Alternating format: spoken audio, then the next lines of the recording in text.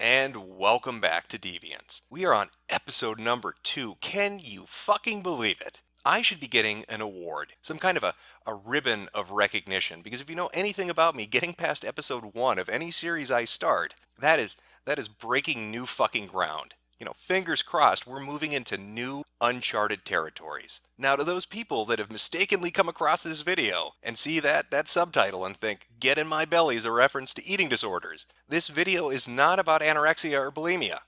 Though you will be throwing up by the end of it, just not for the reason you think. And why is that? Well, that's because we're talking about vor. Now, if you were to search up that term on DeviantArt, you would get 190,674 results. That is more than the total population of Samoa. Could you imagine an entire island nation full of nothing but Jeffrey Dahmers? You can if you visit DeviantArt, because that is what we are looking at. Now, scrolling through the results, you start to get a vague notion of what this whole vor thing is about. I mean, it is a mystery. I don't know if you'll catch on. You've got to really puzzle it together. But how would you explain it to, a loving relative? Say you're at a Thanksgiving dinner and there's grandma and grandpa, all your uncles and your aunts, all the cousins, everybody's gathered around there enjoying a nice big fucking turkey. And grandma looks across the table and says, "Honey, I just looked at your DeviantArt and it says you're into vor. Could you tell me what that's about, sweetheart? Could you explain it to Grandma Pumpkin?" Well, I've got the perfect response that I think really sums it up and describes it pretty succinctly. You'd look at your grandmother with a big smile on your face and you'd say, "Well, Grandma, vor is pretty much erotic cannibalism. I get an erection at the idea of people living inside my stomach." And that's perfectly sane and reasonable. In this current year environment, I have a feeling that your grandparents would stand up immediately and begin to applaud. How stunning and brave a butterfly you are, flying against the breeze. But hey, we shouldn't be assholes here. We shouldn't judge a book by its cover, or in this case, the muffled screams coming out of somebody's abdomen. We should really take a look at the content and try to get a better understanding of this particular interest that people have in this subject matter. And what better way to do that than with the written word? So sit back and relax as I read to you this amazing piece of literature from Tannicus Fox, entitled Shadow plus Sonic Vor, published on November 24th, 2007. Now, due to time constraints, I'm going to confine this to the last portion of the story, otherwise this would be a 15-minute reading. And I'm sure you don't want that. I don't want that. You don't want that. I don't even think Tannicus Fox wants that. Sonic wiggled about in the soft, spacious yet tight and muscular belly of Shadow. He couldn't help but sigh.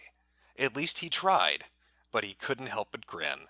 Shadow had been a good opponent, and was claiming the spoils of his victory. At least Sonic found solace in this way of going. He'd become part of something stronger than himself. Shadow's hand rubbed over his swelling girth as more of Sonic piled into it. He removed Sonic's shoes promptly, his socks right afterwards. With a shove on his feet and another swallow, Sonic had slid in up to his ankles. Only the very feet he was so famous for remaining outside of Sonic's... Jesus. Only the very feet he was so famous for remaining outside of Shadow's jaws. As Sonic was crammed into the tight but expanding stomach, he reflected upon all the events that had occurred. He and Shadow had fought several times, encountered each other several times. Even with clear hatred, they had become more like rivals than enemies. They even had a casual conversation before the final showdown. It was a fair fight. Sonic and Shadow were evenly matched, but apparently Shadow was better. Shadow slurped Sonic's feet into his maw with minimal effort, his tongue licking over his soles, causing Sonic's wiggling to increase. Shadow murmured as a result of the wriggling meal within him. After a moment he tried, and tilted his head back, and with a final gulp, claimed his victory over the world's hero. Sonic's feet quickly slid into the black hole of his throat, soon joining the rest of him in Shadow's tight gut. Shadow himself had fallen back. It had been quite some time since he had devoured such a large meal at once, and in one piece as well. He stroked a hand over his full stomach, practically purring. Soon the hedgehog would be all his. just as the world would soon be his master's. You put up a good fight, Faker. But as I said, there's only one ultimate life form. Shadow lay back, relaxing. With time near practically frozen around them, he could relax for a while. Sonic's squirms had stopped, but as he felt around, he realized Sonic was not dead. Sonic was apparently sleeping in his warm, slimy bedchamber. Shadow only chuckled. At least Sonic was able to admit defeat. He dozed off, his stomach soon emitting loud gurgles, as it worked to break down and absorb the hedgehog within. When Shadow awoke, he stood up. Time was still going slow, thank goodness. As he gripped the emerald on the ground nearby, he looked down. Though the bulge had shrunk, it was still massive. He gave his stomach another pat. He blushed as he let out a large burp. Shadow had forgot about those coming with large meals. He chuckled as he picked up Sonic's gloves, socks, and shoes. Looking over the edge of the highway, he promptly tossed them over and watched them fall to earth. "Sayonara, Sonic the Hedgehog," Shadow said, before grasping the jewel and heading back to the Ark's control room. Well, what a fantastic and well-written story. And it's one of the originals. That is an old classic of Vor. Well, let's take a look at some of the comments that have been left throughout the years to see how people have responded to this. Jasmine Herm writes, "Now that was hot. Nice work there. Say, do you RP? 3? I RP sometimes. V. Would you like to RP with me? 3. I am very good. Would you like to RP with me? 3. I am very good. I'd need to find the time, XD. Could you let me know when you do? 3. I so want to RP with you. From a now deleted account. Hot damn. That was hot, XD. I love Shadow and I loved this. And I don't even draw or write Vor or anything. Not when characters are normal sized anyway. But OMG. This is written so well and I kind of blushed. You need to write more, 3. Why thank you, X3. I've actually written another fic where Silver eats Sonic. But since it's adult content, I can't post it here. D:. I need to write more PG stuff, yes? Why can't you post it here? Just stick a mature content filter on it, 3. Let's just say Silver chooses to insert Rod A into slot B. Therefore, it's not allowed on DA, X3. From Chibico Wolfie. Might as well save him so he isn't voiced by Jason. I like this story. That was yummy and hot, X3. Indeed. One less character bastardized by Griffith, D.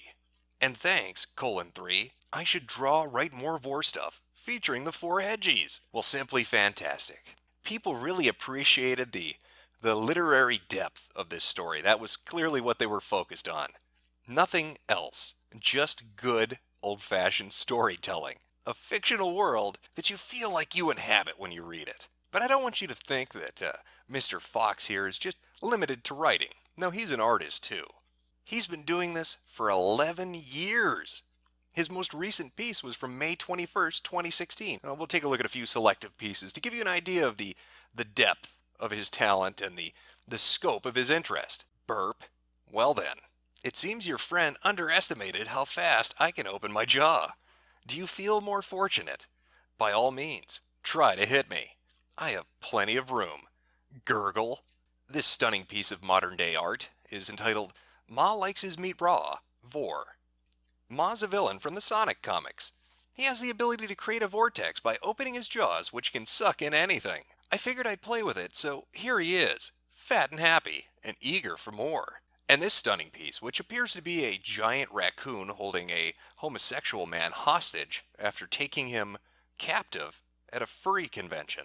I believe this is incomplete. I don't think he's sketched in the police trying to figure out what the fuck is going on and how it is that a giant living raccoon has come to life and abducted this clearly homosexual individual.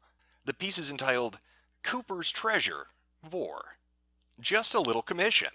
That's the spot. Sly Cooper let out a relieved sigh as he felt soft, furless hands over his bulbous middle, which had recently ceased struggling and was now merely rolling with loud, lurid sloshes and gurgles. For his part, Caden was all too eager to service the monstrous raccoon's slated stomach, quite happy that in the choice between himself and the vixen. Otherwise, it might have been Carmelita rubbing his own gurgling bulge in the master thief's stomach. She was pretty good in bed, too. It was great to try her out one last time. Sly's head was in the clouds for a moment as nostalgia hit him, but he soon snapped back to reality. His maroon eyes focusing on Caden as a hand reached down, giving the demi-fox's rump a firm grip through his boxers, as the raccoon's teeth widened into a sharp grin. But again, I have something better now, and he comes with free delivery service too. Sly chuckled, referencing how Caden had served him quite well by fetching hapless victims, all of whom had been converted into fat and muscle on Sly's frame. Well, you know what? This is just good old-fashioned fun. These stories and these pictures, yeah, you're reading too much into it if this is slightly disturbing to you. It's not like he's going to turn into a spree killer. I mean, what could possibly go wrong? I killed a man, slaughtered him, and ate him. Since then, he is always with me. Okay, maybe that. Maybe that could go wrong. But you know what? Let's look at another example. Let's broaden our scope a little bit and look at a few more pieces by different artists, such as Owen Concord, formerly Trainmaster 185. Now, looking at his page, you might think we've jumped ahead to like episode 8, and this is an entirely different subject. But there's a lot of crossover. One thing you're going to notice about DeviantArt is no matter how fucked up the thing you're looking at, it's always going to cross over to other things. Now, this particular artist likes to anthropomorphize vehicles, namely trains and planes. And we're going to take a look at a few of his vor attempts when it comes to these things. An example of that would be this. Isn't that just wonderful? Look how happy that little plane is to be boiled alive inside that thing's stomach. Now you may be asking, what exactly is in its stomach? Is that jet fuel or stomach acid? How does this work? How does a living plane function? Does it take fuel up its asshole? Is that its fuel intake? There are a lot of questions that really are going to go unanswered. The picture, though, is entitled Owen's Tummy Spa Vor. Kira sometimes enjoys being inside Owen's tummy, especially on cold nights. Owen likes having his sweetheart inside him, and he rubs his tummy, feeling her. Now, judging from this picture, it would seem obvious that Owen's subconscious, the voice of his parents in the back of his head is screaming out as that pizza delivery truck. What the fuck is going on here? I'm not exactly sure of the proportions or the angles. I don't know if this is some kind of weird fucking flip-flopping automobile. Is this a bus? Is it a car? There are a lot of questions involved. All I know is that vehicle inside is begging for sweet fucking mercy. Save me. I think if you gave it a gun, it would probably blow its fucking engine out. And of course, it's entitled Pizza and Wieners Vor. Looks like Axel's extremely hungry, so he just started going after fellow vehicles who promote food products. Disclaimer, the Pizza Planet truck from Cars and Toy Story are from the Walt Disney Company, and the Wienermobile is a trademark of Oscar Mayer and its parent company, the Kraft Heinz Company. Thank God he said that. For a minute, I thought this was an actual advertisement for their products. Here's a lovely and touching painting. Thank you for rubbing my belly, Owen. It's really hard to get belly rubs in space. You're welcome, Victor. Your belly is just as squishy as mine when I'm fat. Plane Lover 66. Belly rubs for Victor. I rub his belly. Victor, thanks. You're welcome. How does it feel? Keeps rubbing his belly. Victor, good. That's great. I keep rubbing his big, squishy belly. Train Boy 101. Can I help? Owen. Yes. Keep rubbing Vic's belly. Okay. Starts rubbing nicely and great. Victor. Heyo. Go get yourself fat so you can get a belly rub too. Continues rubbing. Owen. All right. Then go eat some crap. Victor. I love it. Continues rubbing. So you've been to space? Continues rubbing. So you've been to space? Victor. Yes, several times. There's nothing better than having a fun belly rub with another furry plane. Furry plane belly rub time. Owen enjoys his wolf suit a lot. That he ended up rubbing bellies with Shamu, The two really enjoy looking like animals.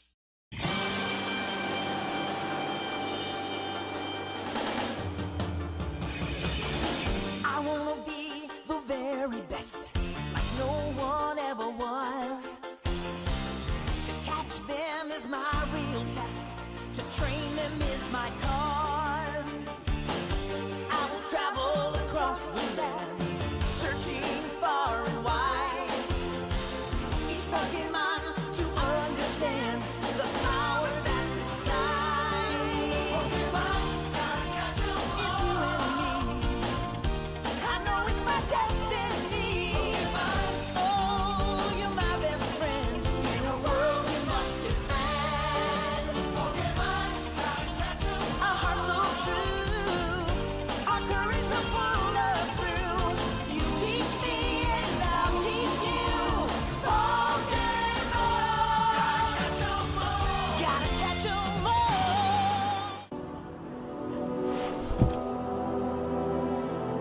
Rip in peace, little buddy. I needed a moment, a little bit of a palate cleanser. It's a little hard to tell with that account where Vor ends and other crazy shit begins, like tummy rubs in space. I'm only going off the assumption that because they all have this really gigantic gut, that there are living things inside of them. But I can't be 100% on that. So I had to pull back a little bit. You know, these crossovers, these different subjects coming together, they pretty much apply to everything. Like Five Nights at Freddy's. Where am I, he's asking. I'm going to guess somewhere on the autism spectrum. Between shitting in their diapers and playing with toy trains. Between those two goalposts, that's where you are, buddy. That is properly where you are sitting. This fantastic piece, which is just a bunch of furry shit thrown together. But it's an homage to a more famous piece of art that I think we're all familiar with. Never forget. Or this amazing image of a woman being eaten by a chicken man and then being vomited out. Now, I've noticed a lot of things when I've been browsing through the Vor tag, and even when I was browsing through the inflation tag. A lot of commissioned artists are working on these pieces. And I'd just like to take a moment out of this episode to talk about the poor life of a commissioned artist. Imagine there you are, somebody with actual talent and skill. Maybe you went to art school. Maybe you were the best kid in the class. You were the one among all your friends that had that ability to create images and to build worlds with a pen. And people respected that. And as you grew older, you thought you were going to have the most amazing career possible. You were going to set the world on fire. You finally move into your own place. It's time to pay the bills. And what happens? You end up drawing pictures on DeviantArt for people that only want to request penguins shitting in their own mouth. How wretched and depressing is that shit have to be for you? So I feel quite a bit of sympathy for the poor commissioned artist sons of bitches out there that are inundated with this shit, that have somebody come up to them and say, draw me a chicken man vomiting out a girl. Draw me a Five Nights at Freddy's picture.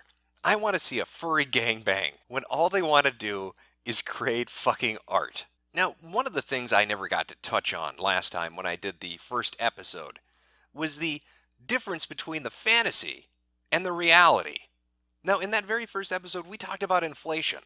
Well, what is the difference between the fantasy of inflation and the reality of inflation? The fantasy is the idea that you can stick an air pump in yourself and blow yourself up like a balloon, and nothing bad will happen because that is sexy and hot. The reality is you're a Chinese boy who has a pneumatic air gun shoved up your ass, the force of which is so powerful, it knocks out your teeth and tears apart your tongue. They have to rush you into the emergency room, and the doctors have to do emergency surgery because the pressure buildup inside your organs and stomach is so intense that if they don't release the gases, you will rip apart and explode. Then you spend 8 fucking days in a coma.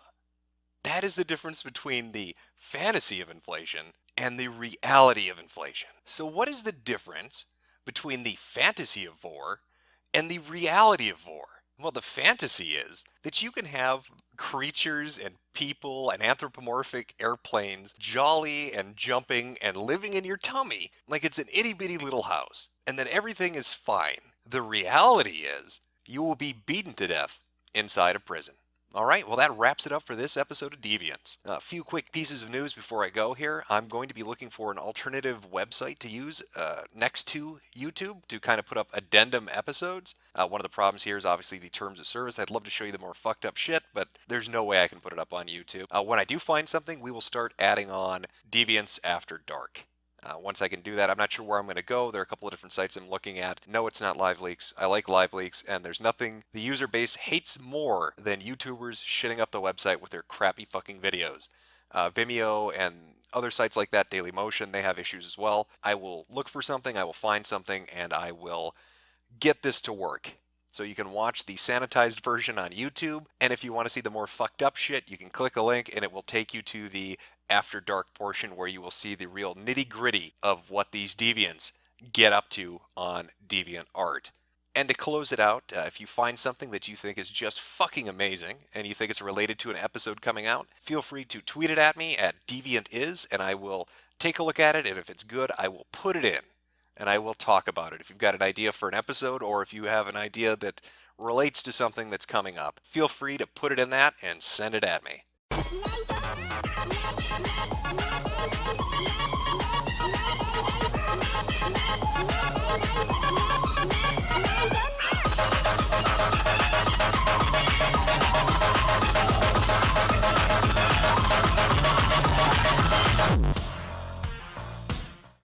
And welcome back. We are on the third episode of Deviants. Now, if I had any foresight, if I could do any pre-planning, I would have made this episode number 2, Numero Deuce. A big old stinky deuce. But I don't, that was a missed opportunity. It's shameful. It is shameful. But we're here now, so let's go with the flow. Let's shoot the shit, as it were, and talk about episode number 3. And what subject are we looking at? That's one hairy baby. What could that possibly refer to? A few people had some ideas, but you're in for a treat. Let me just put it that way. This is you're in for, you know what, fuck it. You're in for a treat. Now, if you were to go onto DeviantArt and search up the term, I don't know, baby fur, you would get 13,580 results, as well as be put on a watch list by the FBI somewhere. I can almost guarantee you that. Right now, somebody by the name of Agent Johnson is watching this video to see if I'm really okay or not, because of the shit that I had to wade through over the last couple of days, looking at this horrendous fucking tag, this god-awful fucking thing that exists. Now, you might be asking yourself, if you're a little fucked in the head, what is baby fur, Jim? What exactly is this marvelous thing? Well, you are going to regret that question. Taking a look through the results on DeviantArt gives you a pretty quick idea of what we're looking at here. Small anthropomorphic animals, usually toddler age, wearing a diaper and shitting themselves. that would sum up baby fur pretty well, I guess. There's no, I don't need a punchline. This joke is its own punchline. This thing exists. Baby fur exists. There are people that like this shit. Again, that's no pun intended. There's no pun intended on that one. So how, I don't know how we're going to do this. I'm going to be honest with you.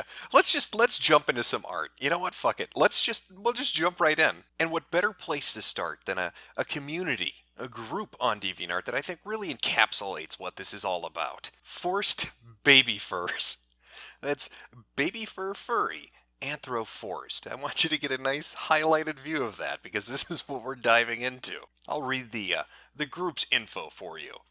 This group is for art and stories of furries forced diapered or babied against their will or about to be. Anything that does not fit one of these categories will be removed, no warnings. If you wish to add human art, add ears and or a tail to your work and it can stay. If you don't like the rules, don't join and don't post here. This group is to be enjoyed and not contaminated with art or stories that aren't for this group. Everyone is welcome to join, but mistreat this group and you will be removed and blocked. If you have any problems, you can respectfully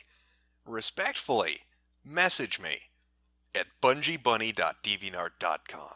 Now, before any of you decide to run out and take a look at this group, just be warned, you will forever be shamed with having your name put on their wall. I can never wash this away. It's like being on the sex offender registry. I can't make this go away. Everybody can see it now. I'm kind of fucked. But you know what catches my attention more than me being in a criminal database for the rest of my life now is that little guy down there. Look at that. Look at that distraught little face. That looks like pure pain and suffering down in the galleries. Let's focus right in there. Let's take a look at that. Our group's mascot, Snippy the Bunny. Well, how can I resist?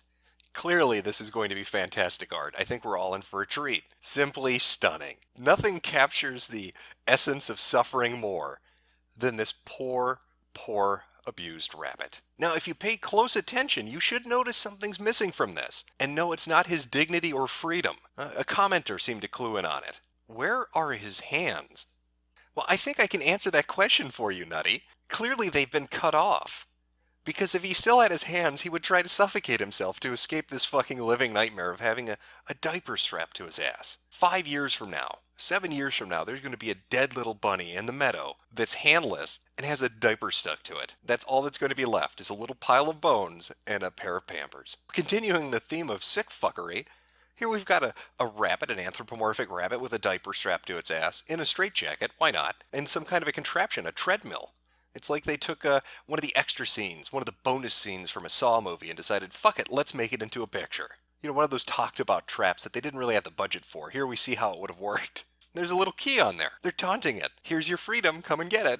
But what I like the most about this is not the actual picture itself. It's this fucking comment from a now deleted account. This picture gives me an idea. Well, this comment gives me an idea that I should probably look through the backlog of Amber Alerts for something that specifically happened on May 29th or May 30th of 2012. That's the idea I get from your fucking creepy comment. But of course, this DeviantArt group engages in far more than simple pictures. They're also writers.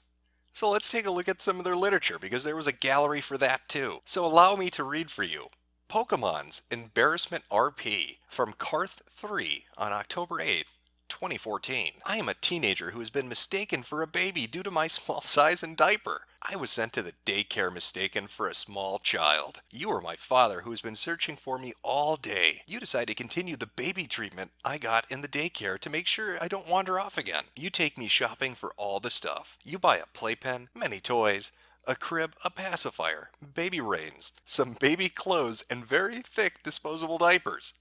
After we check out, you take me home. I'm protesting all the way. What first? So they've really upped the game. This isn't just a straightforward piece of literature. This is interactive. Interactive in the 7 fucking pages of comments that are directly below it, filled with some of the most absurd shit you're ever going to read. But let me give you a highlight. Buys the dragon. Yes, you are. As far as I and that daycare are concerned, you are still a baby. Don't feel bad. In dragon years, you are really just a baby anyway. Tries to undo the safety belt. Don't even think about it. It's childproof. 16, which in dragon years is just over 1. Grrr. Don't give me that attitude. Is your diaper clean? Lay off, Dad. Mardozer 725. I'm gonna be the kid, if that's okay. Fine. Female Grovel tries to rip her diaper off. You can't. She growls and tries to slice at it with leaf blade. No effect as you feel the need to go. Daddy, please pull over. I need to go, she said. Well, isn't that just riveting? I think we all really enjoy choose-your-own-adventure stories, especially in the comment section of a role-playing game involving you shitting into a diaper. And that's how I want to spend a Saturday night. Thank you so much, Forced Baby Fur. What a great group you've got going. And of course, it wouldn't be possible without the main guy himself, Bungie Bunny.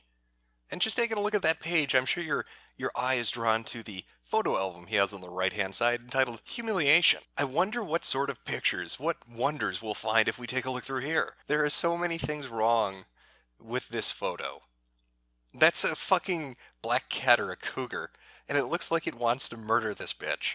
And she's dressed it in a little dress and little frilly socks and mittens and put a massive fucking diaper on it and then shoved a pacifier in its mouth. Here's one I like to call Koala Autopsy, because it looks like it's begging for death. Just grab the scalpel and end it. Some son of a bitch has put a diaper on me and I just can't take it anymore. I've smelled like shit for 3.5 weeks now. Just fucking put an end to it. I don't even know how to describe this one. It's a very angry bear with a little itty-bitty pacifier in its mouth and a baby bib and a giant piss-soaked, shit-soaked diaper. And look at the autism on that one. Just look at that face. If anybody in this picture should be wearing a diaper, my money would be on that one. Not on Mr. Grumpy, but on her. And it's not just the owner. Looking through the membership roster of this particular group leads to some really great pictures, such as this. I'm not sure what this is.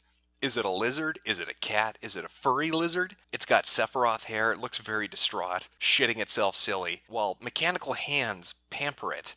And it looks to be tied to the crib. And this looks like what you'd find in John Wayne Gacy's house, buried under the floor. For some reason, this person's put it in a nice, bright, colorful room. All one monotonous blue tone except the red door. It's almost like they're taunting it. You'll never escape. You're stuck here forever. Changing Time by Ben the Fox 1000. Artist, Nate Muse. Hee hee hee! I want that to be me. Yes, it would appear that this group in particular has its finger on the pulse of the baby fur community, whether they're drawing it or writing about it, or even just favoriting pictures. And they are favoriting pictures. Let me show you a few of the related things that I've come across while looking at this specific group. Words almost fail to describe it. To take in the magnificence of this photo, I want you to imagine yourself as a 7-year-old child sitting in the movie theater with your parents and you're watching Bambi. And then out of nowhere, in the back of your sugar-rattled little mind, an epiphany hits you. You know what would make this better? Diapers. Let's put diapers on fucking everybody. The skunk gets a diaper, the bunny gets a diaper, Bambi and Bambi's little sister gets a diaper. Fuck it. Put a diaper on Bambi's dad. Now, of course, any adult that would hear you express that opinion would probably look at you and say, are you fucking psychotic? You can't capture a deer and put Pampers on it. It will kick you to death. It will gore you with its fucking horns. It's not going to let that happen. Those antlers are going to go right up your ass, Billy, if you try to do that to Bambi's dad. I like to call this Stockholm Syndrome by diaper. If you focus in, you can see what the observer is supposed to notice about this magnificent piece of artwork. Those eyes. They are begging for help. His arms are probably shattered. And it looks like he has a tail off to the back right. I don't remember Care Bears having tails. But fuck it, let's add one anyway. His arms are broke. He's not going to fight us on it. Just stitch it onto his ass and watch that heart shatter in half. It looks like she's trying to line that little deer baby up as a fucking pool cue. Like she's going to use his diapered ass to knock the 8-ball in the far right corner pocket. This would be a great example of insanity if deers were anthropomorphic and inclined to put diapers on and then took their children to pool halls and used them to bat around the balls. Now, during my magical adventure through the Forced Baby Fur DeviantArt group, I looked at their membership roster and the things they favorite, all the different pictures and all the different stories, and there's quite a bit of stories up. Quite a lot of literature. And all the role-playing, which is pretty much par for the course for any cringy shit you're going to find on DA. There's going to be about 30 people in the comments wanting to RP:3 with you. But then I stumbled on a very special account.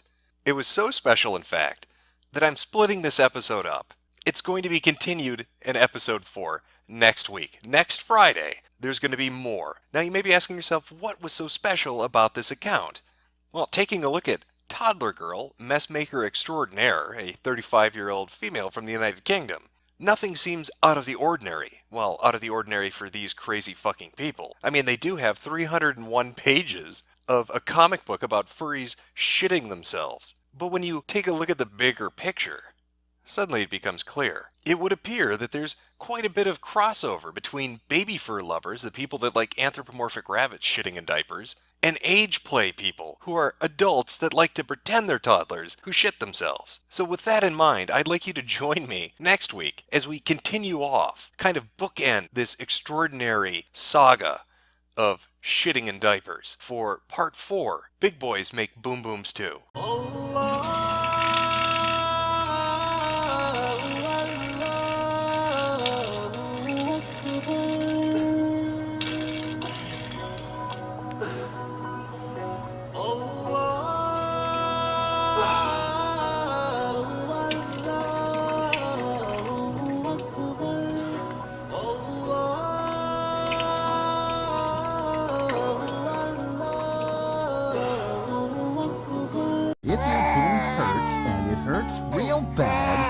If you have feelings that are making you sad, then it's okay to cry. Throughout the entirety of the Hugbox Chronicles videos that I've done, it's always focused on an individual or a group that was at the center of an event. Now, usually that event is fairly mundane. They said something or they did something that caused a massive overreaction.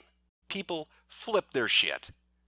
And these videos are dedicated to observing that and talking about it because it's usually very, very entertaining to watch. You get a bunch of people spurging the fuck out, and you got a good 20 minutes of entertainment out of it. But never once in any of these videos was I at the center of the Tism storm until today. Now, for those of you that don't know, I recently started a series on my YouTube channel called Deviants. It is a very kind and gentle introspective journey into the different groups and mindsets of individuals that have specific interests on DeviantArt. Well, wouldn't you know it? People flip their shit. Now, I was up to episode number 3 of this fantastic series, but there are only 2 episodes now currently available on my channel. That is because I was at the center of a massive flagging campaign to get the 3rd one removed. Now, I'll talk about that later on, but I want to start this journey of autism, this adventure of Asperger's. I want to begin it at the beginning. And what better fucking place to begin it than with the YouTube commentary community? You know, I thought that was dead. I don't know how that zombie shambled out onto the ditch that it was put in 4 or 5 years ago, but somehow, it's still walking around.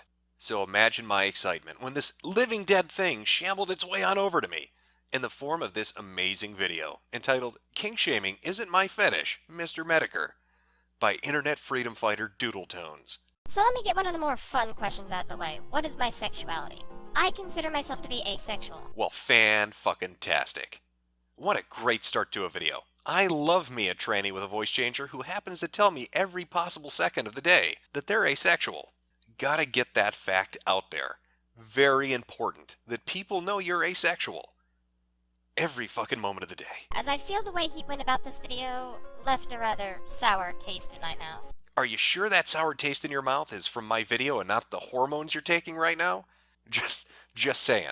Already, you're showing me how much you are ready to mock people just because they love the idea of being inflated like a balloon. Yes, I absolutely am mocking them because they want to be inflated like a balloon. How is that hard to understand? And you going out of your way to find this, to hassle them for this stuff, is almost borderline harassment, Jim. Uh-oh. I'm harassing people. Fuck you. You are actively telling your viewers, hey, go harass this kid who basically draws inflation because I don't like it. This isn't a term I throw around lightly, but you are starting a lynch mob, Jim. A lynch mob? Well, I'm just going to add that to the list of accomplishments. If you wanted to riff on the art, that's one thing. But I cannot sit here and enjoy someone who is advocating for cyber harassment. Cyber harassment. Not just normal harassment. It's gone digital. You're just another blatant cyberbully. Just another blatant cyberbully. Well, you can see Doodletoons was a little bit upset. They didn't like my video because I had encouraged people, at the behest, mind you, of the artist, to go and leave a comment, and I even said positive feedback. But apparently that is inciting a lynch mob in the minds of a transsexual slime girl on YouTube. Now, Doodletones, well, she had, wait, what am I doing? He had more to say about this. This video, I stand behind this. This is from their DeviantArt account. It pisses me off that people find this stuff and feel the need to harass people, and in some cases, start lynch mobs about people because some people want to express their kinks in a harmless way. This is a question from Masatima.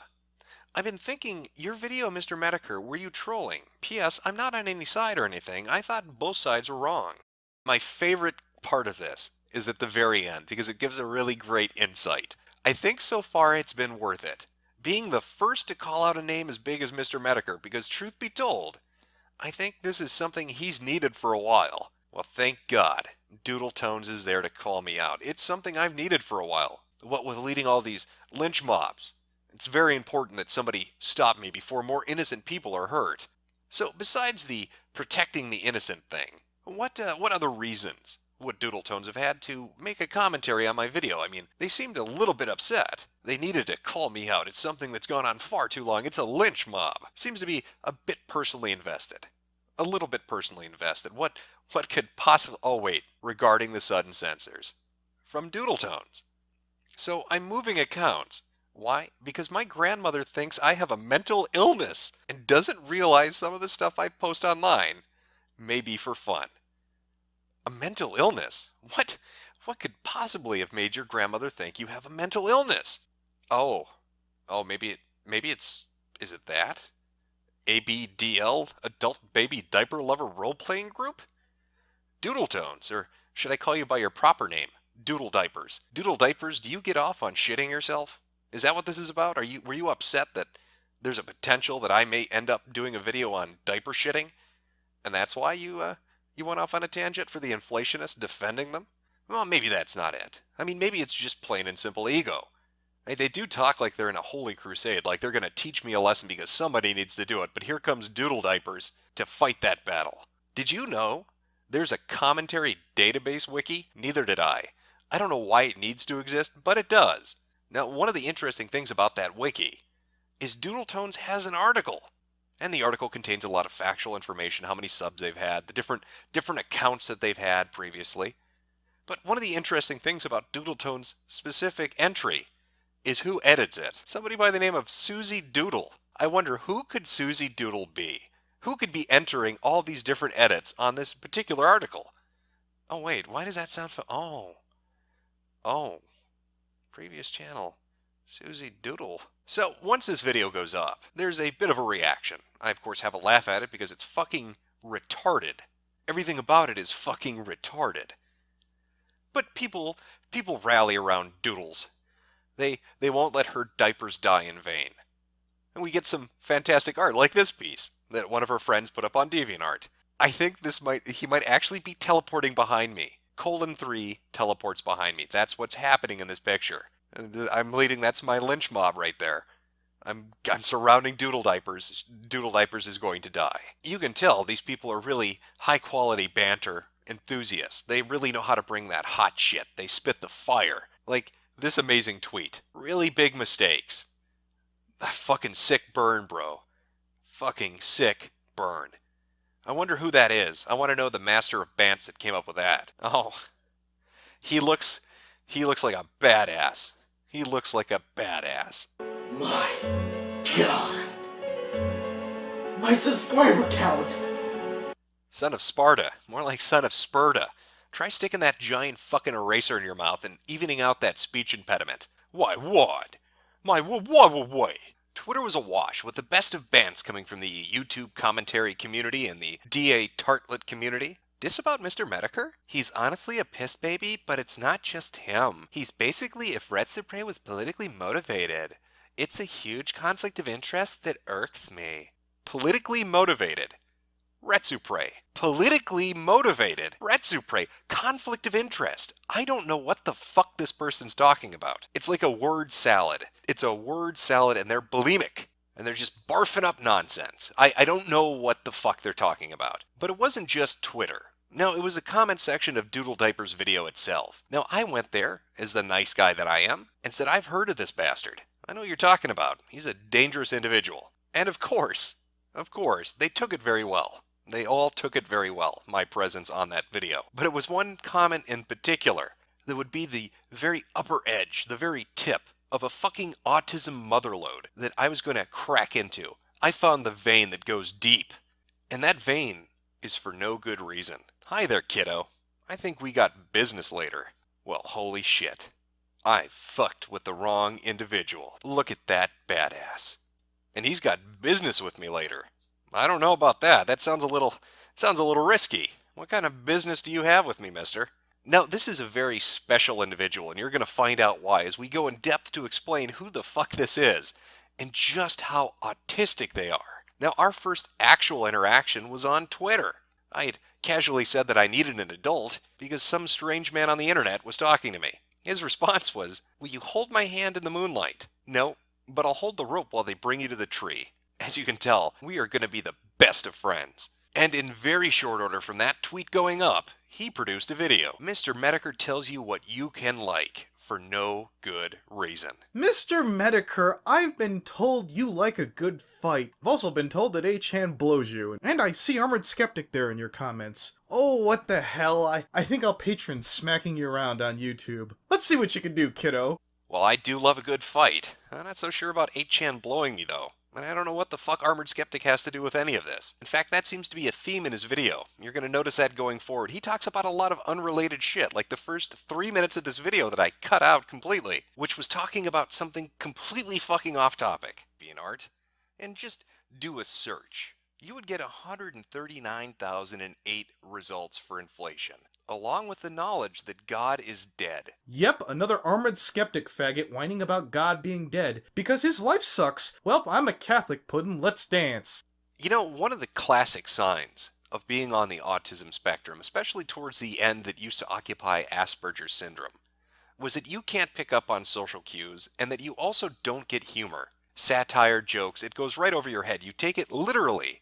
Like taking what I just said as a statement of my non-faith as an atheist, rather than the punchline to a fucking joke. Okay, back when I was 21, I dated a furry. Shocking. Who saw that coming? I better be careful. If I make this too obvious, the armored skeptic is gonna want to blow me too. He sure seems to hate the Armored Skeptic. It's a little bit weird to make a video directed at me where you talk about Armored Skeptic this fucking much. But you put that close enough together for your simple-ass dumpy fuckface fans could come to that conclusion. No wonder 8chan worships you. It's like I'm finally getting the chance to take the piss out of Anon. Oh, buddy boy, this has been a long time coming. Again, I don't know what the fuck this has to do with the cowboard, or Armored Skeptic, or the guy you talked about for 3 minutes at the start of the video. But you should be queuing in on as you're watching this, that for no good reason, has a little bit of a Tism problem. A tiny bit of the Tism. I can't do this anymore. So this is what I'm gonna do. Like when I did with Phantom Menace. You me, hard as you can. You go off and slap the shit out of me. I highly suspect you won't because I noticed that Phantom Menace got all brave on your Twitter. Oh, hillbilly boy, when your hero here doesn't pipe up, I'm about to make an example out of your ass. See you soon. Well, the gauntlet's been thrown. I mean, how can I avoid a challenge? I love a good challenge. And so I offered it to him. You me, hard as you can. Well, I mean, if you insist, I'm always glad to have guests on HoleOCast. What days work for you? But of course, because For No Good Reason is a giant walking vagina, he couldn't just do it on his own. After all that shit talk, after a video directly challenging me, after all the comments on Twitter and in the comment section of YouTube videos, he demanded that people come with him. He wanted a backup crew. He wanted his posse to roll along with him onto HoleOCast. Being the nice guy that I am, I acquiesced. I told him, sure, we can do that. He asked for specific days and specific times. I gave in to that as well. And so an agreement was reached. He was going to finally show me my place. He was going to teach me a lesson I would never forget. The stream was set up. I advertised it. It was going to be at 6 p.m. on a Tuesday. He had his friends that were going to come with him, and we were going to see just how hot his banter was, how good the points he could drive home were going to be. But within a few hours of that agreement, things already started to go south. The first sign trouble was on its way was when he tried to reconfirm the time with me. Now, the reason that would be a problem is because he enthusiastically agreed on the specific time we had set up. And it clearly lists the day, time, and time zone of when that's going to be. More than that, he was retweeting people that were talking about the specific fucking time. And it wasn't just myself that was picking up on these nervous behaviors. This dude is totally going to bail. What a coward. Well, that guy totally fucking called it. We've decided to fuck off, Mang. Have a nice day. This is within 24 hours of agreeing to all his demands, giving him the time he wanted, allowing him to bring people with him, and he decides not to do it. Alright, so here's my official answer. I'm bitching out. You've defeated Mighty 4chan Man. I'm not sure if he calls himself that, if that's like his own little superhero name. Does he call himself Mighty 4chan Man? Is that why he hates me, because he thinks I'm 8chan Man? Are we having a Chan war, Anthony? Is that what we're doing? Or is it maybe that you're fucking retarded and you're a coward? See, I have no problem with people running their mouth. They do it all the time. I have no problem with people shit-talking and shit-posting. I love it. I engage in it. But that's not what Anthony was doing. Anthony means what Anthony says. He wanted to come at me, and I gave him the opportunity. I handed it to him on a golden platter, and he backed out. Now, why did he back out after being given everything that he wanted? Well, at first he had said, it's because of work. He wanted me to get on Skype with him because he wanted to tell me that he had a work shift to attend and he wouldn't be able to make the cast. But you know what's strange about that, Anthony? Is the fact that you were on Twitter at 6 p.m. on the day of the Metocast, talking about videos you were uploading at that very moment, and updating other sites that you go to. So if you're working this back-breaking, arduous 12-hour work shift, why are you on social media at the very moment you ducked out of my cast to upload shit and to tweet shit and to write journals and to comment on videos? It's almost like that excuse was complete bullshit. But Anthony's not just a massive fucking pussy. He can't accept responsibility for his own fuck-ups. He made himself look like an asshole, and people wrote him very hard for that. When it turned out his bullshit work excuse wasn't going to fly, he tried to cast the blame off himself. And he did that by saying, well, if this person agrees to do a stream with me, I'll do my stream with you, Jim. But if they don't agree, well then it's their fault I don't show up for your stream. He even went so far as to make a fucking video blatantly saying that. Horse News and Mister Metokur, and this is how it's gonna go. Dear Horse News and Mr. Metokur, recently I've declined the chance to be on Mr. Metokur's podcast. Horse News attempted to shame me down about it, and I turned around and lovingly reminded them that Capper General has dick-tucked my podcast on 2 to 3 offers. So I counter-offered that Capper could agree to come on my show, and I'll go on Mr. Metokur's Tuesday. I seem to recall when we were establishing Duking It Out, you reminded me the terms as follows. As hard as I can. Is what I'm doing underhanded, sneaky, weaselly, conduct unbecoming a gentleman? By all means, you can distance yourself from me. You can say, I, the internet aristocrat, will have nothing to do with you. Do not talk about me. Mr. Metokur, I don't respect or like you. I thought I'd made that abundantly clear, and you seem to return the same tone in kind. I'm not holding to you because you fight feminism or 8chan worships you. I'm sorry that your moral fifis have been hurt and you can go cry on Tumblr now. No, Anthony, my fifis aren't hurt. What's hurt is your credibility, your respectability, is your ability to go online and not be laughed at for being a giant fucking pussy. Your attempt at puppet mastering your way out of this falls flat. Everybody can see through it. This has jack shit to do with Horse News not going on your fucking retarded podcast. Your original excuse was you could not make the podcast because of work. Now, if that was true at all, you wouldn't be willing to come to the podcast because you'd be working. You could never honor this agreement. So this either means you were initially lying about having work in the first place, or you're lying now about being able to show up. So are you a liar, or are you just a simple coward who's looking to make somebody else look bad to avoid looking bad for ducking out on me in the first place?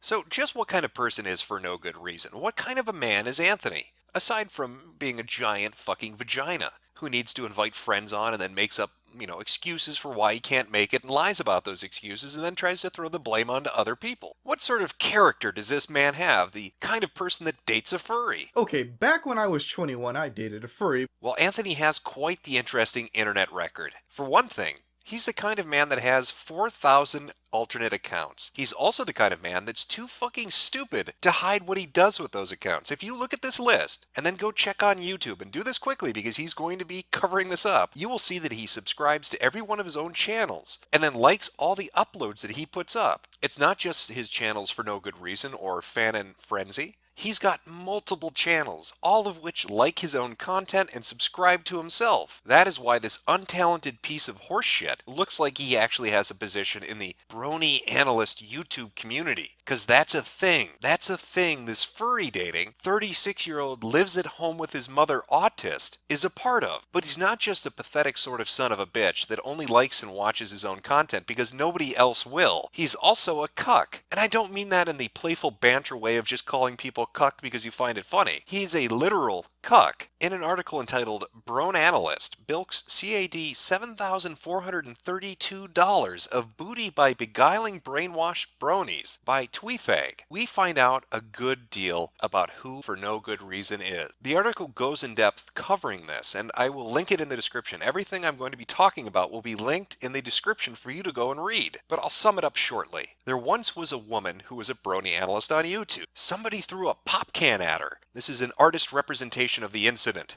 Oh my god, so traumatic. So traumatic. Look at that abuse. Well, she needed money to get out of there. I don't know if you've ever had a pop can thrown at you, but it's a fucking traumatic experience. So she began to set up GoFundMes and Indiegogo campaigns to get money to get out of that abusive Pepsi-throwing household. Only it turns out she used the money for shit not related at all to moving out. She went to conventions, she bought shit on fucking Amazon, she wasted the cash on shit, not at all related to why she was gathering it. Do you know who she was dating while this was going on? For no good reason. But the story gets even better. Not only was he dating a brony scam artist, she cucked him. One of the comments in the comment section of a related article, again, it will be linked, because it talks about For No Good Reason in depth, says the following. Well, since Horse News won't tell it, I will. The other guy Fallen Wish got a good fuck with at the BronyCon orgy. BronyCon orgy is no other than Toontricity 2K, the same asshole who tried to overjew the GoFundMe Jew scam Fallen Wish did by taking $1,355 from her, and Tan didn't give $700 back. It's right here. Oh, and by the way, FNGR and Toontricity 2K are real buddies, which is kind of ironic when you see fucking No Good Reason talking shit about people at the Riff Cafe or most of the analyst community Toontricity is a part of. It could also mean Toontricity 2K has the same mindset of FNGR, but just hides it. Birds of a feather flock together. I want you to drink that in for a moment. This 36-year-old lives at home with his mother, brony analyst who dates furries, also got cucked by a woman who scammed the community he's a part of. Then she went and fucked his friend at a BronyCon orgy while he sat at home crying and raising money for her. Now you would think if somebody's that fucking dumb that they would fall for a scam like that it would never ever happen again. You would be wrong. Welcome to Autism City. Population retardation. Please help Quillstroke and Geeky Steven King L. Journal by For No Good Reason up on his DeviantArt account. This was put up a week or so ago. I've had the opportunity to talk to Quillstroke in the past. Recently, sorry, I'm tired, internet stuff going on. Her computer was completely destroyed by her family. The term toxic has been kicked around till it has no meaning anymore. So I'll simply say that she's worse off than anyone deserves, much less someone as respectful and enduring to be around. There's a link to the GoFundMe. Now I know a lot of these are going around, and there are certain people that do use these things for less than earnest ends. You can trust Quillstroke isn't going to go out and buy a 3DS with his money or drop $200 on fan service. Not name-dropping anyone. You want a ringing endorsement? Quillstroke has never pissed me off, at least that I can remember. So I'm glad to back her up here. This dumb motherfucker falls for a scam once. He's dating a girl that lies to him, fucks a friend of his, and steals money from the community he considers himself to be a part of, and he doesn't learn jack or shit from it. He is now doing the exact same thing again and guaranteeing other people that they're not going to get robbed, that they can trust his judgment. What judgment is that exactly? The same judgment that robbed people of $7,500 fucking dollars before? And what toxic environment is she in? Her brother destroyed her computer, so she obviously needs to get out of the house. Oh, I weep for her. That's almost right up there with getting a Pepsi can thrown at you. Now, I'm not saying the brony community is full of retards, but a good portion of it, might be. It seems that you can put anything up on Indiegogo and they will fucking throw money at you. You could make up any bizarre bullshit story, and people like For No Good Reason are going to get you money. They are going to guarantee your earnestness and trustworthiness, and they're going to get the rest of their community to give you cash. Doesn't matter what you say, you could make up anything, and dipshits like this fucking cuck will get you paid. So we've established that he is a giant fucking vagina, that he is a massive coward, that he can't fight his own battles, that he lies about why he can't fight those battles, that he tries to pass off blame onto other people, that he's a cuck who gets scammed and falls for the same scam again and again and again. But he's also the kind of person that's so hated by even his close circle of friends that they dump chat logs of the things he says in private. You can find these Skype logs up on numerous threads on numerous websites. They didn't just post them in one place. They posted them all over the place. Chat log after chat log after chat log of people who can't stand his ass and want you to see how retarded he is when he's talking in private. I don't know if I can convey just how much of a spurg this retard is, but I can share with you the numerous communities that are currently talking about him and his previous exploits. All the links for these will be in the description below. Of course, you have Encyclopedia Dramatica. He has his own ED article up there. Then there's Horse News, who has multiple articles up about him, with one specifically talking about him being a spurg. There's Kiwi Farms. He has his own thread on Kiwi Farms. And of course, not to be outdone, he's got a cow thread. Not the first one, mind you. There have been a couple. This is just the newest one. If you'd like to know more about this future suicide, click the links in the description. Go read up on it. It is fascinating. His internet history and spurgery is very, very entertaining, and there are multiple sites that will cater to your interests with different screen caps and background story. Now, a few of the interesting things that have emerged since I did this Deviant series was the argument that's been presented by people like For No Good Reason and Doodle Diapers. It's this idea that I am harshly attacking somebody, that I am punching down. That's a phrase that I've seen pop up in the comments and in different websites that have talked about the videos themselves. Now, this reminds me of something called troll shielding. Troll shielding, for those that don't know, is the practice of joining a group of people that troll others in an attempt to protect yourself. It's very straightforward. If you don't want to be fucked with, hang out with the people that fuck with other people, because then you're safe. They'll never target you. You're a friend. You're in the in-group. Well, to me, punching down on low-hanging fruit kind of falls into the same camp. It's under a general umbrella of what troll shielding is. With people like For No Good Reason and Doodle Diapers, they're engaged in some weird shit. Doodle Diapers has a diaper fetish, they're in all these different role-playing groups. Anthony fucks furries and gets cucked by brony chicks that run scams. He's got a fat fetish. And so they use this argument of bullying, of harassment. They say you're punching down, that you're picking low-hanging fruit, because they want to create an arbitrary list of the do's and don'ts of what is acceptable and unacceptable in an effort to save their own ass. Because if you're making fun of retards, chances are eventually you're going to make fun of them, because they share quite a few characteristics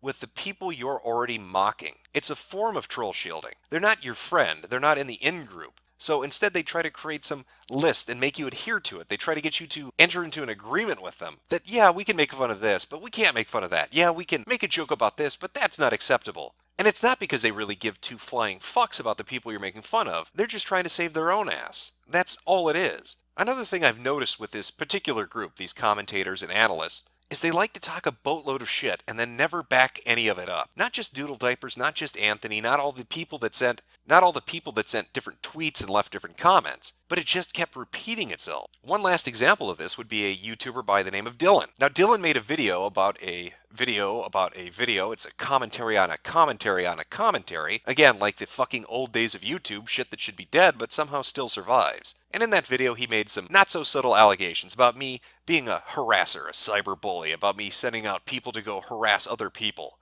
The same kind of shit that Doodle Diapers was raising in her video, and it's not surprising because they're friends. They do streams together. They hang out together. So he releases his video, and then he goes on to Twitter, and he talks a boatload of shit. Is this sounding familiar? Mister Metokur fans, come get me. You're all special ed kids. I'm not afraid of you. Bring it. Show me the best you've got. So people oblige him.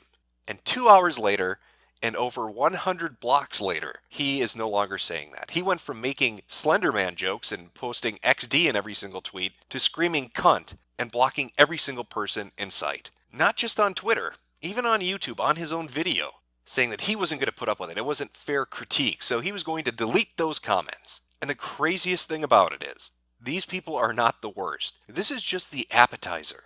The main course is coming up, because the worst people are the diaper lover community. The people that I briefly touched on at the very end of episode 3. The people that flagged a video. The people that threatened me with lawsuits, with the police arresting me, with having my channels and social media accounts shut down, and sent me death threats because of 9 seconds of audio at the end of one video. Live Black Lives Matter in this country cause we built it. They say we equal but we know that's some bullshit. I hate to say it but I'm starting to see a racist. Everywhere I go want a lot of white faces. Black Lives Matter but I bet they never say it. Tell my daughters I love them if I don't make it. Kinda hard being black in America. Burning down shit ain't gonna help nothing. Y'all burning down shit we need in our community. Take that shit to the suburbs. Burn that shit down. We need our shit. We need our weed. Racist ideology known as the alt-right.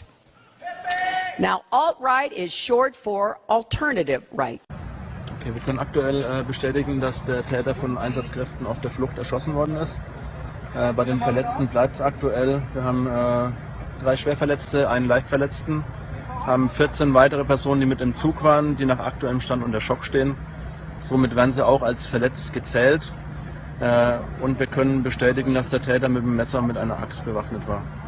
Kann man was zu den Hintergründen sagen? Zu den Hintergründen können wir leider aktuell noch gar nichts sagen. Das ist jetzt Stand der Ermittlungen. Die Kollegen sind schon vor Ort und ermitteln aktuell. Kann man was zur Nationalität des Täters sagen? Haben wir auch noch keine Bestätigung.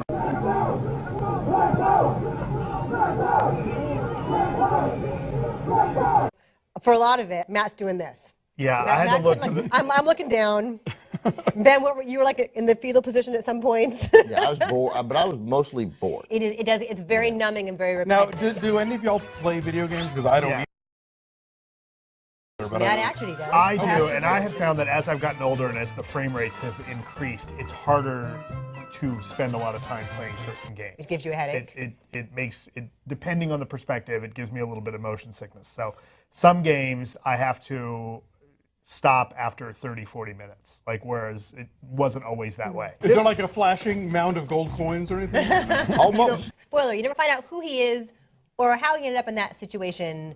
The guy who, the albino with the telekinetic powers, you never find out really who he is or what he wants. I mean, I guess it does that, maybe it doesn't matter, maybe it's the MacGuffin, maybe it's just, a matter of the mayhem. Also, I'm gonna do a thing that you guys think is a cliche that I do all the time. Can we talk about misogyny? Yeah, sure. Let's talk about misogyny. Just rinse the soap away, dry your hands and we're okay. We wash, clean, scrub, scrub. So we wash, clean, scrub, scrub. We wash, clean, scrub, scrub. It's fun to wash your hands and I know you'll understand. We wash, clean, scrub, scrub, scrub, scrub. I talk about the fact that I'm a feminist as often as I can, and every time I do, it gets huge reaction, and media reacts, and the Twitterverse explodes, and things like that, because here I am saying I'm a feminist. I will keep saying that until there is no more reaction to that when I say it, because that's where we want to get to. It's just, if you're a progressive, you really should be a feminist. This is what's going to happen. Terrorists are going to burn down his house. Yeah. Huh? His children are going to be kidnapped. His wife, she's going to be raped by a motorcycle gang. That's the plan I want implemented, damn it. Good evening, y'all. I just want to make a YouTube video to say, are there any transsexual men out there who want to fart on me? I'm also interested in transsexual men. I am going to make more plays, and I am going to make more YouTube videos sometime a little later if you give me a moment. But I just want to know if any transsexual men out there that have interest in farting on me and curious of farting on my face, let me know. I am the fart receiver. I'm not a fart giver. I'm the one that like to receive farts because, like I said, I have a chronic fart fetish. I would like to work around the clock smelling guys' farts. I even like to go around volunteering to smell guys' farts, whether I do it on camera or off camera. But are there any transsexual men out there who's interested in farting in my face? Let me know. Would you rather your child had feminism or cancer? I'm Hillary Clinton, and I approve this message. But was he one of your sources then? I mean.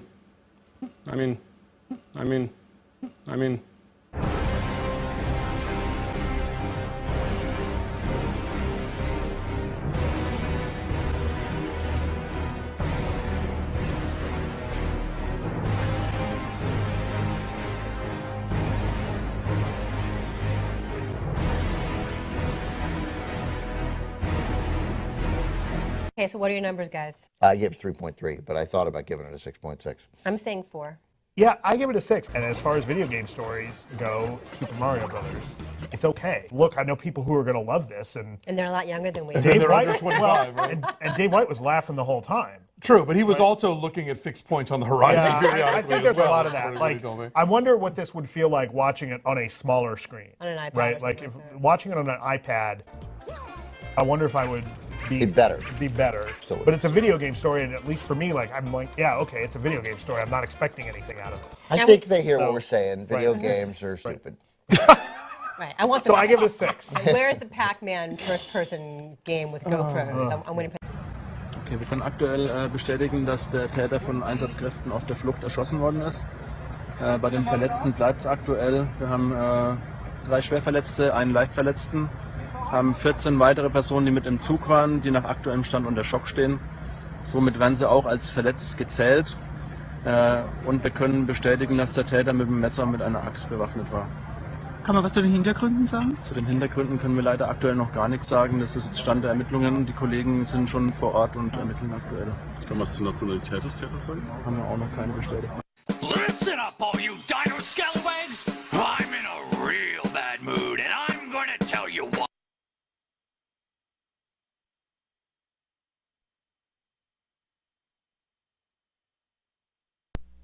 Well, welcome to the Diversity Cast. Welcome to the HoleOCast, where we're going to look at a protest of peace. People spreading the message that global warming needs to end. It is a tragedy that fossil fuels are still used, and the brave people tonight, they're out in the streets to teach us a lesson about recycling, a lesson about respecting Mother Earth. Just like they tried to teach that reporter a lesson last night when they tried to sacrifice him on the pyre of diversity to light up the night and cast the shadows away. It's a heroic tale. It is the tale of Charlotte, and it's something we're going to be looking at. I'm a little bit behind on this. I know what started it off, and I know that we've got God, I don't even know what category we're up to. What category would you say this is as far as diversity outs go? That would be the new politically correct term for this, would it? I don't know how many diversity fireworks have been let off in the last couple of days, but I'm going to guess probably a few. Probably a few. Let me just check audio here, make sure everything's going all right before we jump into the shit show supreme, as it were. All right. It sounds fantastic. I think it's going to be good. I think this is going to be great. Now, if you have any source material that you want me to show while we're watching the city implode, just hashtag that as HoleOCast on Twitter so I can actually sort through the bullshit. Because if I look at the Charlotte tag, all I'm going to be getting are a bunch of white guilt people talking about how this is the greatest thing ever and how Whitey needs to learn a lesson. But we've got some good videos lined up. Some good stuff, like that white guy last night who got stripped naked and beaten in a parking lot. Gotta love that multiculturalism. The enrichment is fantastic. It's a good thing. Alright, let me just get a few things set up here and we should be good to go. I'll be popping in between different streams as we go along, so if you have a good one, a good source one, you've got to link it to me. Otherwise, how the fuck am I going to find it? Get this lined up. We'll just jump right into it. Got a few good videos to share. Let me just screen share here. Get things started. How the fuck do I do this? I believe this is it. We should be good. We should be good.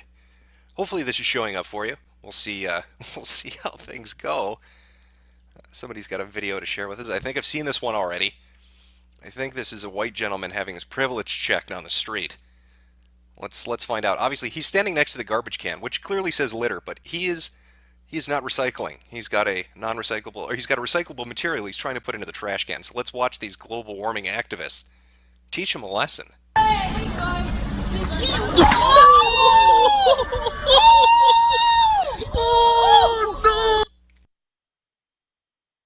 Praise diversity. Inshallah. Inshallah, everyone. Beautiful. He has been taught a lesson he will not forget. You need to fucking recycle in the city of Charlotte. If you don't, terrible things are going to be happening. Oh, white man dragged and beaten, begging for mercy. That sounds pretty good. I don't know. That sounds like a winner. Let's take a look at that one.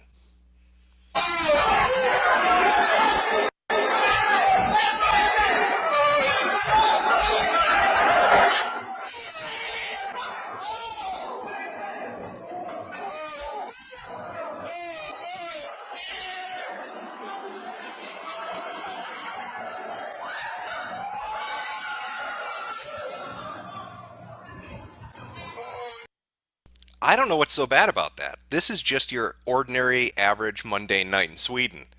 But apparently in America, we're not used to it yet. That seems to be the problem. I don't know. Maybe that's just me, but that was beautiful. That was an interchange. That was a sharing of cultures. Let's watch that again. That beautiful moment of brotherhood.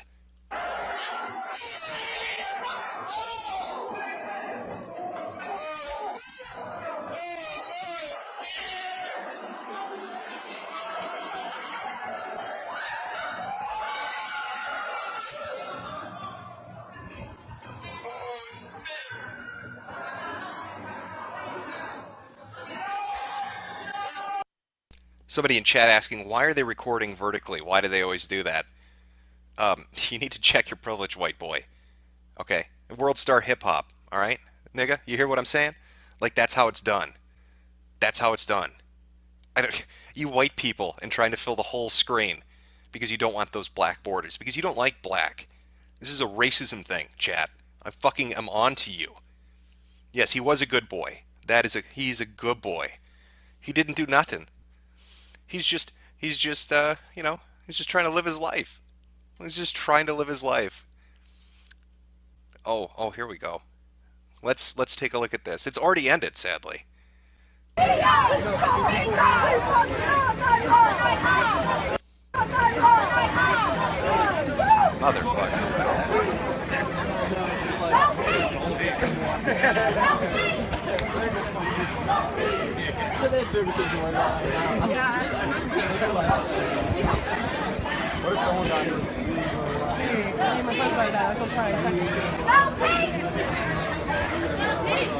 Is this the video where they walk by the fucking prison and they're all flicking their lights on and off to show solidarity with the people on the streets?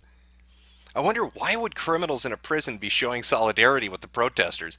What common thing could they have between one another? What could they have in common? I don't know. Chat, do you know? What could prisoners, people who've broken the law, have in common with the people marching in the streets? It's a fucking mystery. Maybe you can figure it out. Tweet it at me.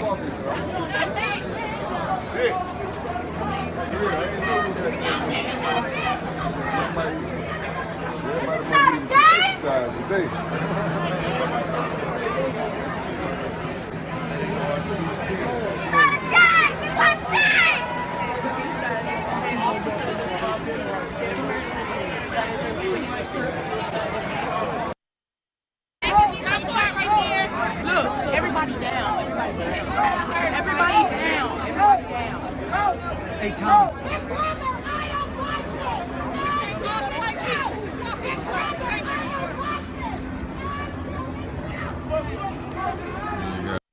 You see, do you see the one white guy sitting on the curb, walking away from the group and sitting down trying to hide in his all-black outfit? Like maybe he's a little bit fucking nervous at where he showed up.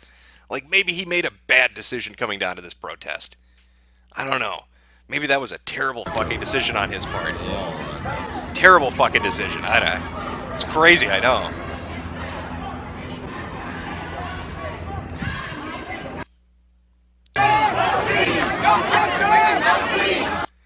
Yeah, now this is fine. If you want to send me shit like this, that's fine. I'll play it.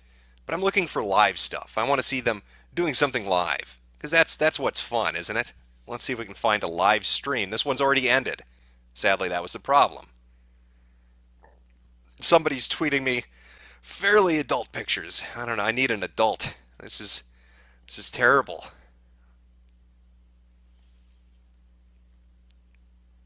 What do we got here? Peaceful protesting throwing diversity rocks at privileged white cars.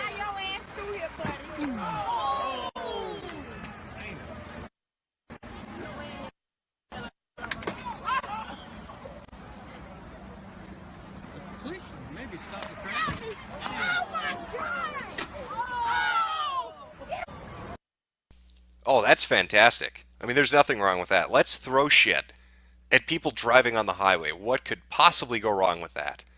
That's totally legal, right? I mean, that's just, what is it they like to fucking say in every tweet that you hear from a BLM leader?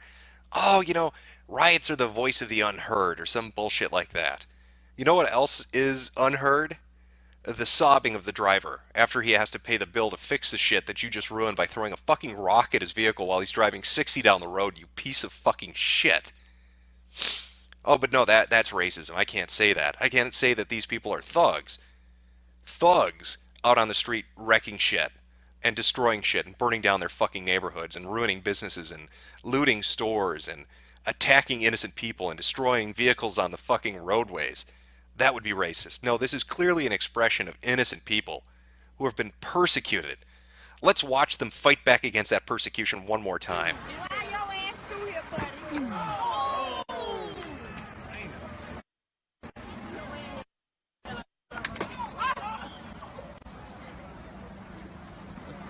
Maybe stop the traffic. Oh my God! Oh!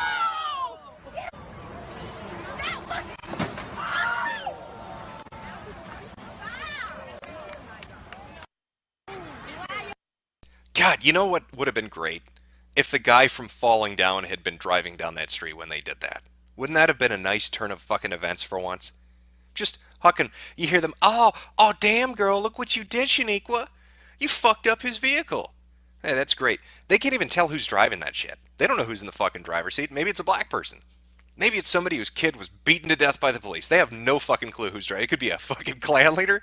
It could be a civil rights leader. They don't know. It's a fucking dark night on the street. And they're hucking rocks at fucking people driving their car for no reason. No fucking reason whatsoever. Because it's the voice of the unheard.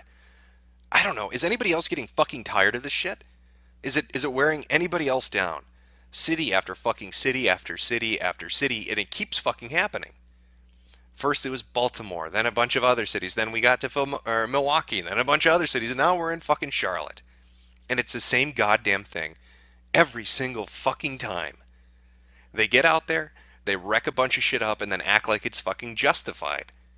And then they get angry at anybody who happens to fucking raise the point that maybe how they're acting is ridiculous, that maybe what they're doing is wrong.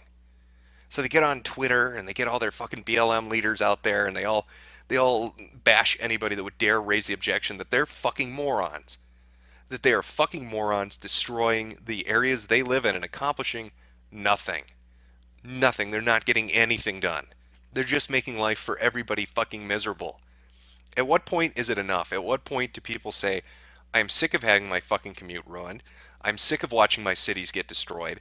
I'm sick of listening to the fucking chanting by white college hippie liberals and ghetto black fucking thugs as they ruin everything for everyone everywhere. And it's not even just in America anymore. No, they've got to take it internationally now. They've got to go to London. They've got to go to fucking Heathrow Airport and ruin people's fucking international flights because they're cunts. And cunts don't give a shit. Chat saying this is hate speech. Yes, it is. I hate these people. I hate these protesters that go out there and do this stupid shit repeatedly. I hate each and every one of them. Each and every single one of them. From the fucking SJW-ish, dyed-haired little white girl who daddy paid for her college with her little problem glasses and bullhorn, screaming at people in front of TV cameras about how oppressed everybody is, to fucking Shaniqua, who weighs 500 pounds and needs somebody to walk behind her with a fucking wheelbarrow because her ghetto ass is so fucking heavy, it will break the concrete. It will break it's like a jackhammer, a fucking flabby, fat-ass jackhammer. As she goes out there with her horrible-looking motherfucking weave, screaming about whitey this and whitey that and the police, fuck the police. It's always fuck the police with these people. Until they're in trouble, then they want the police. But, fuck the police until I need them. And then, once I need them, I'm okay with them for about 5 minutes. And then when they're done, it's back to fuck the police. I hate all of them. Fucking every one of them. You're right. You're right. Okay, enough with the diatribe. Let's go.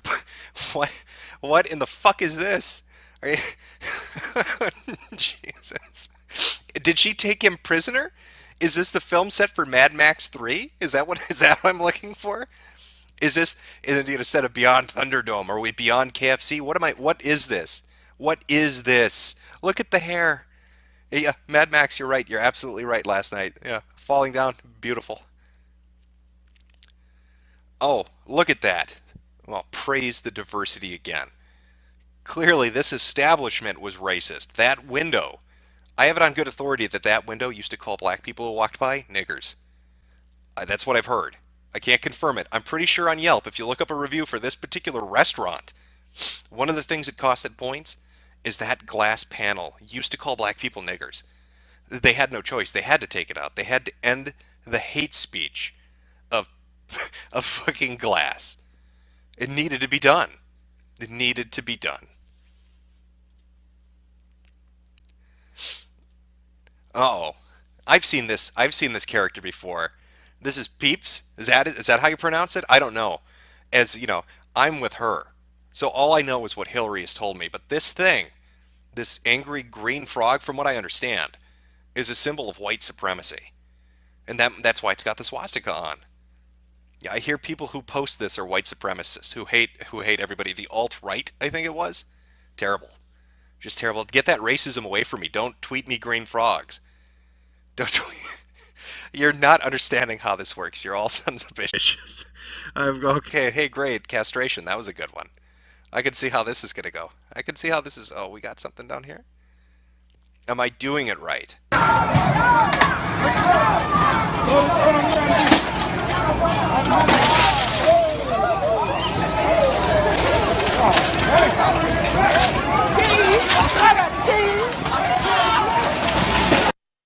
I haven't seen that many bodies crowd around loose change on the ground since the fucking mall had a Jewish 50% off day and the wishing well, the fucking fountain malfunction and they could see the pennies at the bottom.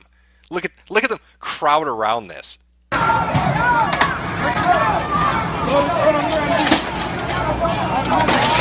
That's the second the change broke loose. The second the change broke loose, 400 motherfuckers run up on this thing.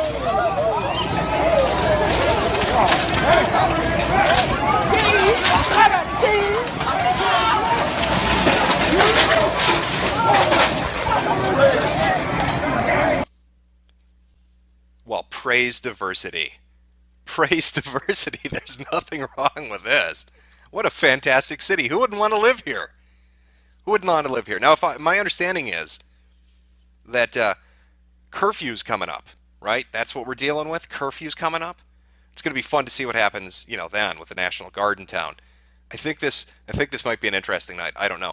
I'm going to start up some get some stream sources so we can get that going.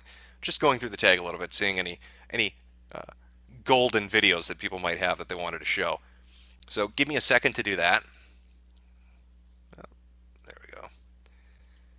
Give me 1 second to do that. Okay.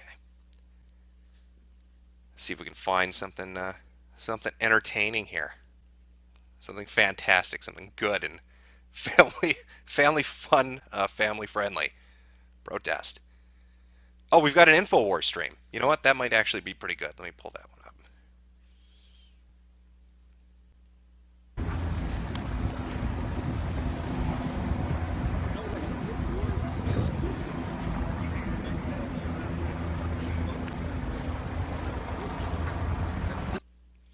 Okay. Grab that one, and then I'm sure our friends, Fox 10 and Phoenix, are going to have something for us, so let me pull that one up as well. Get some live on the ground footage of this.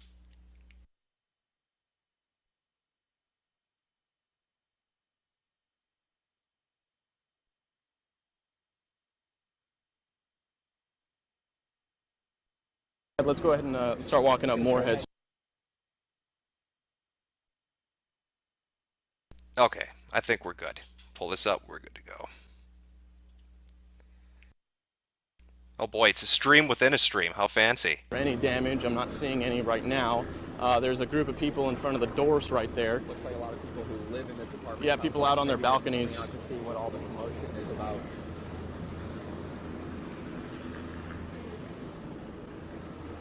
All right, guys, we are continuing to follow this live breaking news situation as we walk up Moorhead Street with a CMPD helicopter shining a searchlight on the road just ahead of us. We're going to walk up to where the majority of the protesters went. We'll be right back. We'll be right back. Well, that was disappointing. God, why do these keep ending? I thought InfoWars was up on the ground doing live reporting. This is killing me. If I don't have source material, I can't really...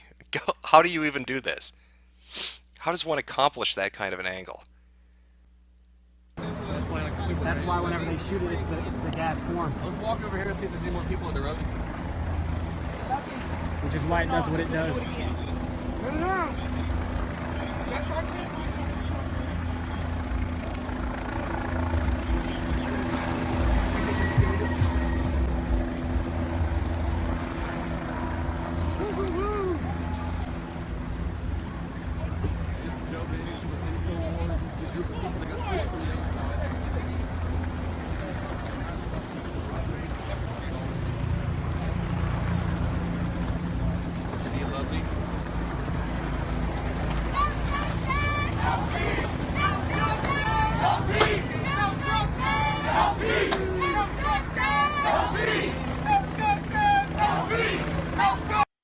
Somebody said they had an article, which I'm sure is probably not true. Well, you know what? In fact, I am going to put the background on right now, because when I get spammed with horrible gay porn, I'll save you from that.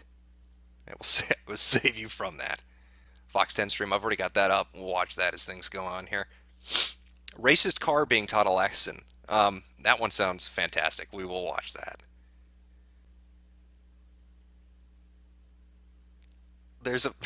Somebody sent me an image of SpongeBob getting a blowjob. I'd love to share that on stream, but I don't think that's gonna happen. I'm sorry.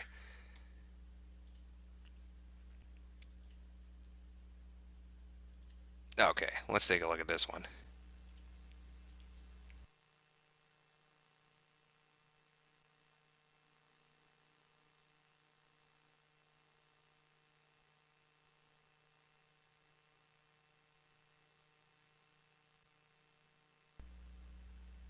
You know, somebody's got to stop global warming. This is the way we start.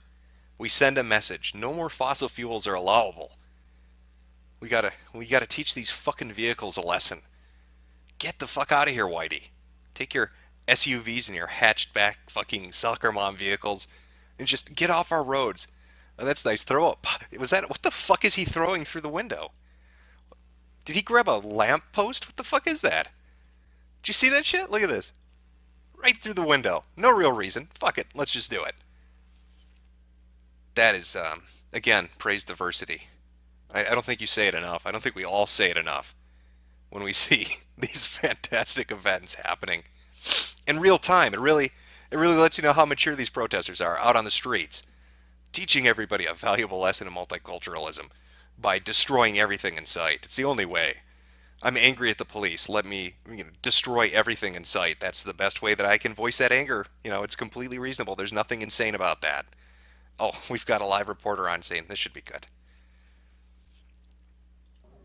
You know, I've got to ask, where the fuck is Leland? Why hasn't Hannity airdropped Leland into this shit yet? He looks so lost. Look at this poor bastard. He looks scared shitless. He's all sweaty. Keeps looking around. His head's on a pivot. Looks like the reporter is going to go live soon, so bear with us here while we wait for him to go live. He's going to give us the latest information, you guys, about what's happening in Charlotte, North Carolina. He's going to give us the latest situation on how much he shit his pants. He looks scared.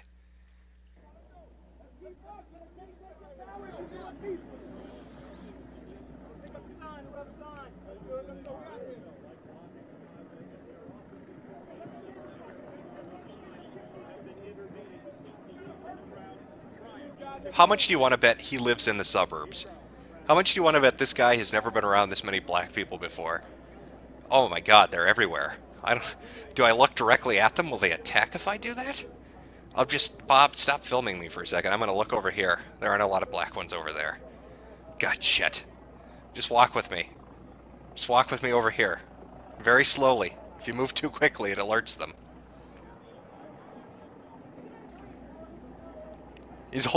He's got his hand on his wallet, doesn't he? That's where his hand is resting. Is that one behind me? No, that's a poo in the loo. I don't think they steal wallets.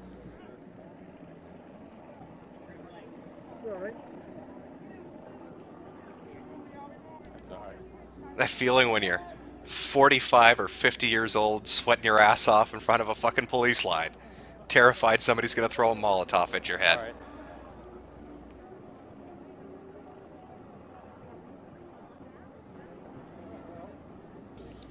God, I love live television. That's right, Shepard. They managed to shut down 277, which encircles the city of Charlotte, for about 10 or 15 minutes. Then police and SWAT team members moved in quickly. They were using what seemed to be pepper balls against the crowd, chased them up here. There's a tense standoff here for several minutes between police and the protesters, really right in their face. And then we saw a number of African-American ministers really get in the middle of it and encourage people to keep marching. So now that standoff seems to have been defused. We've heard about an increased police presence tonight, an increased security presence along with that state of emergency, and that's certainly what has happened. Up until now, it's been a very quiet evening, a lot of marching by a number of protesters, perhaps about 400 strong at the strongest, stopping at the usual spots, the courthouse, the police station, the jail, chanting, coming very close to public property, especially at the police station doors, but no violence, no destruction of property. And from the police side, no interference with the marches. We've seen really levels. That's as loud as it gets on my end. Security, from bicycle police to patrol cars to riot police now. We've even seen National Guard on the street really for the first time. National Guard in camouflage uniforms, really looking like soldiers with helmets and rifles as well as armored vehicles. We haven't seen them move from their fixed positions, but they have been in place. And certainly the heavy visibility of security tonight may have played a role in calming things down after last night's violence. Shepard.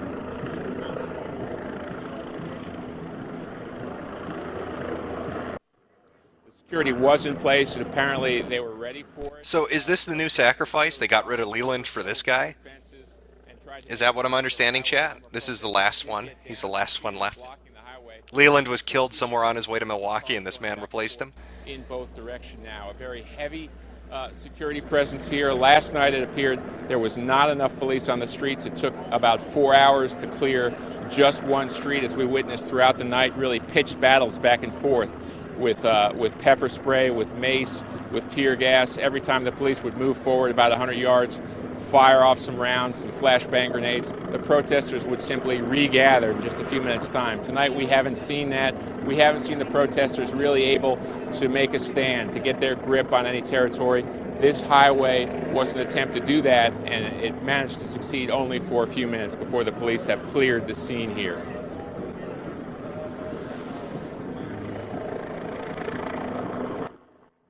Did you hear that motherfucker inhale? He is so nervous. He is scared shitless. Look at the look on this guy's face. They are allowing them to march. They are not interfering with them. And we haven't seen any molestation of property on behalf of the protesters. No looting, no smashing windows. Molestation of property? You mean when they burn and steal shit? Why don't you just say burn and steal shit? And you've got to think that the well-advertised heavy presence of force has had a lot to do with that. Of course, some determined in the crowd to try and make their stand, but numbers are smaller tonight, and the attempt to seize the highway here failed. Yesterday, it was a very different situation on this Highway 277, where protesters managed to block the street and at times attack vehicles. It really... Yeah, I got to agree. Somebody in the chat said this is boring. This is boring. I was told that people wanted me to stream because there was exciting shit happening in Charlotte. And all I see is a very scared middle-aged white guy in front of about 3,000 police talking about property being molested. Is there a better stream? Is there a better stream you can link me to? I mean, we're supposed to be getting the full fucking version of this, right? The full fucking Monty. I'm not really seeing it with this. I'm not getting that vibe.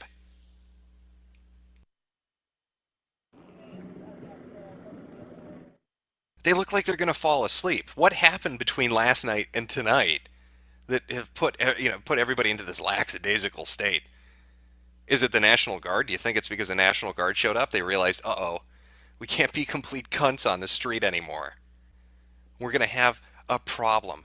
Quit calling them protesters. They're fucking rioters. That is racist bullshit, chat. They are protesters of peace. That is what Black Lives Matter is. It is a protest of peace. You alt-righters, always trying to be racist. I don't understand it. So there's been a range of goals on behalf of the protesters, and very... Oh, great. All right, well, you know what? Fuck it. This was getting boring anyway. Let's find a better stream. There's their chat. Say hi to their chat. That's always fun. Give me a second here. I'm seeing stuff in the little tag I asked you to use. We'll see if we can find something better.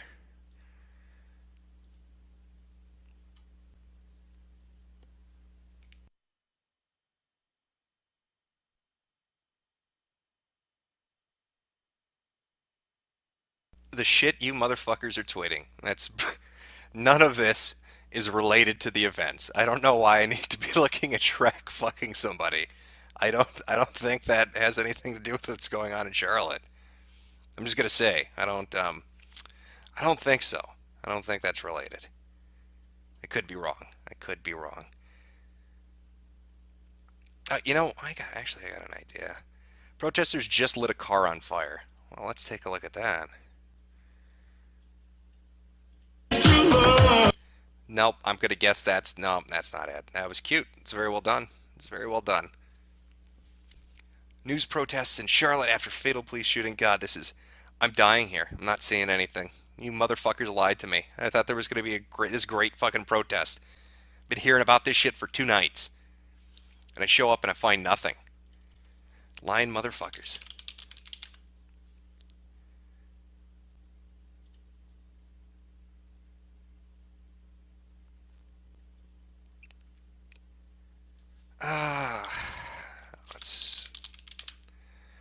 Let's check the news. Maybe there's a stream that's listed in the fucking news. Because if there's not, I'm ending this. I'm gonna go play video games. This is boring even me at this point.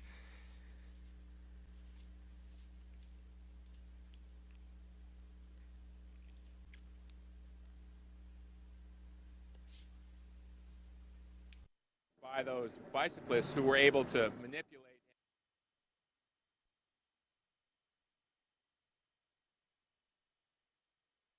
All right, let's try this one more time. There we go. We're gonna look at the tag. See what we got on the tag. People talking about the purge. That's always fantastic. A lot of foreign languages in here. Protest. That's funny, Daryl. That is funny. Protests in Charlotte spill onto interstate. When they say spill onto interstate, do they mean throwing rocks at oncoming traffic? Is that what you mean by spill onto the interstate? No, do we have what do we got here? On the way to downtown Charlotte. Stay woke, Black Lives... Oh, this might be a winner.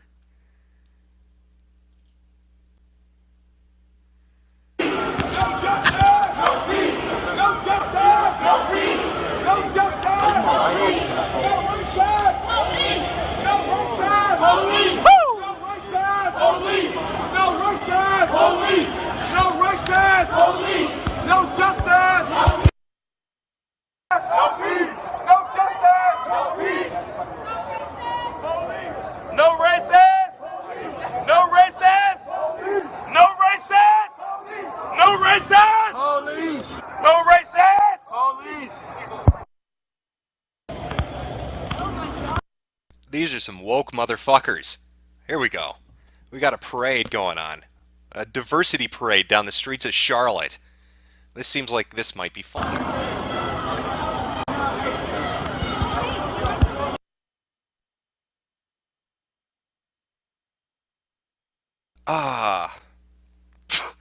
Perfect.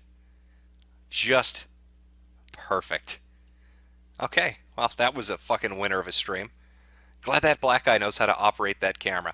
He probably got it from that Pokemon Go player about, 3 or 4 days back. I'm going to guess that's somehow related, but we'll come back to it. We'll come back to it. Midnight curfew imposed in Charlotte as third night of protest continues. I don't even know what the fuck. Half this shit's not even related. I don't even know what language this is. It looks like Moonspeak. Somebody had a seizure when they were typing that out. It's not in English, so it's not a language. That's all I'm going to say. 33,000. Oh, I thought that was viewers concurrently.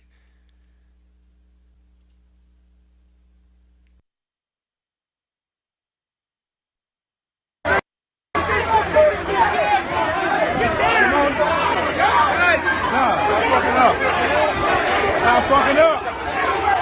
Stop trying to start some shit. Calm down.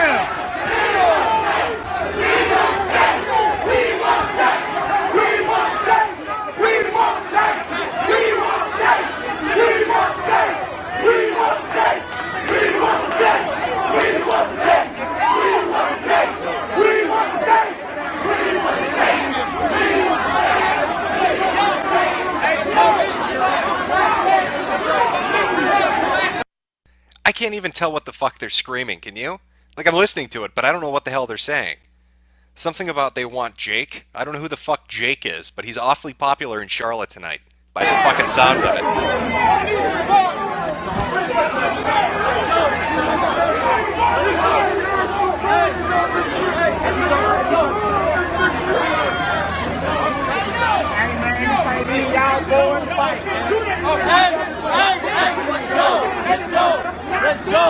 Let's go to the police department. Let's go. Oh, they're at the police department. That's why there are military men guarding it, because apparently the police are afraid of the diversity on their doorsteps. Let's go.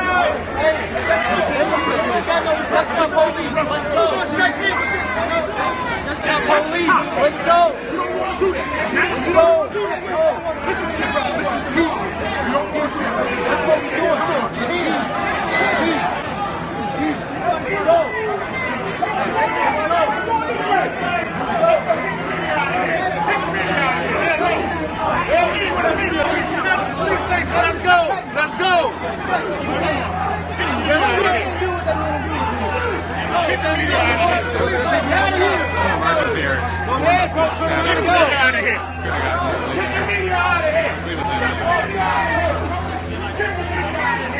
You hear these motherfuckers? Get the media out of here. Yeah, we don't want the media to film us being fucking retards. I wonder why they don't want the cameras in their face. I wonder what possible motivation they would have to not want the cameras there.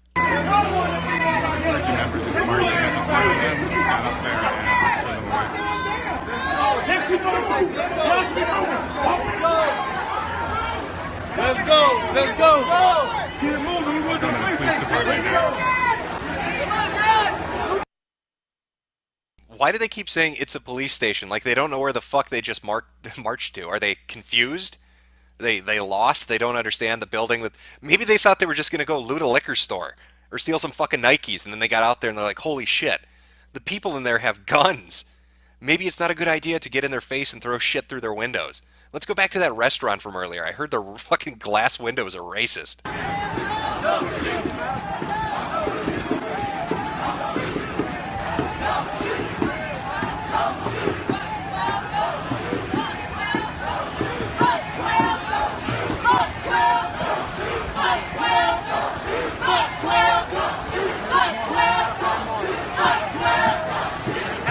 I see him.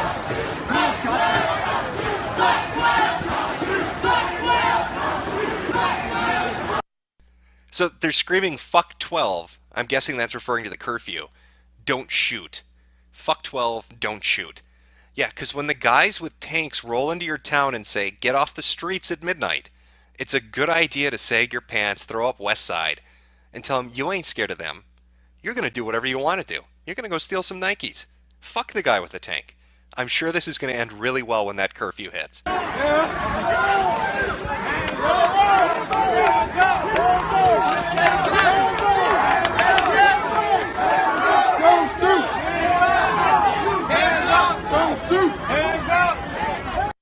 They keep saying hands up. Let's be honest here. It's fucking hands full of all the shit that you just stole from the fucking stores that you've looted. I've seen enough of these to know why your hands aren't dangerous. They're too full of merchandise you just fucking lifted off the neighborhood store. Bust a right. Bro, bust a right. Hey, after. Keep going. We can't bust a right. Yeah, we can. Keep going. Come on. Bro, they going. They going. Let's go. Hey, Brian. That was, yeah, those cops are really intimidating. You see him move his Huffy in front of him? Like, no. You can't come down this street. I'm the bicycle cop, who the other people of the department hate, so they put me here with nothing but a bicycle. I have no weapons. Please don't walk past me.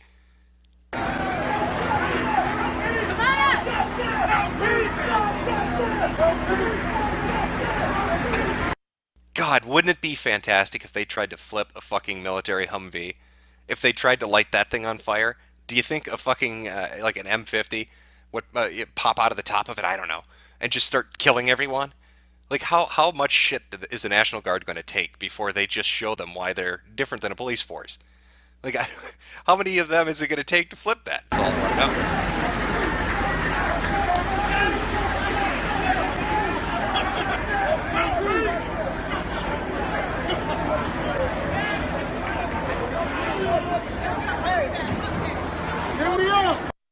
Yeah, I see what you're saying, Chad. Yes, cyclist, bicycle cop, bicycle cop. Everybody hates them, even other police officers. Nobody likes a cyclist. It doesn't matter if they're in a uniform or not.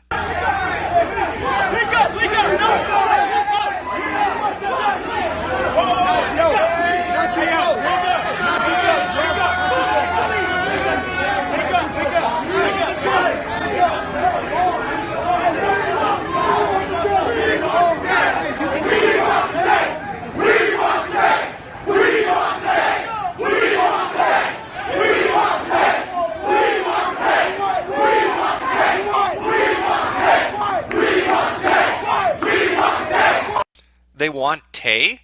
How the fuck do they know about Microsoft's AI?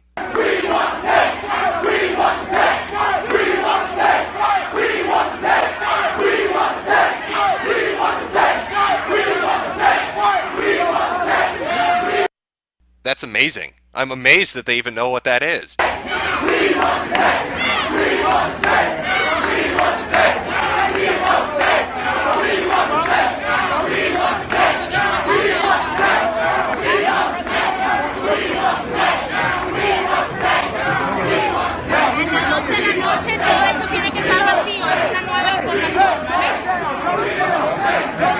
Yeah, what are they saying? They want Drake? They want a musical performance by a black man that can't dance? They want Tay, the Microsoft AI? They want Jake? Jake the Snake Roberts? Are they wrestling fans? What the fuck are they chanting? There's no cohesion. Nobody's got this together, man. I can't tell what the fuck you guys are wanting. You want what exactly? We want y'all to calm the hell down. That's what we want.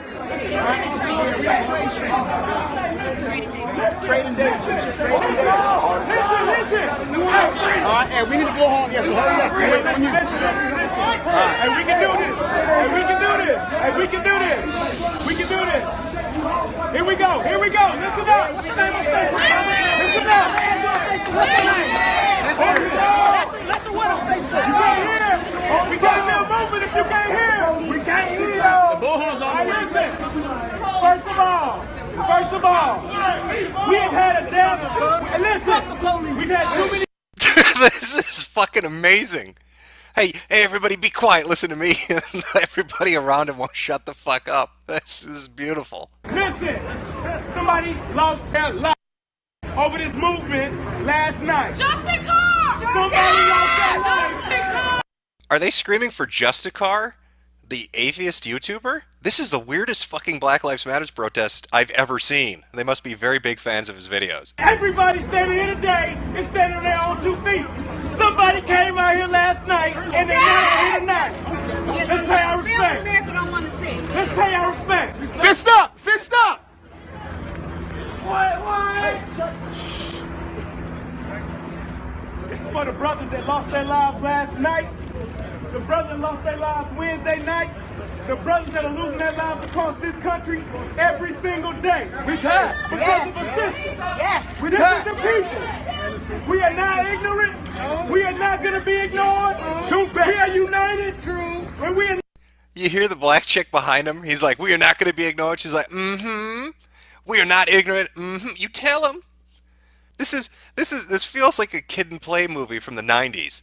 It's got those stereotypes just front and center in it. It's like a comedy fucking house party movie.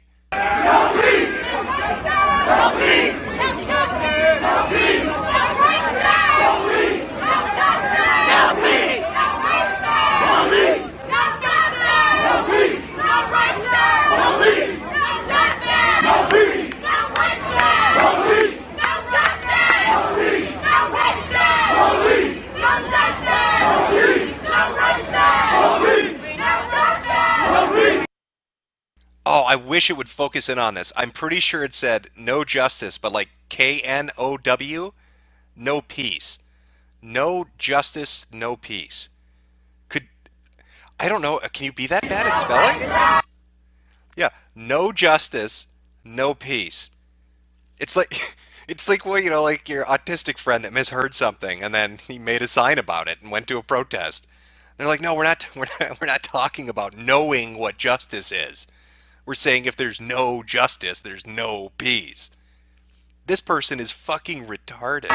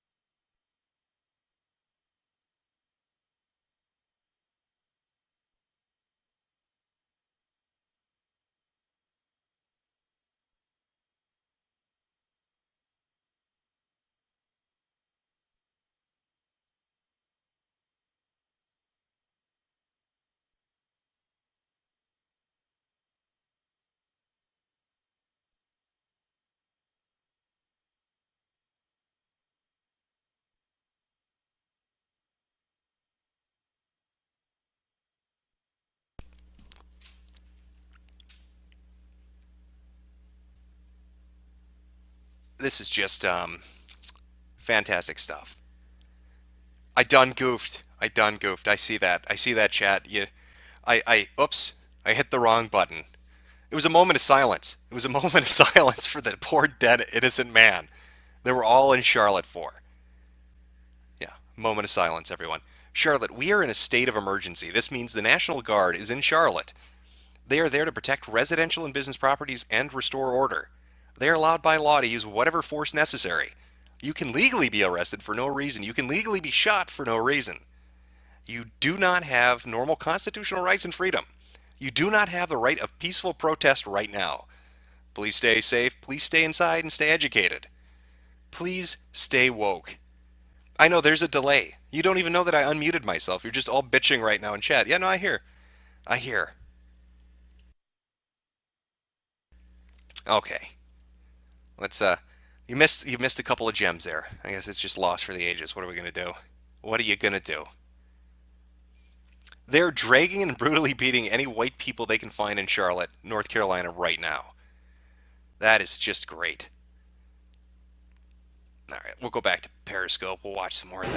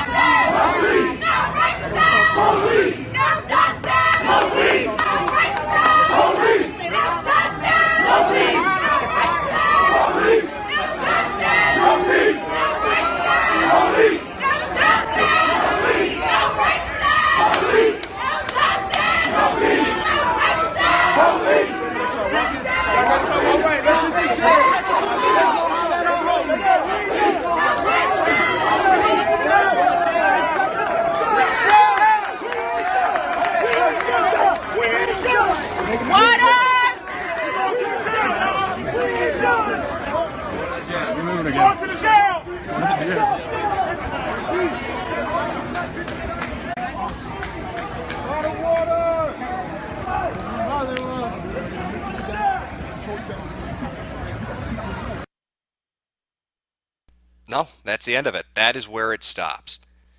Okay. We are officially 30 minutes away from curfew starting. Let me see if I can find us a stream of just some background. Just something to watch. Alright, you guys. Well, it looks like this is the end of the protests tonight. As you can see, it looks like the chopper might be going home. You can't see much on the streets anymore. In the upper right-hand corner, you can see there was about 30 minutes left on the clock for people to get home. That is very disappointing. So they all went home, right? That's what I started streaming for. National Guard's on the street. They've been tearing shit up for 3 days. And they all decide to go home. Because they're afraid. Oh, well, that was what we were watching on the ground just a minute ago on Periscope. That's the same location. They went from the police station to wherever that place is.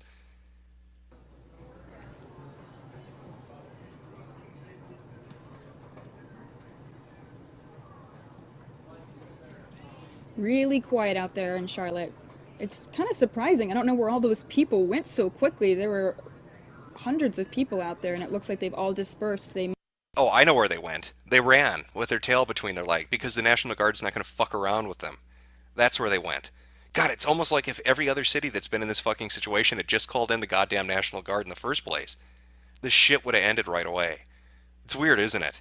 You know, instead of letting them just fucking destroy your city night after night after night. Maybe if you call in the National Guard, maybe they don't destroy a bunch of shit. Maybe they go home because they're afraid. Because, you know, getting out there and screaming, hands up, don't shoot, isn't going to work with a guy that's got an M16 and the right to fucking blow your head off because he had a bad day. Maybe that's why. I don't know. It's one of those mysteries of life.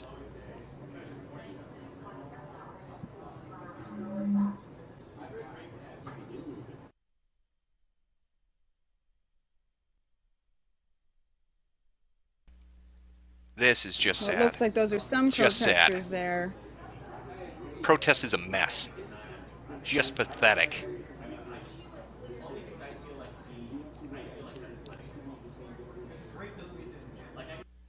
Yeah, they're doing nothing.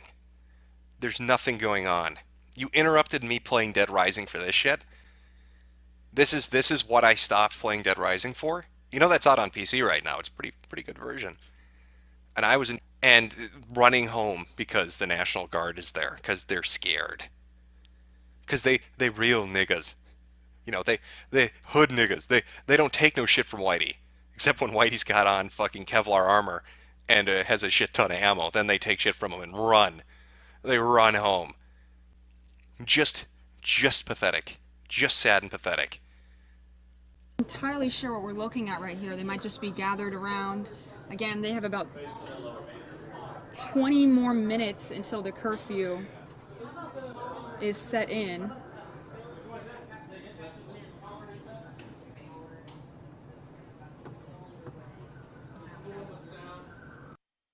Oh, look at this, chat. Dead Rising is shit. No, Dead Rising is more entertaining than this. I'll tell you that much.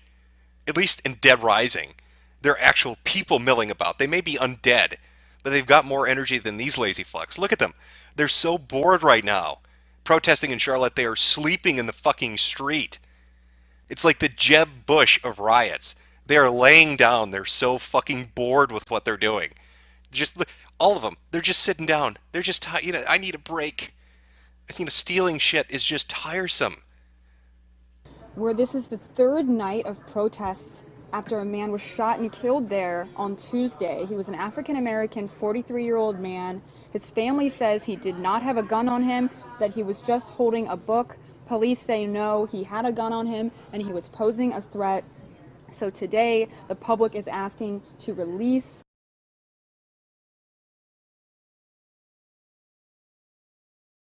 the police video so that they can see what really happened.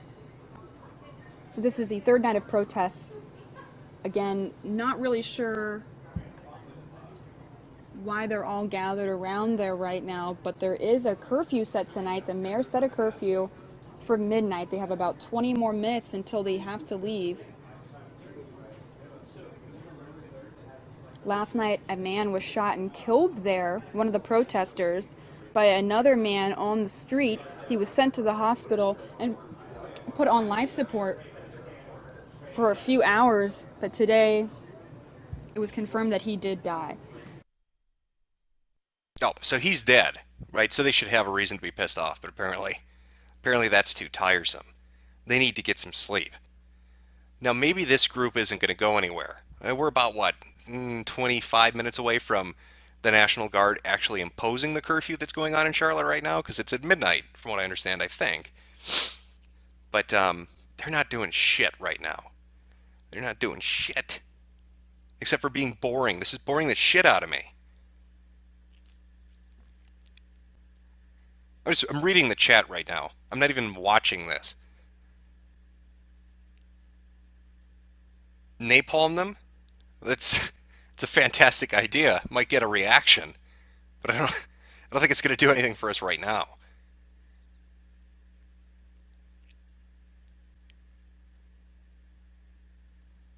Yeah, even the reporter is bored. You were correct. They are falling asleep reporting on this. 15, 20 minutes until curfew hits there. We're not really sure if they know that there's a midnight curfew, if they're being told and they just don't want to go home, but anybody that disobeys the curfew could be arrested there.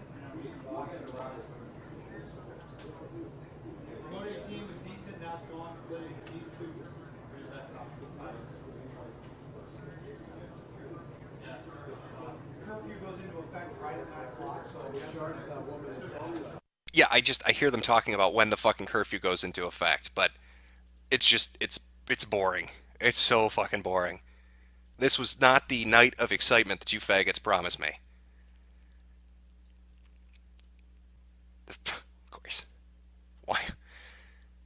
No, that's not what I wanted, Twitter. Why are you doing that? You know what, actually, let me put this on before I get more gay porn spammed at me. Though that might be more entertaining than the shit that we're watching. I'm going to just be honest with you. Because it's some low energy shit on the streets in Charlotte tonight. Yeah, they're just talking about police. They're talking about protesters. Lots of fucking moon speak. Lots of foreign languages. It's the only buddy covering this shit right now.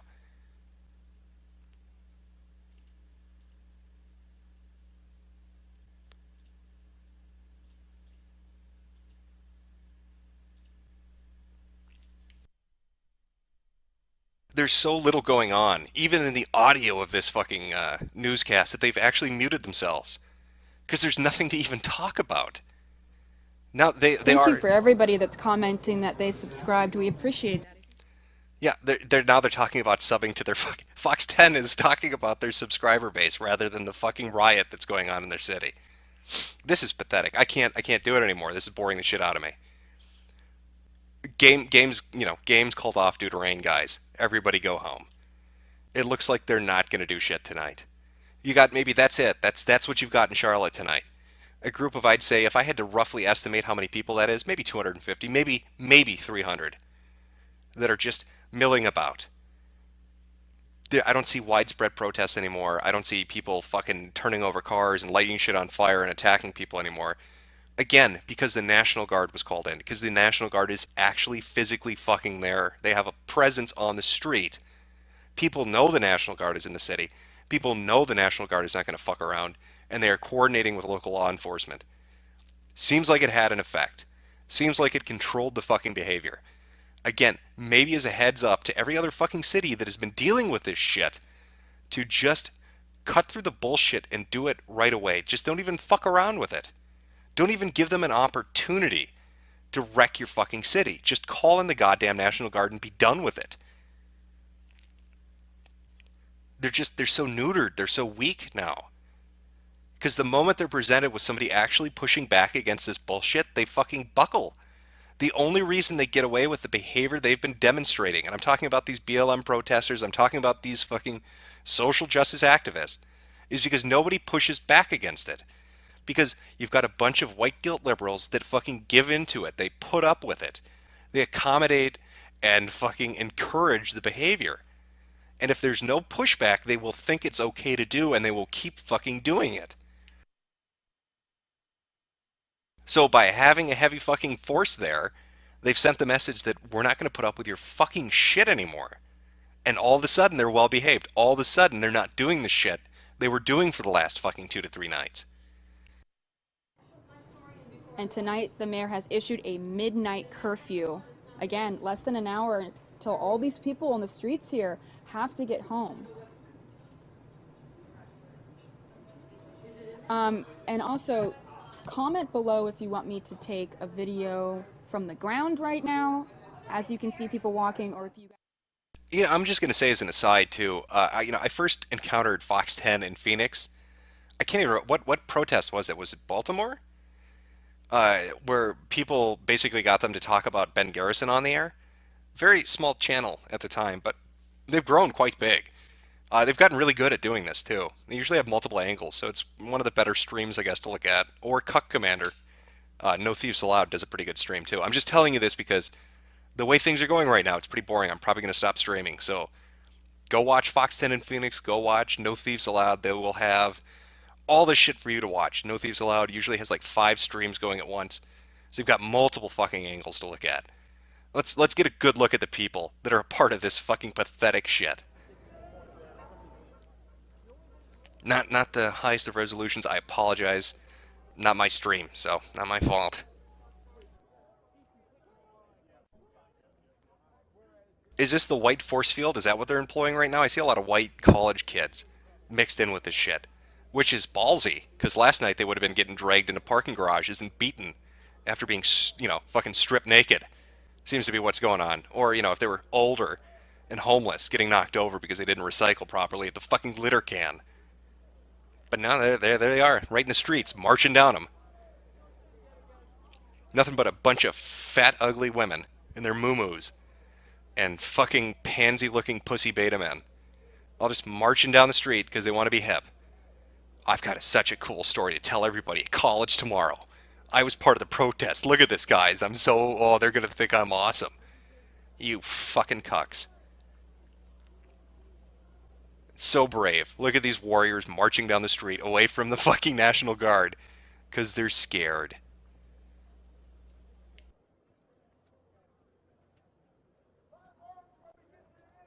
Chat saying, yes, it is the white force field. Yes, that's what it feels like. Hey, I got you. What's going on? Thank you.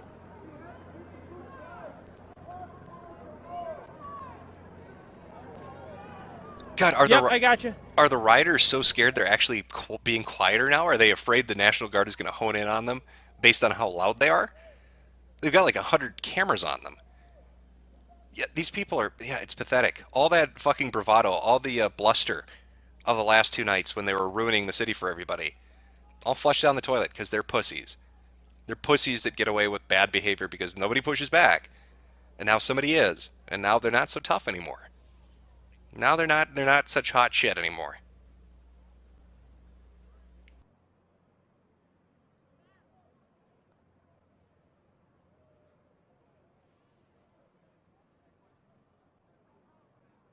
Somebody in chat, Jim, why didn't you cover this on day 1? I didn't feel like it.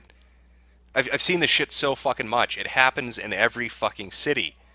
We've seen it 5, 6, 7 fucking times now over the last year. I don't know. Am I the only one annoyed with this? I can't be, chat. You must fucking be annoyed with it too. I feel like more people must be annoyed with this. You know, the news coverage of this kind of behavior when it first started a year and a half ago, when Black Lives Matter and these kind of protests were going on in major cities, was very positive. Oh, they're fighting the good fight. But as this has continued on, as it has kept building up and happening repeatedly over and over again, people have become sick and fucking tired of it. Hey, look what they did in St. Paul. When they were in St. Paul, they injured a cop. They fucking nearly crippled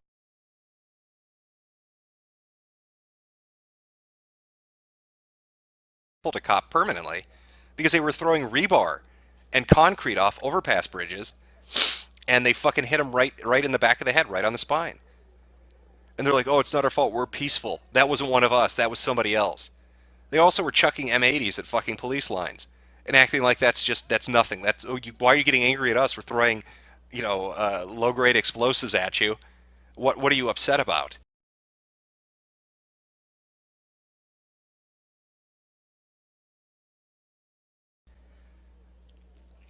This movement, this coming together of these different fucking retards to do this in city after city, and it always ends the same. Look at Justice for Jamar. They had a fucking month of that outside the 4th Precinct in Minneapolis, where it was just continuous shit. Fucking graffiti everywhere, crime everywhere. They were blocking off traffic for everybody. They were making threats. You had Jamar Clark's brother out in the street talking about how he's pro-ISIS. Milwaukee, they were flipping over cars and burning shit and looting stores. Baltimore, they were fucking doing the exact same thing. And they were doing the same thing in Charlotte, too. Until somebody finally had enough of their shit. I mean, they attacked reporters last night, for fuck's sake. It amazes me that it's taken a year and a half for people to finally get sick of it and to have just enough of it. I did the HoleOCast with some guy who was going to come on, Warzy, I think his name was, who said he was going to argue the merits of Black Lives Matter. He was going to explain to me why this kind of shit is acceptable and that they have a good and just cause. And they don't. The guy had no points. He completely faltered on raising his counterpoints to what I've said repeatedly throughout all of this stupid shit. Which is, it's just ridiculous. It shouldn't be allowed to continue. Oh, of course, a Guy Fawkes mask. Why wouldn't there be somebody out there in a Guy Fawkes mask? God. It's just every time, every one of these. The only thing they're missing is that shed. The mobile shed they had at Justice for Jamar. Again, you guys, I wanted to remind you, it is 11:44 there right now in Charlotte. The mayor has issued a midnight curfew. So just a little bit longer, about 15 more minutes. Well, you heard her. 15 more minutes. 15 more minutes till till we see what's going to happen. Which I think is going to involve a lot of hipsters shitting themselves as they try to get off the streets as quickly as they can. That's what I think is going to happen in 15 minutes. They've all kind of dispersed into downtown. They've moved away from the police station and the other government buildings. And now they're just milling about in the street. So 15 minutes to go. We'll see. I'll stick around long enough to see what happens when the clock strikes midnight. You know, if the carriage turns back into a pumpkin or whatever the fuck it is. But it doesn't seem like these people are going to really do anything. I think they know they're fucked. And I think they know there's nothing they really can do. Nobody's playing games with them anymore. You want any live interviews or not?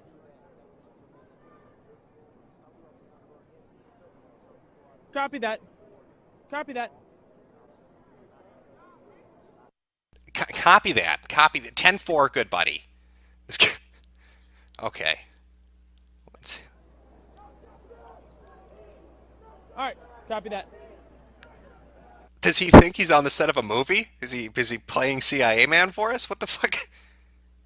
It's a guy who takes his job pretty seriously. They had a cause, they stuck to it. They had a statement that they was trying to make, they stuck to it. It's just modern day statements. They feel that the injustice is, they're tired of it. They're fed up with it, and they're just trying to make that statement. Let's talk real quick about this is completely different than what we saw last night here. What is the reason that this night has remained so peaceful? And let's hope it stays that way, right? Yeah, let's definitely hope it stays that way. It's about 20 minutes till curfew. But I think that just there was a lot more positive people out here. A lot more groups were involved tonight that wanted to make a statement peacefully. You didn't see a lot of other young, angry people out here tonight that's been out here the past 2 nights. Oh God, I wonder what do you think the magical reason? Random black guy on the street. What do you think the magical reason that you didn't see a bunch of young, angry people out in the streets tonight? Could it have to do with the fucking tanks? Maybe the National Guard played a role in that? I don't know. Oh no, it was the more positive people. Who is this motherfucker kidding? The more positive people. No, I saw plenty of positive people in front of cameras in every other city that's been fucking looted and burned to the ground. No, it's the positive people that stopped it. That's some funny shit. There haven't been any real orders in terms of what to do about all these people who are standing now right in the middle of College Street and Trade. And this is what they call the actual epicenter of Charlotte. It's where all the restaurants are, where all the bars are, the Ritz-Carlton that they had tried to attack yesterday, and yet the intersection is shut down. What we do know is that police tactics have changed a great deal since yesterday. There used to be, yesterday, a lot of riot police out here in those big turtle suits. We're not seeing that. What we are seeing, though, here at the Omni Hotel, where the shooting happened yesterday, is a lot of National Guard troops out front. We have about a dozen or so National Guard troops here, another dozen or so on every one of these intersections here, and it has a very different posture. The other thing that the police have is they've shut down a number of these streets is riot police in buses that are then following these crowds that have moved all around this city. So when they went to the highway, the riot police went there. When they've come back into the main city, they've come here as well. We've got chance of no justice. You notice too, and I've noticed this at a couple of the other different protests that have been going on, but usually you'll have, this seems to have happened in like Baltimore and Milwaukee and St. Paul and different places like that. You'll seem to have a lot of angry, maybe 20-year-old black people that cause this huge ruckus and they do all this stupid shit. And then when you get the police there and you get the cameras there and they're going to start arresting people, you get like these, I like to call them self-made martyrs. They're usually young white college students who show up because they want to get arrested for social justice cred. You know what I mean? So they show up, they know where the police van's going to be, and they all hang out waiting to get arrested because that rap sheet that gets some college pussy wet. So they show up in the droves. Hey man, look at me in my Guy Fawkes mask. You see my I'm with her shirt? Don't you want to fuck this? That's why I'm here, man. I've noticed that at everyone, and that's the feeling I'm getting right now. I'm noticing a lot of that. A lot of these white people milling about, waiting for the cops to show up, waiting for the National Guard to show up so they can get that rap sheet and get some hot SJW pussy. The mayor has issued a midnight curfew. They have about 10 minutes left until they have to clear out. Doesn't really look like they're going to. We'll see what happens in about 10 minutes. Again, we appreciate you guys watching the Fox News Now stream, where we stream live events from all over the U.S. Yeah, see, you can see them in the crowd, and you can actually spot them. There's that guy in the red shirt over on the right here. There are a couple others. There are a couple others that came to play. You might get 1 or 2 people that have come to play, because they're wearing masks and shit. They're ready for what's coming. And I don't mean Guy Fawkes masks. I mean shit that's not going to inhibit their breathing. They need something to block the fucking pepper spray and gas grenades that are going to be raining over their head if they don't get the fuck out of the street in 10 minutes. But yeah, it's become a very different atmosphere from the things that I've noticed the last 2 nights in Charlotte compared to tonight. which is, look, a fucking photo op. They're doing a photo op. Look at us holding hands interlocked in the street. Aren't we brave? Standing up for the fucking, the news media. Look at this guy. What are you even doing there? What are you doing there? Are you lost? Did you get lost on your way to Starbucks? What what the fuck are you doing here? Yeah, look at them all. They're just all waiting for it. This is my chance, man. I'm going to get so much SJW pussy. They're just going to be dripping for me once I get that arrest. Once that's on my record, I'm going to be hardcore parkour. Getting that college gash.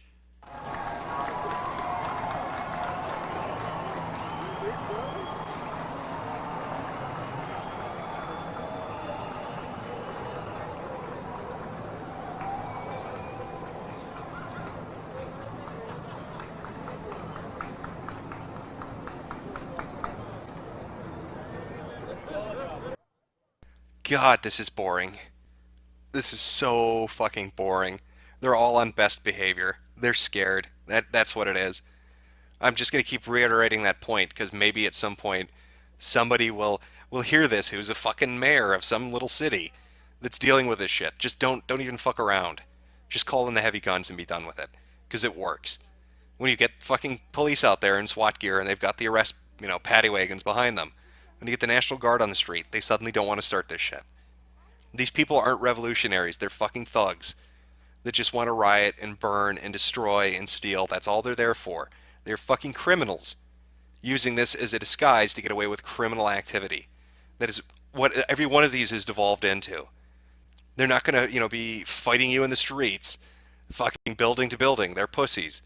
You get the big guns out there and they will run and they will hide. There's no noble cause to this. They're not fighting for some fucking great agenda. They don't even believe half the shit they chant. They couldn't even get their chants together earlier. We want Tay. We want cake. Give us Jake. They don't even know what the fuck they're saying. They're just parroting shit.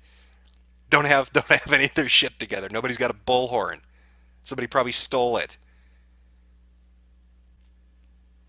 Just sad shit. Low energy shit. They're beaten and defeated and they fucking know it. That's why they're all shuffling out of the street. Because they're scared shitless. That the people they're going to be going against tonight in, 7 minutes, 12 seconds, aren't going to put up with their fucking crap. And there's the bicycle police. Put on the front lines tonight. Boy, you're really going to show them. You'll catch up to that guy running 5 miles an hour if you pedal really hard. How shit does that job have to be a bicycle cop? You got your partner behind you in a fucking armored Humvee wearing Kevlar body armor, and you're out on your fucking Huffy. Who's going to get hurt tonight, I wonder? Is it going to be the guy in the armored vehicle, or is it going to be me in my bicycle shorts? I don't know what you do to piss off a police department enough to put you on a Huffy bike, but it must be something. They must have said something during their training to get stuck with this job. Look, they gave one guy a fucking golf cart. Who are these police officers that have been given Huffy bikes and golf carts? How hated are they at their departments?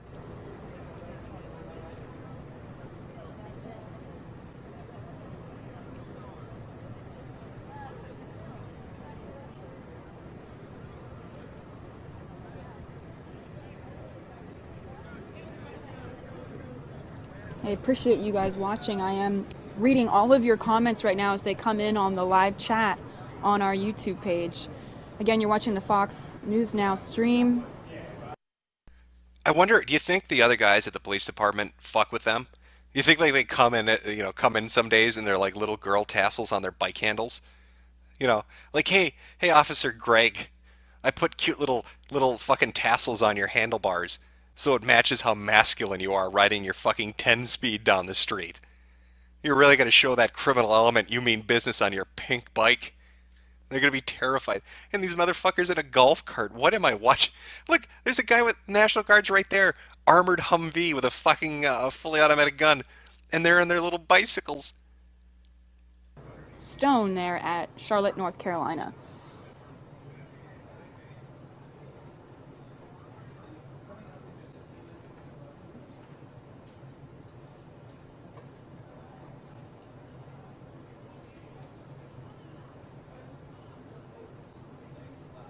Brandon says, I hope everyone gets home okay tonight.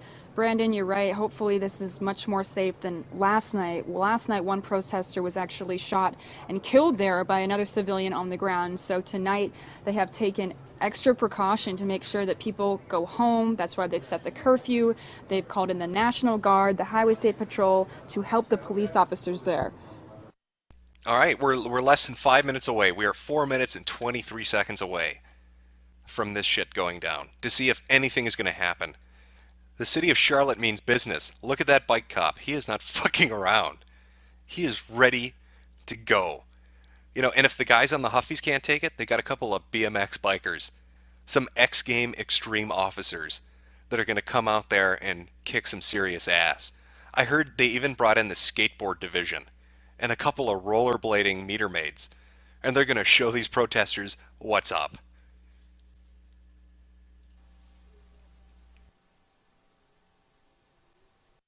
Well, chat, this is your opportunity now. This is your opportunity now to take bets on what's going to happen. The majority of protesters are leaving. They've dispersed.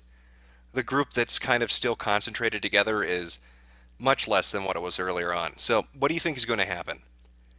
How should we do this? Let's see. Press 1 if you think nothing's going to happen and these people are pussies. Press 2 if you think they are going to actually try to fight the National Guard. Press 3 if you think, I don't know, they will disperse momentarily and then start to try to start shit later on. So 1, they're, raging pussies. 2, they're going to fight the National Guard. 3, they pretend they're leaving, but they're going to start shit later on. That's the only options I can think of.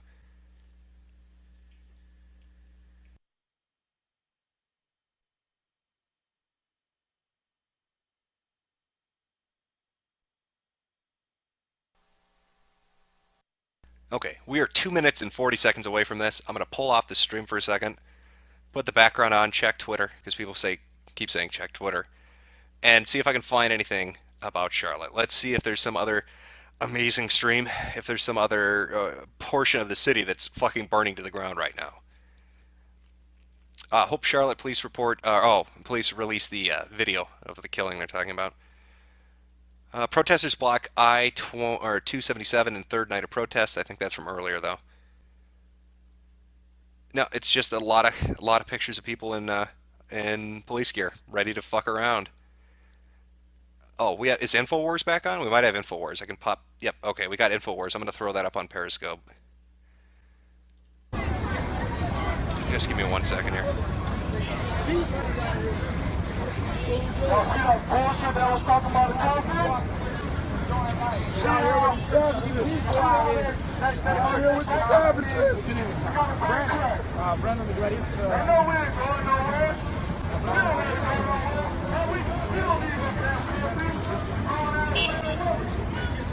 Now we're getting back close to the car here. Okay, so we got a group of people saying they ain't going nowhere. I think this is part of the group we saw from overhead on the Fox 10 stream. I can't be 100% sure. I don't know where the InfoWars people are actually filming physically right now. It's not geotagged. It's not showing me the exact street they're on. But we'll see. We are 1 minute away, less than a minute and a half away from shit going down. So let's see what happens with this group of people. 1 minute out. 1 minute. This is what we go through. No way they keep this many people downtown. They can't block everybody else.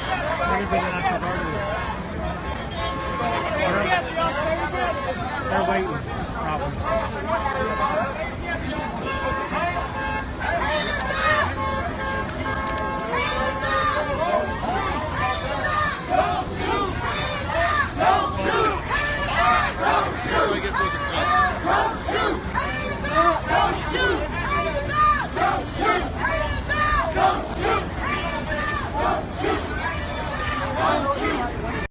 Okay, are we officially, is the countdown done? 26 seconds to go.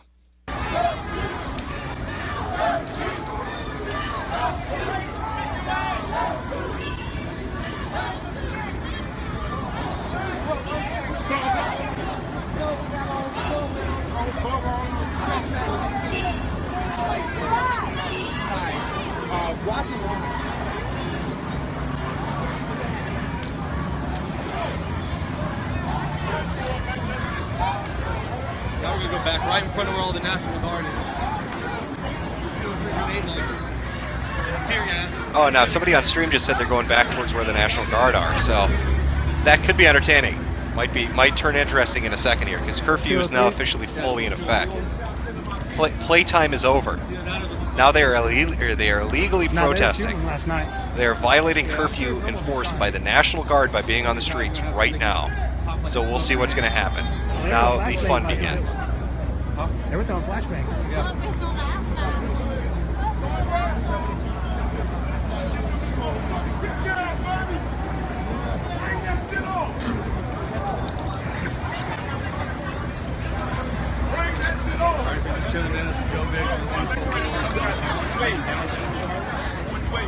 I don't know how large this crowd is. I'd say it's kind of a smaller one, maybe 100, 200 people. I don't know where the fuck they are in the city right now. I know it looks like it's somewhere near downtown. But they are marching down the middle of the street. They don't give a shit. Curfew is in effect, and they are violating curfew. We will see if the National Guard enforces that curfew and actually does something. Of course, it looks like half of these fucking people are with the press and they're streamers. So I don't know if they're actually part of the protest. I don't know how big the actual protest is with all the cameramen around.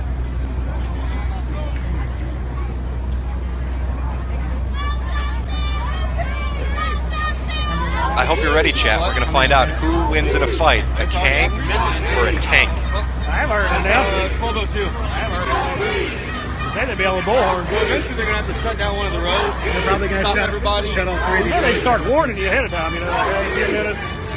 They're probably going to do what they did last night, push everybody back down this road.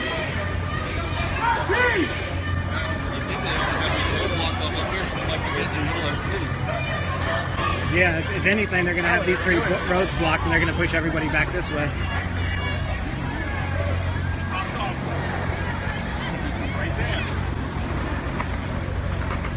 Still marching down the middle of the street.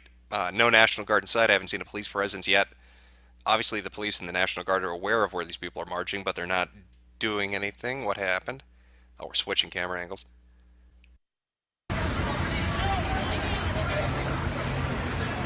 Nice fedora. Way to paint a target on your ass, white boy. What could go wrong in a city in the middle of a riot? And then walking down the street is the whitest person on earth. Good luck, sir. Good luck to you.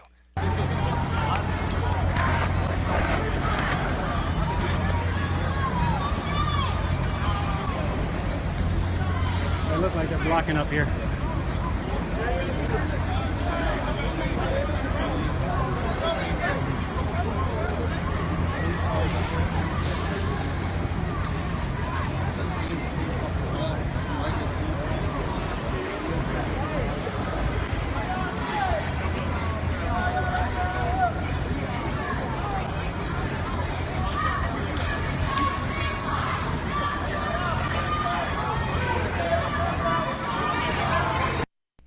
They're still marching down the streets. We're 4 or 5 minutes past curfew.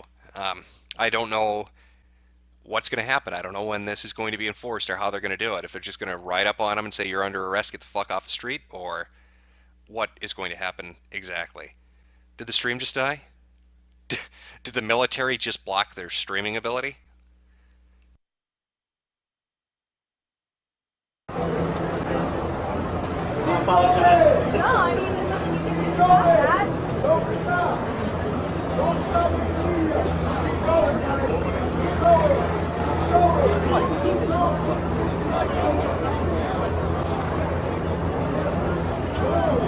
Well, on the Fox stream, that's the National Guard. I think that's the one telling people keep going, don't stop for the media.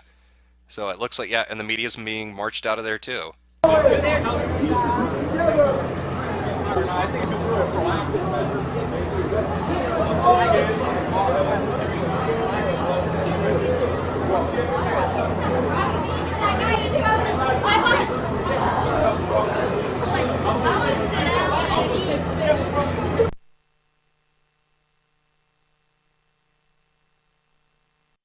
Okay, we got an overhead shot. You kind of got a better idea what's going on. But the National Guard is definitely up on the street. They're on the sidewalks.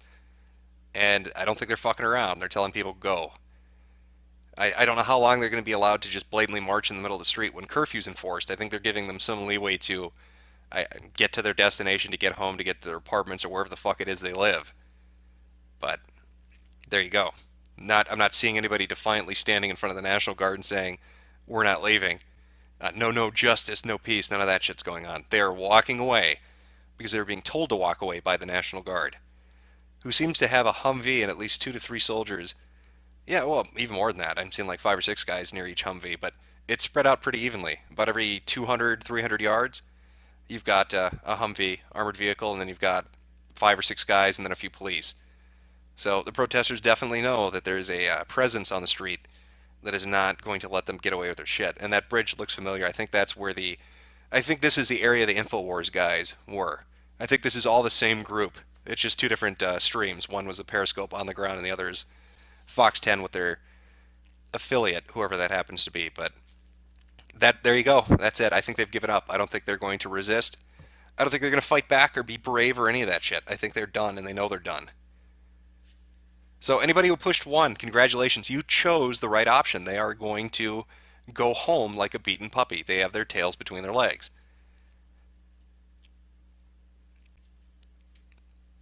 Yeah, I'm sorry. I thought this would be an entertaining night. I really did. People got my hopes up. They made it seem like it was going to be crazy tonight. But these people are pussies. And these people destroy shit, and they vandalize stuff, and they fuck with traffic. And it's because they can get away with it, because they know that there's not enough of a police presence or enough force on the street to actually counteract them. And here tonight, we're finally seeing the results of what happens when you place National Guard in a city, when you place SWAT teams and the police on high alert, and they don't fuck around and they don't play games. These people are corralled, and they're not doing anything. Now, if there's another stream, if you have something else, and there's some part of the city that's going crazy, send it to me and I'll show it. But this looks like they've been beaten, and they know they've been beaten, because the people that are enforcing this aren't fucking around. They're not joking around. They're not, going to give in to them tantruming. Yeah, basically the city has decided, the state has decided to be a parent and to teach the tantruming children a fucking lesson in discipline for once. Yeah, all they're doing is just, they're marching down the street as a group, photographing each other like it's brave. But they are walking away from the area they were defiantly protesting in before the curfew went into effect. Just pathetic. Just sad and fucking pathetic. But a great and stellar example that these sorts of individuals and groups can't stand up to somebody that stands up to them. It's all bullshit. It's all tantruming. If you give in to them, they will keep doing it because you encourage the behavior. But the minute you pull out the big guns, they turn into giant fucking pussies. So it looks like we got something going on. I'm going to try to jump back to InfoWars and get a on-the-ground thing. I don't know if they're back or not. It looks like they might be done. Okay, here we go. We got on the ground.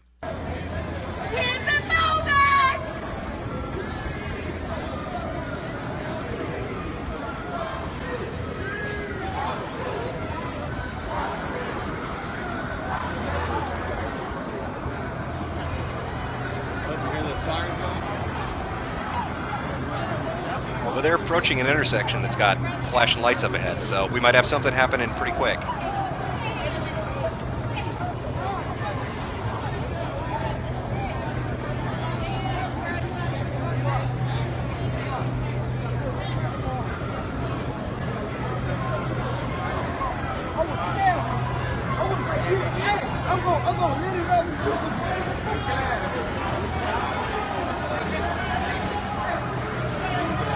Okay, people are saying it's a different InfoWars stream. All right, give me a second. Let me pull it up. You got something more entertaining, I'll find it. Hold on one sec. Somebody send me the direct link. Give me the direct link to what you're talking about if there's a different InfoWars stream.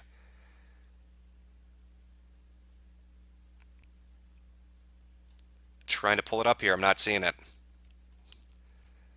That one on Periscope was the InfoWars one that I got linked to earlier. So if there's a second one, somebody's going to need to send it to me.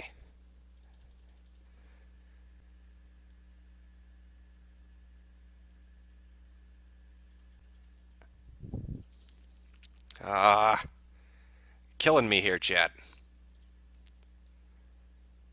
I'll give it one more second, then I'm going back to the Periscope feed.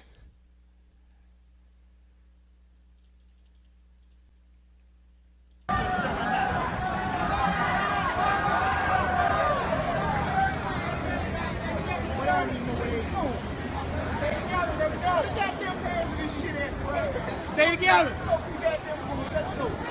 Okay, yeah, I'm not seeing it. I'll check again in a minute, but I'm just going to put up the Periscope.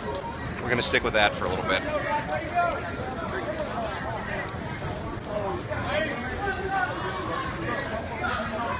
All right, you're saying Facebook InfoWars? All right, I'll give it one shot. We'll try it real quick. And then I'm going back to Periscope, so...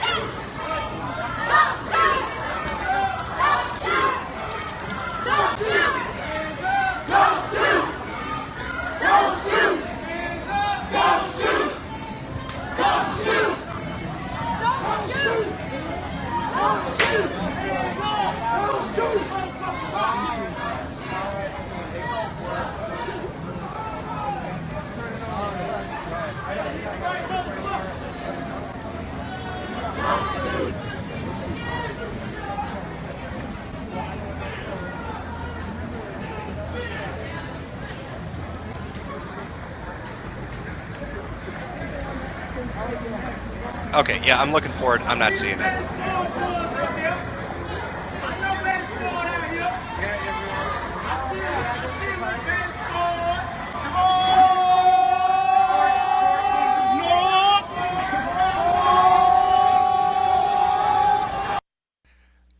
This is boring the shit out of me. Is this boring the shit out of anybody else? I've stuck with this now for like a fucking hour and a half. I'm not seeing anything. National Guard is on the street. Police are on the street. They've got helicopters in the air. These people aren't doing anything. It's sad and low energy. Sad and low energy shit. They're being herded. The cops have blocked off the cross streets. Keep walking! Keep walking! Coward! Coward! Coward! Come on, she got them tripping.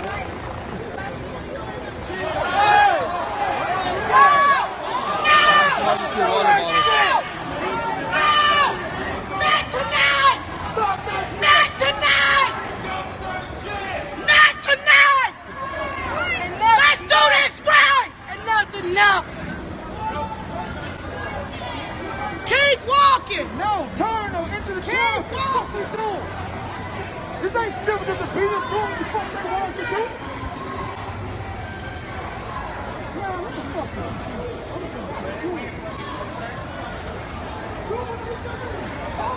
She seemed passionate. So she seemed passionate.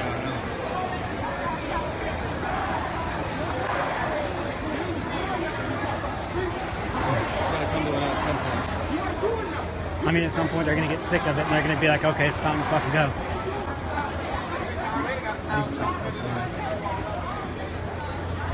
You can bleep it out if you edit it later, right? Yeah.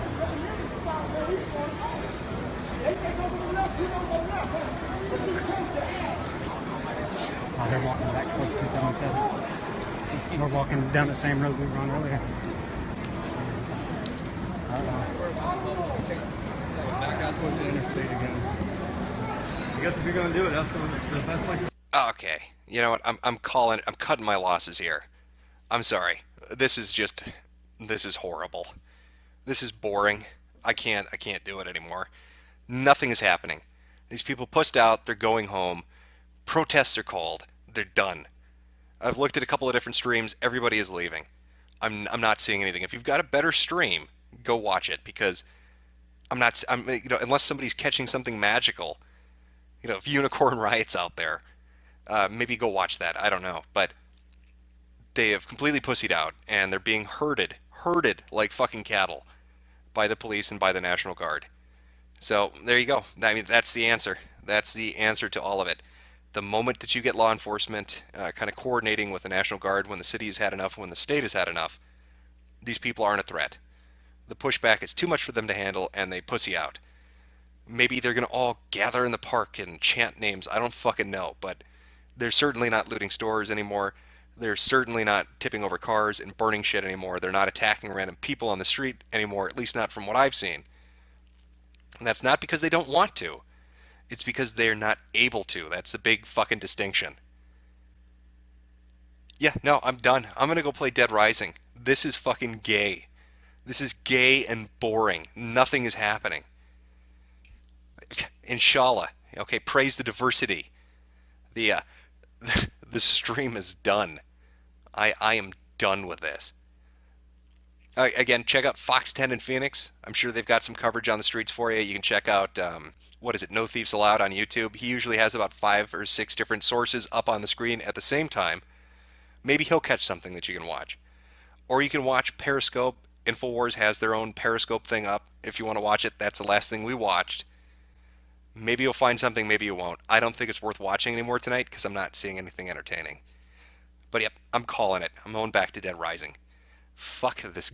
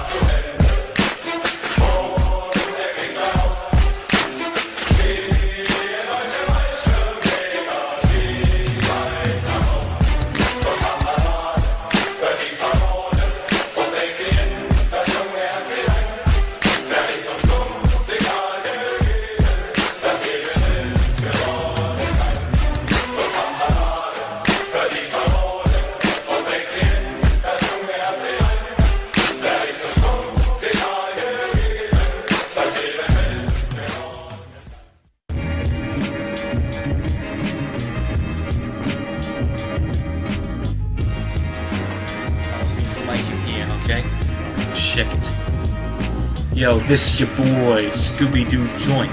All the motherfuckers best appoint your ears to this message. It's a message of respect. God bless us. Yo, much motherfucking wicked clown love. Speak up. I can't hear you over the sound of the dick in your throat. You can't cross this moat. My castle is the Dark Carnival, hanging out with my family. Juggalos, you can't enter, you can't trespass, otherwise we're gonna beat your ass. Yo, you think you're so hot shit? Well, guess what? You're just the lighter part, idiot. You're not anything that I can't beat. So get out of here, but best move your feet. Yeah, okay. Yo, it's your boy, Scooby-Doo Joint reporting for Juggalos Online 666.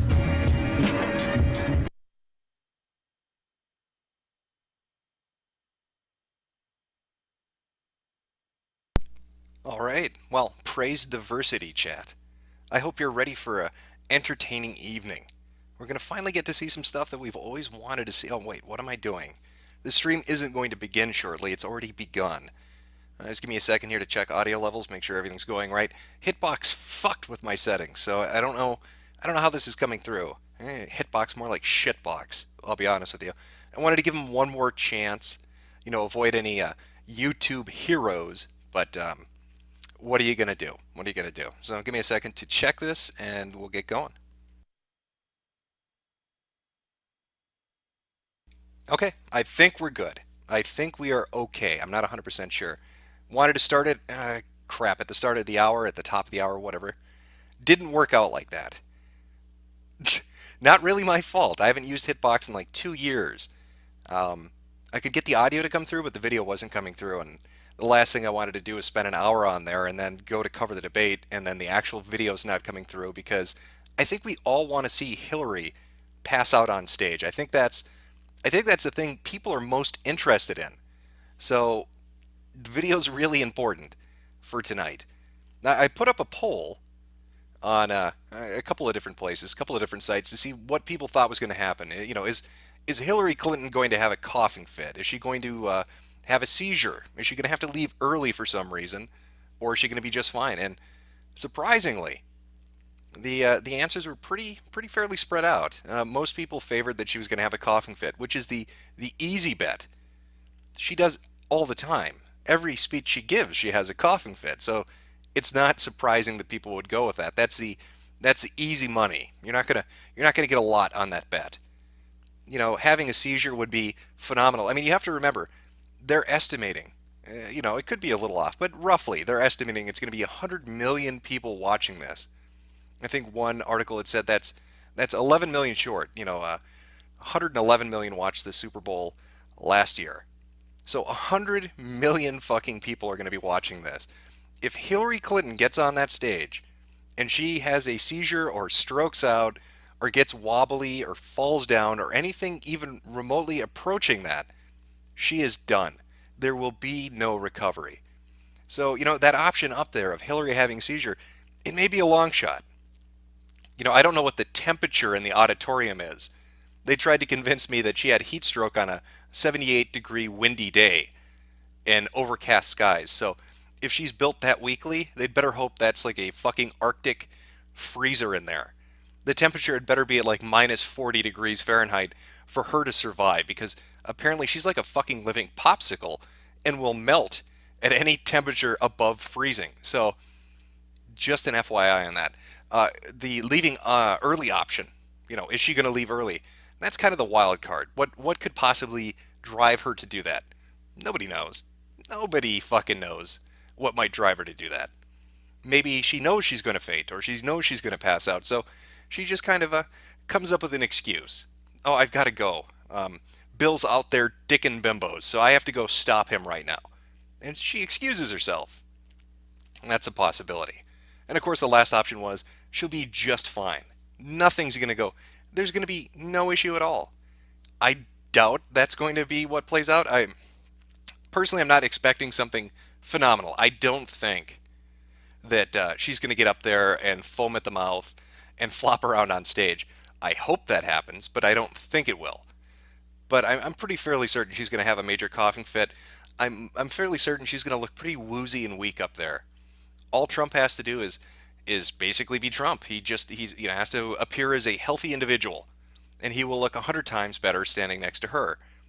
Hillary health-wise, standing next to Trump is kind of like, how, especially in high school, not so much in college, but in high school, there was that attractive girl, and to make herself look more attractive, she'd stand next to or have a friend who was extremely fat or ugly. Because when an attractive or normal-looking person stands next to somebody who's fat or ugly, they look even better. It raises that rating up from like a 6 or a 7 to a 10. Well, Hillary is kind of Trump's fat, ugly friend. All he has to do is stand up on that stage next to her, and he's going to go from whatever rating people have of him way fucking higher. Way, way, way fucking higher. So that's one thing we're going to have to be looking at. But I don't know. I don't know, chat. What do you think is going to happen tonight? What do you think is going to actually play out when these debates come on? Which they're going to be coming on here pretty quickly, about a half an hour.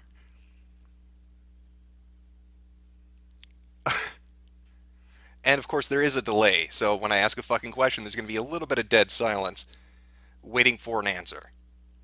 But we'll find out. Actually, you know what? I'm going to check to see how long the delay is. It's a bit of a fucking wait.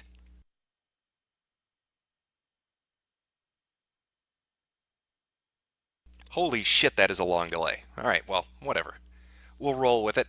A couple people were asking earlier too, why Hitbox? Why try out Hitbox? One, I just wanted to give it the benefit of the doubt, see if it, I don't know, see if I could survive longer on there than I did before, because I got banned once on Hitbox. And again, like I said, the other reason is YouTube heroes. Want to avoid those if I can. I'd throw this up on Twitch, but I don't think it would survive. I'd have to have like gameplay. I'd have to have like Mario jumping around Trump and Hillary's face to fucking survive on Twitch, because you need gameplay. You can't just stream shit. The options these days are pretty limited as to where the fuck you can go when you want to actually do something. Hitbox in 3 of the brackets. Yeah. I don't get the deal. I don't know why it was so difficult to get that to work. Audio came through just fine. Adjusted the settings like they had recommended to do. Did nothing. Just did not work. It was sad. It was very, very sad. It was just a mess. Hitbox is the Jeb Bush of streaming sites. It's just a fucking mess. Didn't Twitch ditch that? I have no idea. I honestly don't know. I don't use Twitch. I think I've streamed on there twice.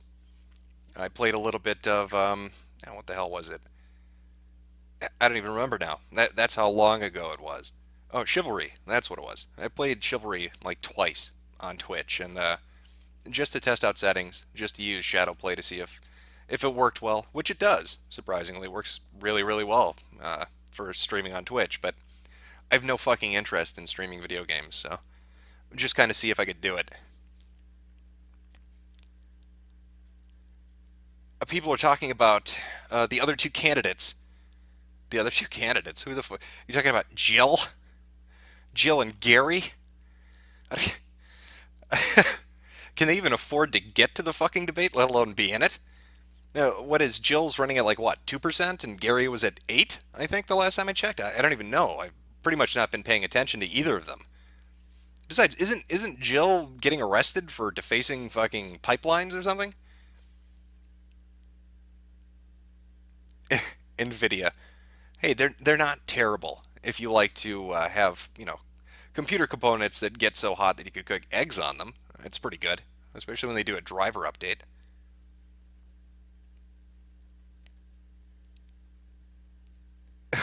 Jill is getting dicked by Bill. Well, Jill does like to pander. I wouldn't put it past Jill to do something to get some political traction. Get her name in the arena, her hat in the ring. I've noticed she panders a fuck ton, especially on Twitter. She really kisses the ass of activist groups, especially like Black Lives Matters. She kissed the ass of Sanders. Just things like that. But I have. There's no reason either of them should be up there. Let's be realistic here. I understand that there's an appeal to have them on the stage, but what are they going to say? What is she going to handcuff herself to the podium to fight for whale rights or something? And Gary's just going to stick his tongue through his teeth and talk like an idiot for 10 minutes like he did in that fucking MSNBC interview or whatever reporter he was sitting down to next to, I should say, on a bench. He looked like a fucking 5-year-old. It's not very presidential. I like how they say Trump isn't very presidential. If you looked at Gary and Jill,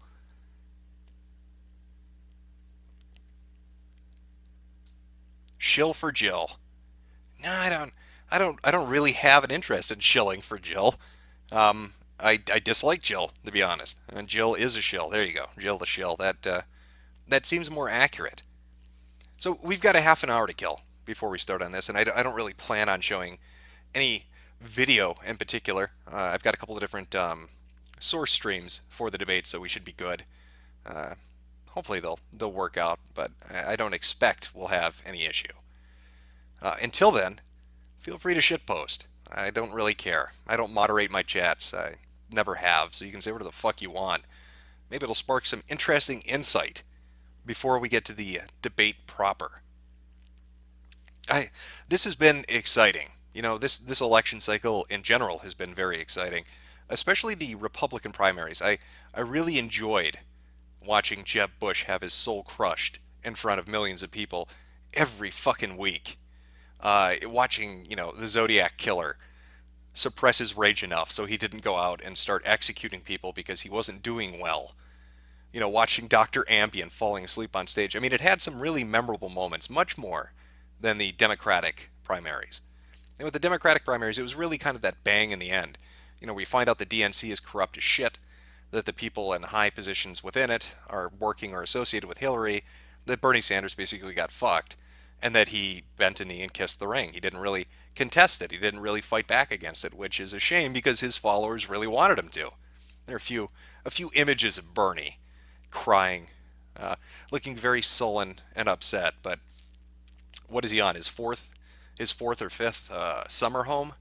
He's driving a really nice $200,000 car. I think he'll be fine. Obviously, he got that money. He got paid. But no, the primaries on each side, more so on the Republican, were really entertaining. And the build-up to this has been really fucking entertaining. I mean, they've been shit-talking each other pretty much almost every day. But within the last, I'd say, month, the coverage, especially on Hillary's part, has started to go just monumentally downhill. All these leaks that have come out, talking about her private emails. You had the thing with Stone Tier. You had her fainting and seizing up, and all these coughing fits. I mean, all these questions are kind of out there now, and they've started to gain traction. They've started to get attention, especially in the masses, the everyday, ordinary, independent individual. Even the mainstream media, to some extent, is forced to address it. Her health isn't an issue. Well, now it is. You can claim health isn't an issue until she basically passes out at a massive event with cameras everywhere. The emails aren't an issue. Well, now they are. With all this information that continually comes out about them, it's more and more of an issue. We've got people like Gowdy and others just pursuing that.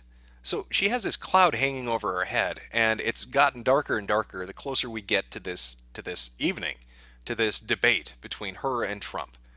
And he is walking in there with so much fucking ammunition. And that's kind of the beauty of it. It seems really one-sided to me. I mean, Trump, they've been hitting him with the same stuff they've been hitting him with for 6 or 7 months now. Xenophobic, bigoted, sexist, racist. He's one of those deplorables. That's the thing they continually attack him with. But that hasn't changed. It's been consistent. There's no real surprises for him walking in this evening. But Hillary, she's got all this shit over her head. And just one non sequitur, one little jab here, one little jab there. And he has a hell of an upper hand. He has the ability to really fuck with her mind. I hope, personally, that he walks in there with cough drops. I hope he's standing on his podium, behind it, and he sets some lozenges just up on the side so she can see them, so it reminds her. Because there's, when you have a cough, when you've got a tickle in your throat, the worst thing that can happen is trying to suppress it, because then it makes you want to do it even harder. So if she starts to feel that little tickle, and she looks over to Trump and he's smiling at her, and there's that bag of fucking cough drops, she's going to flip her shit. She's going to lose and start coughing like a fucking maniac. And that's what makes the rules of this particular debate so goddamn interesting. 90 minutes straight. There are no breaks. There are no bathroom breaks. There are no commercials. And they've been given explicit orders not to cut the microphone of either candidate. So if Hillary's up on her podium and starts to have a fucking coughing fit, you're going to hear it completely at full audio. There's nothing getting muted. There's nothing getting turned down or toned down. She has nowhere to go, nowhere to hide when it comes to something like this. So I don't know how they're going to address that. It's a known issue with her. So what is her campaign going to do? Obviously, they're going to try to use some kind of a medication or some kind of a cough suppressant, but I don't know how effective that's going to be for an hour and a half. It's 6 segments of 15 minutes, so roughly 7 minutes each. I don't know what she's going to do to make it through that. I think she'll get maybe 20, 25 minutes into it, and it's going to start up. And if if he plays his game well, if he's really on the ball, if he's really set on fucking with her mind, he'll know how to needle her to make it worse and worse and worse. This is kind of the do or die date for either of them, to be honest. I know they've been flipping back and forth in the polls, but if one of them fucks up majorly, it's going to have an impact going forward. Hillary's down right now, so if she fucks up, it's going to be even more detrimental to her campaign. That has to be sending a panic through the Democratic Party and the Democratic power structure. It's exciting. This debate's exciting for a few reasons. I mean, we finally get to see them go at each other, and we finally get to see if she can really do it. If she can go 90 minutes without freaking out, getting sick, coughing, falling down, needing some big black burly guy who may or may not be an agent, maybe a doctor, who the fuck knows, coming up on stage to gurney her off. She really has to stand on her own, quite literally and figuratively. She can't get assistance. So it's do or die for her, and it's do or die for him. She has been prepping with mock debates. He hasn't. He hasn't been doing it as much, I should say. There was a rumor going on earlier too that somebody from her campaign staff was seen at an NBC office or something like that, or an NBC intern was seen at one of the Clinton campaign's offices. So there was speculation, oh my God, maybe she got the questions ahead of time. Again, just a pure rumor, pure speculation, nothing to back it up. But she's prepared, and if she has any idea of what the questions are going to be or what is going to be asked during the evening, that could give her an advantage.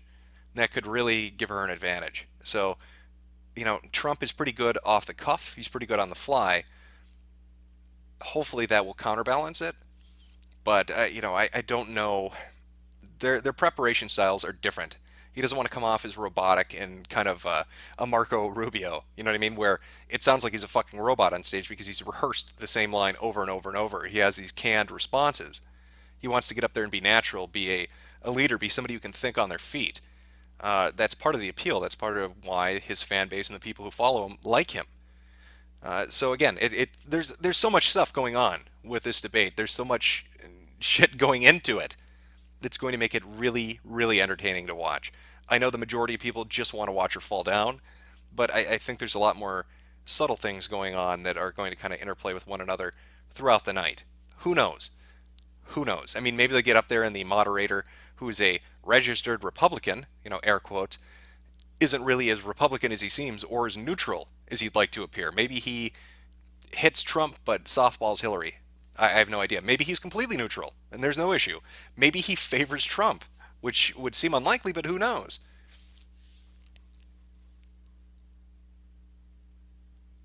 She fell over. Clinton fell over. Coughing fit, pants of shit. Oh, yeah, I should also mention this. Actually, let me pull this up so I make sure I have the right tag. Earlier today, I made an offhanded tweet in the hashtag debate night about Hillary pissing herself and passing out on stage. Sent Never Trumpers into a fucking tailspin. They got really angry. I know that Correct the Record and different groups associated with the Clinton campaign want to control that hashtag tonight. That's something they're really, really focused on. if you want to fuck with idiots and you really want to ruin their evening, that is a hashtag to be in and to shit talk in and to especially bring up issues of her health because it drives them up a fucking wall. They hate it. I cannot tell you the amount of retards that I had getting extraordinarily pissed off because I decided to make fun of her urinating on herself. So just something to keep in mind. Yes, coughing fit, pants of shit. It's a mantra you should repeat to yourself and then laugh when it actually... You know, I don't know how... I don't think anybody could really recover from... If she gets on stage and shits herself, that's it. She might end up hanging herself. I don't think you can really recover from that. I'm not even talking just politically. I'm just talking as an individual. I don't think you can really recover from that. You're in front of 100 million people. If you shit yourself, that's so bad. How would you ever recover from that? She'll live as a fucking hermit in a cave for the rest of her life. Is Alex Jones at the debate? Somebody asked. I believe he is. Isn't InfoWars actually there right now physically? I believe they are. I could be wrong, but I'm like 90, 98, 99% sure they are. Just reading through chat here. What if she dies on stage? Oh God, if she dropped dead, I'd love it if she, falls over, she drops dead, and Trump just leans forward and very gently whispers, "Low energy." That would be fantastic. Who's he? Who are they going to run against him then? Yeah, I know that people were talking over the last month, especially that the Democrats were worried about Hillary. They didn't think she had the ability now to beat Trump, and so they wanted to put somebody else forward in case her health became an issue or something else became an issue.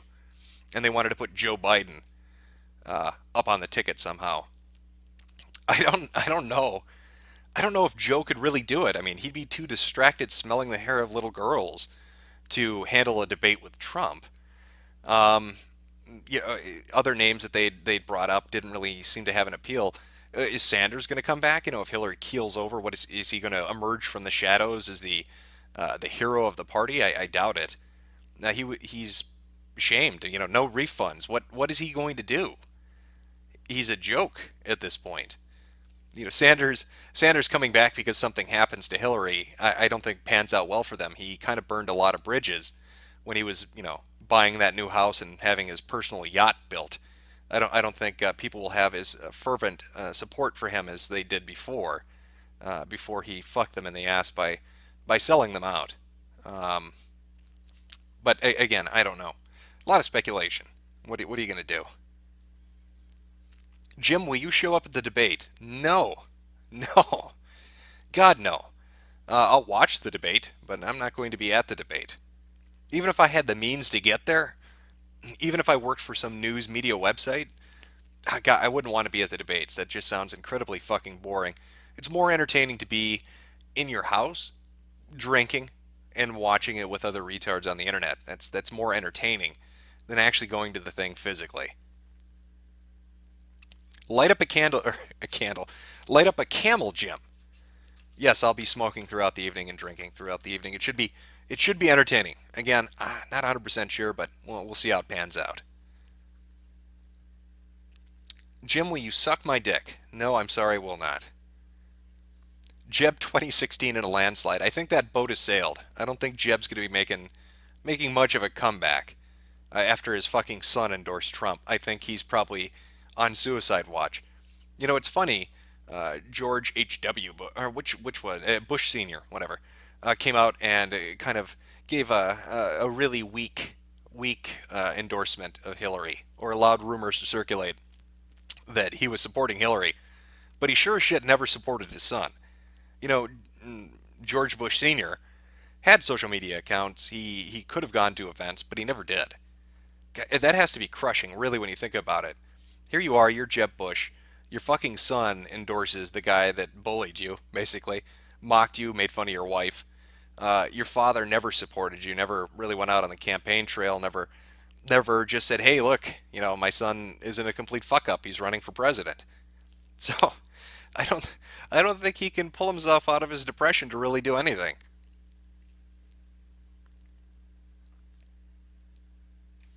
Does Hillary smoke? I actually have no idea. I don't think she does. All I know is she's been coughing for a long time. I had a discussion with some people about this who brought up the fact that there are recordings of her having coughing fits all over the goddamn place for about 5 or 6 years. So whatever it is, and it predates the head injury she had in 2012. So even before that, yeah, I don't know. It's something that's long lasting. Who knows? Jeb is a mess. Jeb is going to be a mess for a long, long fucking time. Jeb will win. Will he? Is he gonna pull off a miracle? I I don't really see that happening.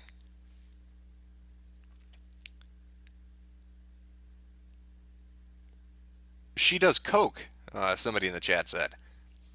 Nah. I mean, she does have some weird mannerisms. They could be either her, she's fucking crazy, or she's on some kind of medication.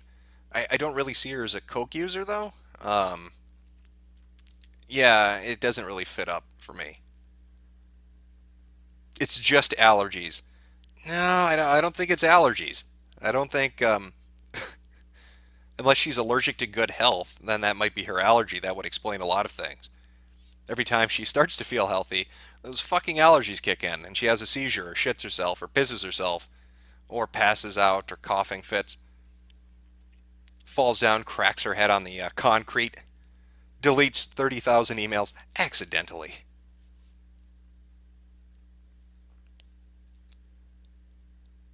Does she eat ass? I mean, she's been eating Bill's shit for years, right? I mean, she's been putting up with him dicking bimbos. So she must be used to the taste of shit to be in that marriage still. Bill is fucked. I don't even know. People were saying jokingly, but it's probably somewhat based on truth that you could fill that auditorium with the women that Bill is fucked and it would be full. He gets around and she puts up with that shit. So she must like eating ass.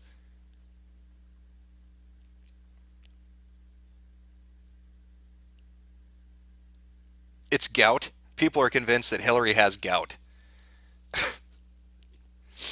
Here's what I think. I think, the most likely possibility or the most likely explanation for why Hillary is in the shape she is she hasn't sacrificed enough orphan souls to Moloch.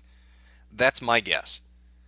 She needs to kill more children to feed her god of death's insatiable appetite. And once she fulfills that, she'll be back to perfect health. But, she's so busy with her career, she just hasn't been able to get around to it.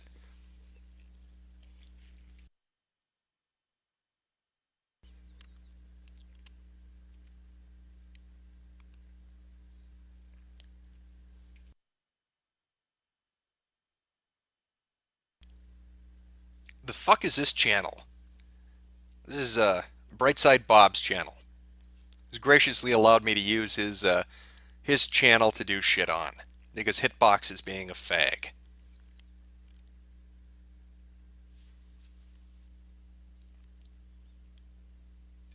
Atheist Jim. Yep, there you go. Dean Esme is convinced that I'm leading an atheist crusade to kill Christians, or whatever crazy shit he talked about the last time. All I know is he refers to me as Whorefucker Jim, the propagandist atheist, which is kind of a badass title. I'll give him that. Whorefucker Jim, the propagandist atheist, has a ring to it. But I think I like Doodletone's, the diaper fags, term better, which was leader of the lunch mob, because apparently listen to me, he is either retarded or just doesn't know how to spell, but either way, I'll take it. Lunch mob is a fantastic fucking term, and I plan to use that for years. Or what was the other one? He does politically motivated retrappraise, which I still can't wrap my fucking head around that one. Hillary has AIDS. That would imply that she has sex with Bill. I don't think she does. He's too busy fucking other women for them to ever have coitus. So not going to happen. Thundar the whorefucker. Yeah, I don't know the Thundar one. I don't know where he got that. He likes to say Brondo a lot. Brondo guzzling thugs. He thinks that's a fucking charming thing. Doodle diaper. Yep.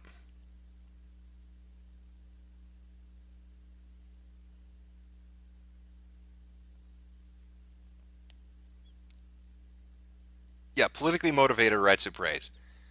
Somebody was upset. They were saying that the Deviants videos were politically motivated red suppress. What politics is behind laughing at people who like to shit in diapers and stick bike pumps up their ass? Can you name a party that aligns with? I don't really. I'm trying to think of a plank in a platform that I've ever heard a politician go on about and say, we've really got to do something about these bike pump enthusiasts and their insatiable horniness to inflate their assholes every single day. I don't. It just doesn't make sense. We're getting close. We are getting close to the start time here. What are we? About 10 minutes away. 10 minutes away from the start of this thing. I will get the stream ready to go. We'll switch over to the video of that in just a little bit and watch the debates. See how shit plays out. I have no idea what's going to happen tonight. I'm going to try to be as brief as I can on comments. I don't want to talk over them going back and forth with each other. Obviously, if something massive happens, we're going to be watching the replay of that shit over and over and over again. But more than likely, I'm just going to let them talk, and we'll go from there. So, if you want a stream that doesn't have any commentary overlaid on it, there are 1,000 of them that you can find on YouTube. Just go to YouTube Live. You will find one.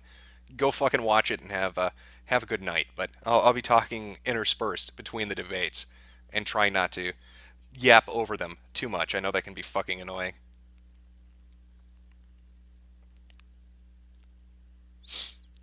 Somebody in chat, I'm so fucking excited. And then they followed all bets on Jeb victory. Oh, there you go. There you go. Bitch is going down. And this is it, folks. We are finally here. After months of shit.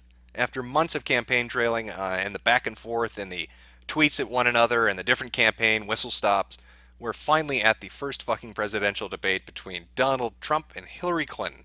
And we're going to get to watch them go at each other. It's going to be entertaining. It's fucking exciting. We're going to finally see how these two interact with each other. Trump dominated. The majority of the time he was in those Republican primary debates. Hillary didn't really have a huge field to go against. And she went up against Sanders, who basically maladed himself out of the running at every debate. He was fucking tipping his fedora too much and didn't attack her. So she is walking into a debate with a gentleman who is ready to go at her. And I don't know if that's what they trained on. I don't know if they got ready for that in their mock debates or not, but I don't think he's going to hold back, and pull punches. I think he's going to go right at her. I think he's going to really try to hit her as much as he can over and over and over again. That is fantastic. We're going to finally get to see shit talking live on television with 100 million people watching. God help whichever one of these two fucks up in front of that sized audience, because there is no recovering from it. You fuck up tonight, and you've really shot yourself in the foot. I think Trump will be fine. I think Hillary will have some health issues, but I don't know. I don't know. That's the exciting part, is what the fuck is going to happen. It's like Christmas Eve. You want to get those fucking presents open, man. You want to see the shit that's there. But we'll see. We'll see going forward. I'm going to throw on a little background noise for you guys to listen to while I get the stream set up, and we'll go from there. So give me 1 second here while I do that, and we should be good. Actually, get the fuck out of Hit. I don't know why I had Hitbox open there. That was a mistake.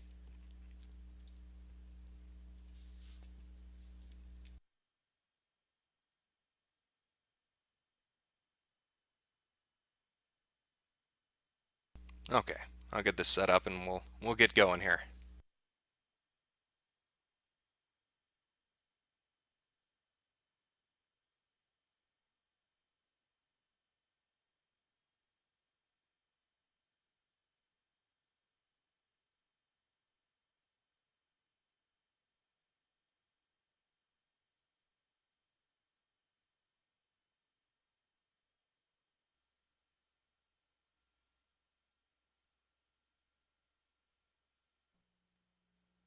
Look at the picture.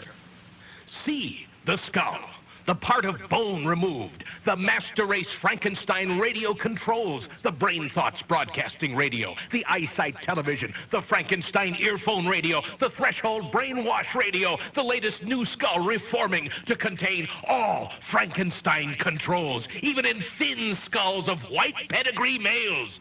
Visible Frankenstein controls, the synthetic nerve radio directional antenna loop. Make copies for yourself. There is no escape from this worse gangster police state using all of the deadly gangster Frankenstein controls. In 1965, CIA gangster police beat me bloody, dragged me in chains from Kennedy, New York airport. Since then, I hide in forced, jobless poverty, isolated, alone in this low, deadly nigger town old house. The brazen, deadly gangster police and nigger puppet underlings spray me with poison nerve gas from automobile exhausts and even lawnmowers. Deadly assaults, even in my yard, with knives, even bricks and stones, even deadly touch Tabin or electric shock flashlights, even remote electronically controlled around corners projection of deadly touch tarantula spiders, or even bloody murder accidents to shut me up forever with a sneak undetectable extermination, even with trained parroting puppet assassins in maximum security insanity prison for writing these unforgivable truths until my undetectable extermination. I, Francis E. Deck, Esquire, 29 Maple Avenue, Hempstead, New York, I stand alone against your mad, deadly, worldwide conspiratorial gangster computer god communism with wall-to-wall deadly gangster protection, lifelong sworn conspirators, Murder Incorporated, organized crime, the police and judges, the deadly sneak parroting puppet gangsters using all the gangster deadly Frankenstein controls, these hangman rope sneak deadly gangsters, the judges and the police trick, trap, rob, wreck, butcher, and murder the people to keep them terrorized in gangster Frankenstein earphone radio slavery for the communist gangster government and con artist parroting puppet gangster playboy scum on top. The secret work of all police in order to maintain a communist closed society. The same worldwide mad deadly communist gangster computer god that controls you as a terrorized gangster Frankenstein earphone radio slave, parroting puppet. You are a terrorized member of the master race worldwide, 4 billion eyesight television camera guinea pig communist gangster computer god master race. You're living, thinking, mad, deadly, worldwide communist gangster computer god secret overall plan, worldwide living death Frankenstein slavery to explore and control the entire universe with the endless stairway to the stars, namely the man-made inside-out planets with nucleonic-powered speeds much faster than the speed of light.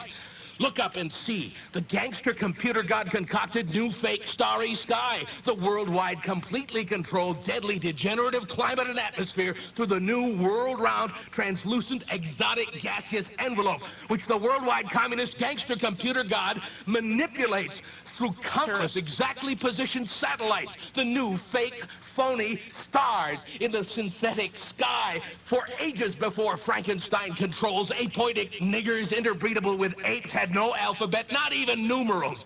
Slavery conspiracy over 300 years ago, ideally tiny-brained apoitic nigger gangster government eyesight TV gangster spy cameras, computer god new world order degeneration, gifted with all gangster Frankenstein controls, nigger deadly gangster parroting puppets or nigger brain programmed robots, deadly ape Frankenstein machines, degenerative disease to eternal Frankenstein slavery, overall plan through one world communism, top secret code word, meaning worldwide absolutely helpless and hopeless, simple language, mongrel mulatto apoitic niggers.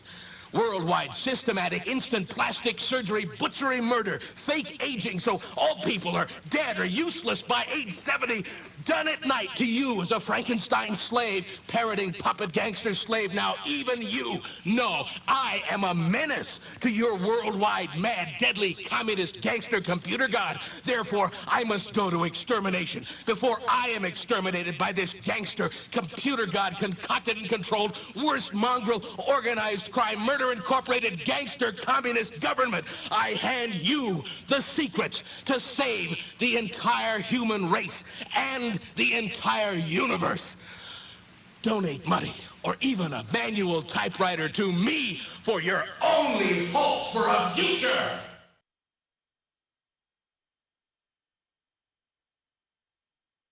First and Second Appellate Division, Superior Court, New York City, Court of Appeals, Albany, New York, U.S. Supreme Court, Washington, D.C. I write demanding a rehearing of my worse than lowest deadly gangster police state criminal conviction, which appeal case was in your farce, deadly gangster, ghetto communist, gangster computer god-manipulated gangster court. Below I state some of the many reasons for said rehearing, plus all of my evidence the Attorney General chicanerously forwarded to the Bar Association Grievance Committee for prosecution of felon gangster mafiotic negroidic, the Black Frank Gelada, a gangster judge, therefore unprosecutable. The blackish, menial, negroidic in appearance and demeanor, felon, vicious, parroting puppet, ex-district attorney Nassau County, with no private law experience, detested by all factions, in spite of this, solely because of his many-year secret gangsterization and crucifixion of me, this negroidic, low, mafionic, deadly Black Frank Gelada was then immediately and unprecedentedly and repeatedly, rapidly promoted in spite of tremendous opposition to the present position of second highest state judgeship solely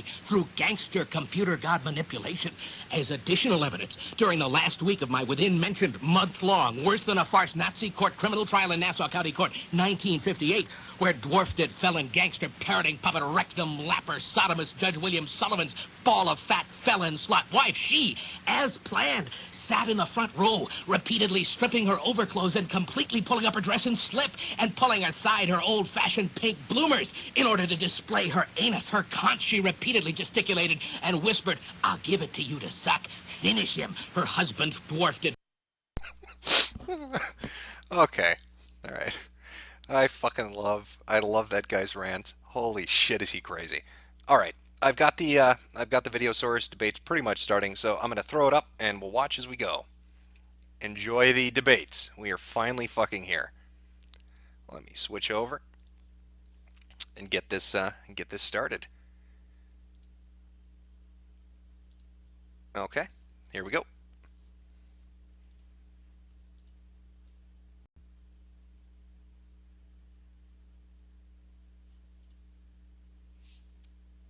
Or not.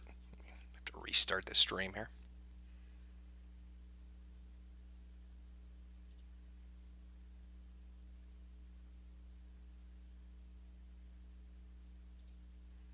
Okay.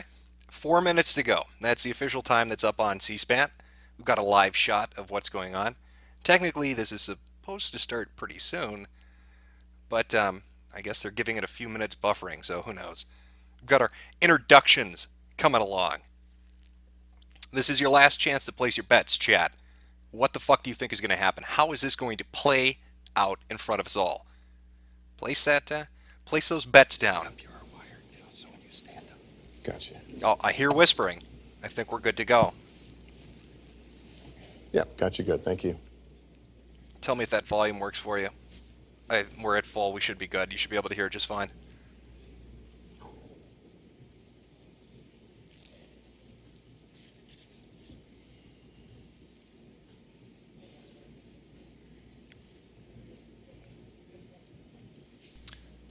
Somebody's saying they had to go. Will I keep the stream up? I'm sure somebody's recording it. There'll be mirrors of it.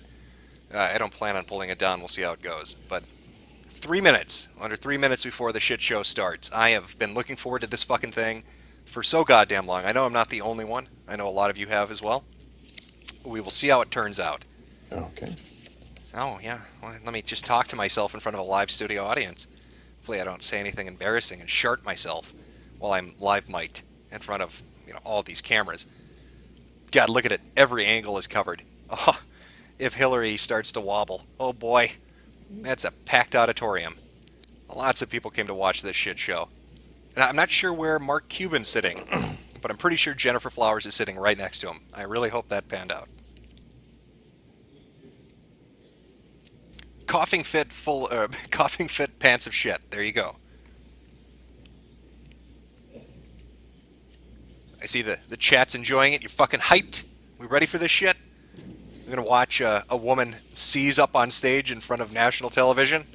Have to get gurneyed off. God, that would be a historic moment. A political candidate having a health crisis in front of the entire nation. All because Trump made a joke.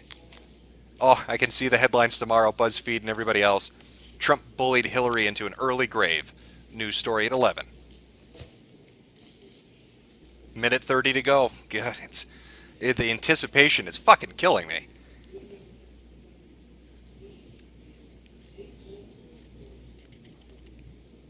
I wonder if anybody brought popcorn with them. I see them all on their phones. You can see everybody point up. Of course, they put the banner up, so you can't see it now, but everybody's on their little phones. You can see all their little devices. So again, even if for some reason the cameras and the debate itself, the venue itself, tried to pull camera feeds or cut mics, everybody has a fucking live device in there, so somebody is going to get it on film.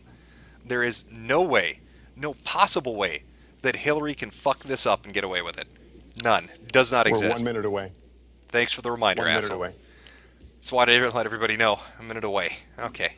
Couldn't really figure that out with the countdown clock, but thanks for that. Oh, shit. Here we go. All this preparation, all this fucking waiting. It's all leading up to this. It is going to be great. Trump is going to make debates great again. And Hillary is going to have a coughing fit, pants of shit. Again, remember to flood the hashtag. Her supporters are trying to bomb it. That was their plan that got leaked. You know, they were talking about it openly. Don't let them control the narrative. Don't let them control the hashtags. Shit that stuff up like it's a fucking religion. And teach them who's got the shit posters on their side. Here we go. Good evening from Hofstra University in Hempstead, New York. I'm Lester Holt, anchor of NBC Nightly News. I want to welcome you to the first presidential debate. The participants tonight are Donald Trump and Hillary Clinton. This debate is sponsored by the Commission on Presidential Debates, a nonpartisan, nonprofit organization. The commission drafted tonight's format, and the rules have been agreed to by the campaigns. The 90-minute debate is divided into 6 segments, each 50 minutes long. We'll explore 3 topic areas tonight: achieving prosperity, America's direction, and securing America. At the start of each segment, I will ask the same lead-off question to both candidates, and they will each have up to 2 minutes to respond. From that point until the end of the segment, we'll have an open discussion. The questions are mine and have not been shared with the commission or the campaigns. The audience here in the room has agreed to remain silent so that we can focus on what the candidates are saying. I will invite you to applaud, however, at this moment as we welcome the candidates. Democratic nominee for President of the United States, Hillary Clinton, and Republican nominee for President of the United States, Donald J. Trump.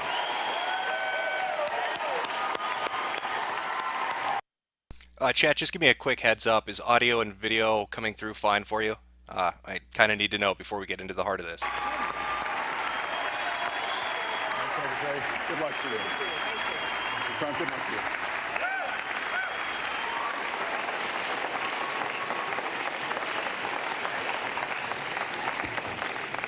Well, I don't expect us to cover all the issues of this campaign tonight, but I remind everyone there are 2 more presidential debates scheduled. We are going to focus on many of the issues that voters tell us are most important, and we're going to press for specifics. I am honored to have this role, but this evening belongs to the candidates and just as important to the American people. Candidates, we look forward to hearing you articulate your policies and your positions, as well as your visions and your values. So, let's begin. We're calling this opening segment Achieving Prosperity, and central to that is jobs. There are 2 economic realities in America today. There's been a record 6 straight years of job growth, and new census numbers show incomes have increased at a record rate after years of stagnation. However, income inequality remains significant, and nearly half of Americans are living paycheck to paycheck. Beginning with you, Secretary Clinton, why are you a better choice than your opponent to create the kinds of jobs that will put more money into the pockets of American workers? Well, thank you, Lester, and thanks to Hofstra for hosting us. The central question in this election is really what kind of country we want to be and what kind of future we'll build together. Today is my granddaughter's 2nd birthday, so I think about this a lot. First, we have to build an economy that works for everyone, not just those at the top. That means we need new jobs, good jobs, with rising incomes. I want us to invest in you. I want us to invest in your future.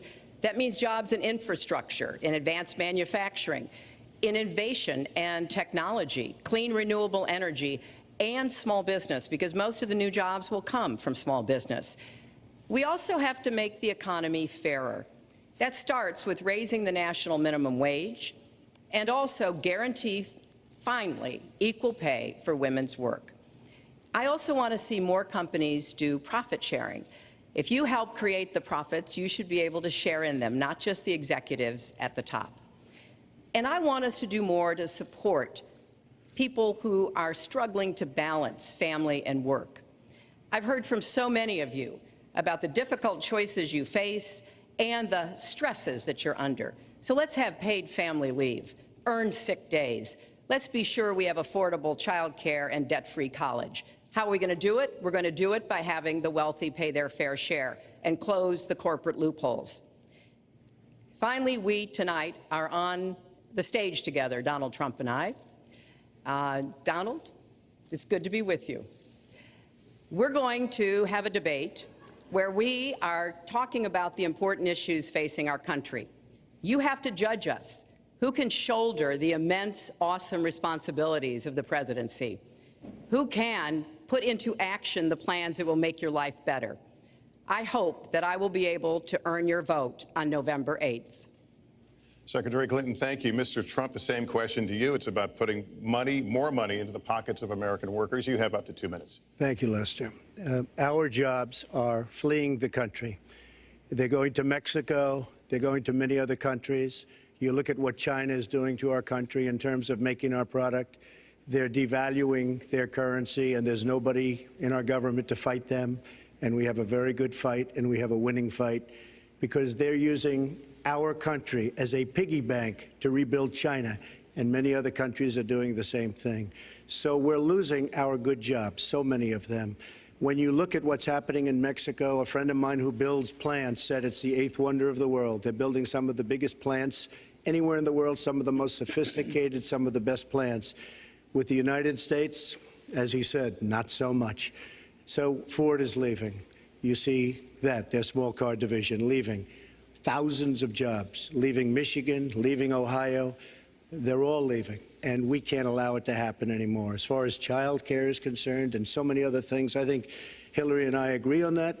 We probably disagree a little bit as to numbers and amounts and what we're going to do, but perhaps we'll be talking about that later. But we have to stop our jobs from being stolen from us. We have to stop our companies from leaving the United States, and with it, firing all of their people. All you have to do is take a look at Carrier Air Conditioning in Indianapolis. They fired 1,400 people. They're going to Mexico. So many, hundreds and hundreds of companies are doing this. We cannot let it happen. Under my plan, I'll be reducing taxes tremendously, from 35% to 15% for companies, small and big businesses. That's going to be a job creator like we haven't seen since Ronald Reagan. It's going to She's be a already beautiful coughing. thing to watch. Did you hear that? She's Companies already will coughing. come, they will build, they will expand, new companies will start, and I look very, very much forward to doing it. We have to renegotiate our trade deals, and we have to stop these countries from stealing our companies and our jobs. Secretary Clinton, would you like to respond? Well, I think that trade is an important issue. Of course, we are 5% of the world's population. We have to trade with the other 95%. And we need to have smart, fair trade deals. We also, though, need to have a tax system that rewards work and not just financial transactions. And the kind of plan that Donald has put forth would be trickle-down economics all over again. In fact, it would be the most extreme version, the biggest tax cuts for the top percent of the people in this country than we've ever had. I call it trumped up trickle-down, because that's exactly what it would be. That is not how we grow the economy. We just have a different view about what's best for growing the economy, how we make investments that will actually produce jobs and rising incomes. I think we come at it from somewhat different perspectives.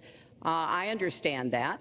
You know, Donald was very fortunate in his life, and that's all to his benefit. He started his business with $14 million borrowed from his father, and he really believes that the more you help wealthy people, the better off we'll be, and that everything will work out from there. I don't buy that. I have a different experience. My father was a small businessman. He worked really hard. He printed drapery fabrics on long tables where he pulled out those fabrics and he went down with a silk screen and dumped the paint in and took the squeegee and kept going. And so what I believe is the more we can do for the middle class, the more we can invest in you, your education, your skills, your future, the better we will be off and the better we'll grow. That's the kind of economy I want us to see again. Let me follow up with Mr. Trump if I can. You've talked about creating 25 million jobs, and you've promised to bring back millions of jobs for Americans. How are we going to bring back the industries that have left this country for cheaper labor overseas? How specifically are you going to tell American manufacturers that you have to come back? Well, for one thing, and before we start on that, my father gave me a very small loan in 1975, and I built it into a company that's worth many, many billions of dollars with some of the greatest assets in the world. And I say that only because that's the kind of thinking that our country needs. Our country's in deep trouble. We don't know what we're doing when it comes to devaluations, and all of these countries all over the world, especially China, they're the best ever at it. What they're doing to us is a very, very sad thing. So we have to do that. We have to renegotiate our trade deals. And Lester, they're taking our jobs, they're giving incentives, they're doing things that, frankly, we don't do. Let me give you the example of Mexico. They have a VAT tax. We're in a different system. When we sell into Mexico, there's a tax. When they sell in automatic, 16% approximately. When they sell into us, there's no tax. It's a defective agreement. It's been defective for a long time, many years, but the politicians haven't done anything about it. Now, in all fairness to Secretary Clinton, yes, is that okay? Good. I want you to be very happy. It's very important to me. But in all fairness to Secretary Clinton, when she started talking about this, it was really very recently. She's been doing this for 30 years. And why hasn't she made the agreements better? The NAFTA agreement is defective just because of the tax and many other reasons, but just because of the fact. Did your MAME magic backfire? What the fuck is going on? Why is he sniffling nonstop and she's not coughing? What's going on here? Created a movement. They should have been doing this for years. What's happened to our jobs and our country and our economy generally is, look, we owe $20 trillion. We cannot do it any longer, Lester. Back to the question, though, how do you specifically bring back jobs, American manufacturers? How do you make them bring the jobs back? Well, the first thing you do is don't let the jobs leave. The companies are leaving. I could name, there are thousands of them. They're leaving, and they're leaving in bigger numbers than ever. And what you do is you say, fine, you want to go to Mexico or some other country, good luck. We wish you a lot of luck. But if you think you're going to make your air conditioners or your cars or your cookies or whatever you make and bring them into our country without a tax, you're wrong. And once you say you're going to have to tax them coming in, and our politicians never do this because they have special interests, and the special interests want those companies to leave because in many cases they own the companies. So what? Don't mute it, Jim. Oh no. Oh, I just muted it. Look who's in control here, faggots. You see that? See what happens? For a second, and remember where we were 8 years ago. We had the worst financial crisis, the Great Recession, the worst since the 1930s. That was in large part because of tax policies that slashed taxes on the wealthy, failed to invest in the middle class, took their eyes off of Wall Street, and created a perfect storm. In fact, Donald was one of the people who rooted for the housing crisis. He said back in 2006, gee, I hope it does collapse because then I can go in and buy some and make some money. Well, it did collapse. That's called business, by the way. 9 million people lost their jobs, 5 million people lost their homes, and $13 trillion in family wealth was wiped out. Now, we have come back from that abyss, and it has not been easy. So we're now on the precipice of having a potentially much better economy, but the last thing we need to do is to go back to the policies that failed us in the first place. Independent experts have looked at what I've proposed and looked at what Donald's proposed, and basically they've said this, that if his tax plan, which would blow up the debt by over $5 trillion and would in some instances disadvantaged middle-class families compared to the wealthy were to go into effect, we would lose 3.5 million jobs and maybe have another recession. They've looked at my plans and they've said, okay, if we can do this, and I intend to get it done, we will have 10 million more new jobs because we will be making investments where we can grow the economy. Take clean energy. Some country is going to be the clean energy superpower of the 21st century. Donald thinks that climate change is a hoax perpetrated by the Chinese. I think it's real. I did not. Science is real. I do not say that. And I think it's I do not important say that we grip this and deal with it both at home and abroad. And here's what we can do. We can deploy 500 million more solar panels. We can have enough clean energy to power every home. We can build a new modern electric grid. That's a lot of jobs. That's a lot of new economic activity. So I've tried to be very specific about what we can and should do, and I am determined that we're going to get the economy really moving again, building on the progress we've made over the last 8 years, but never going back to what got us in trouble in the first place. Mr. Trump. She talks about solar panels. We invested in a solar company, our country. That was a disaster. They lost plenty of money on that one. Now, look, I'm a great believer in all forms of energy, but we're putting a lot of people out of work. Our energy policies are a disaster. Our country is losing so much in terms of energy, in terms of paying off our debt. You can't do what you're looking to do with $20 trillion in debt.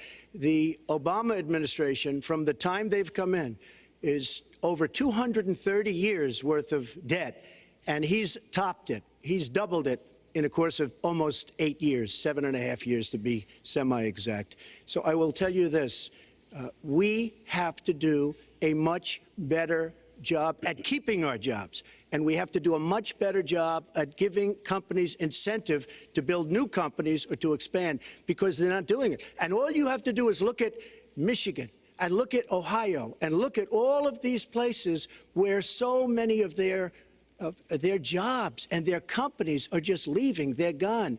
And Hillary, I just ask you this. You've been doing this for 30 years. Why are you just thinking about these solutions right now? For 30 years you've been doing it, and now you're just starting to think of solutions. Well, actually, I will bring back jobs.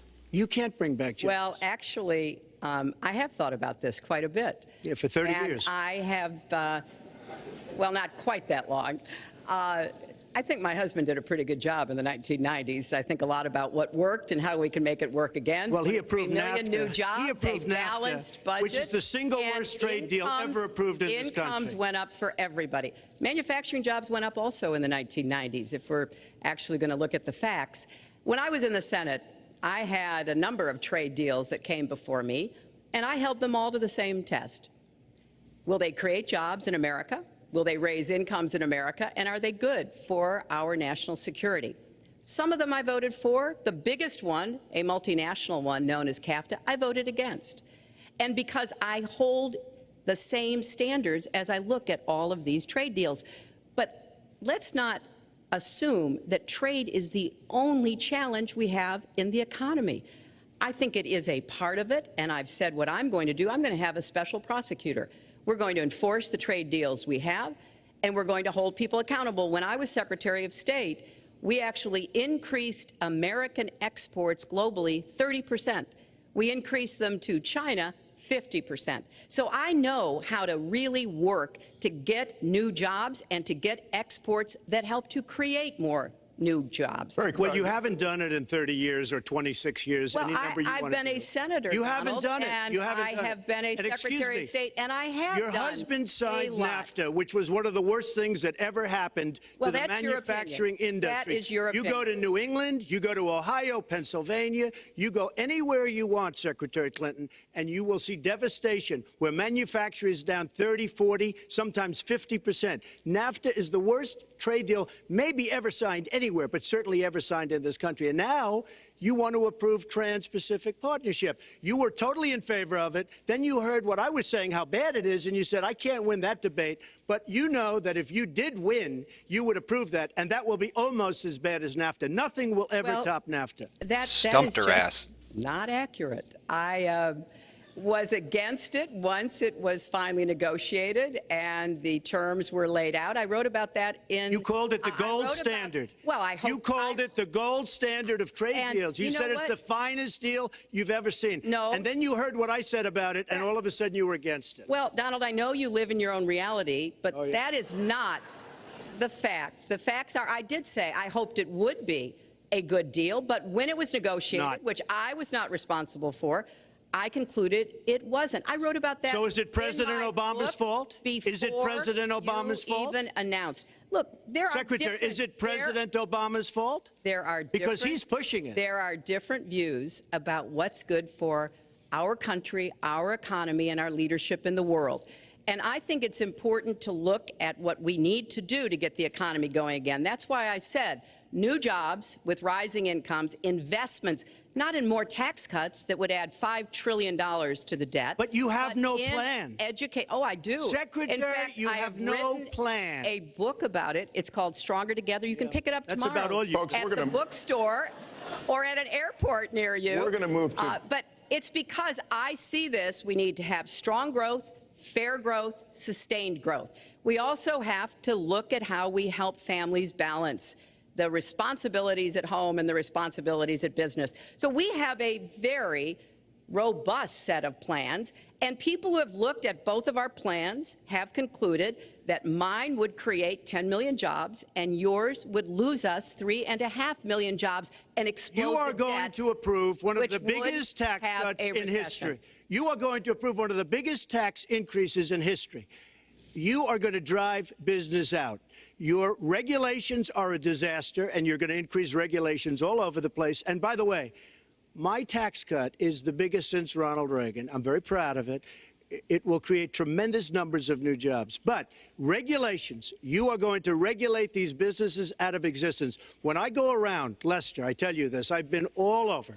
And when I go around, despite the tax cut, the things that business and people like the most is the fact that I'm cutting regulation. You have regulations on top of regulations, and new companies cannot form, and old companies are going out of business, and you want to increase the regulations and make them even worse. I'm going to cut regulations, but I'm going to cut taxes big league, and you're going to raise taxes big league. End of story. Let me get you to pause right there. Fucking amazing. We're going to move into the next segment. We're going to talk taxes. That can't be left to stand. Take 30 seconds. I kind of assumed that there would be a lot of these charges and claims.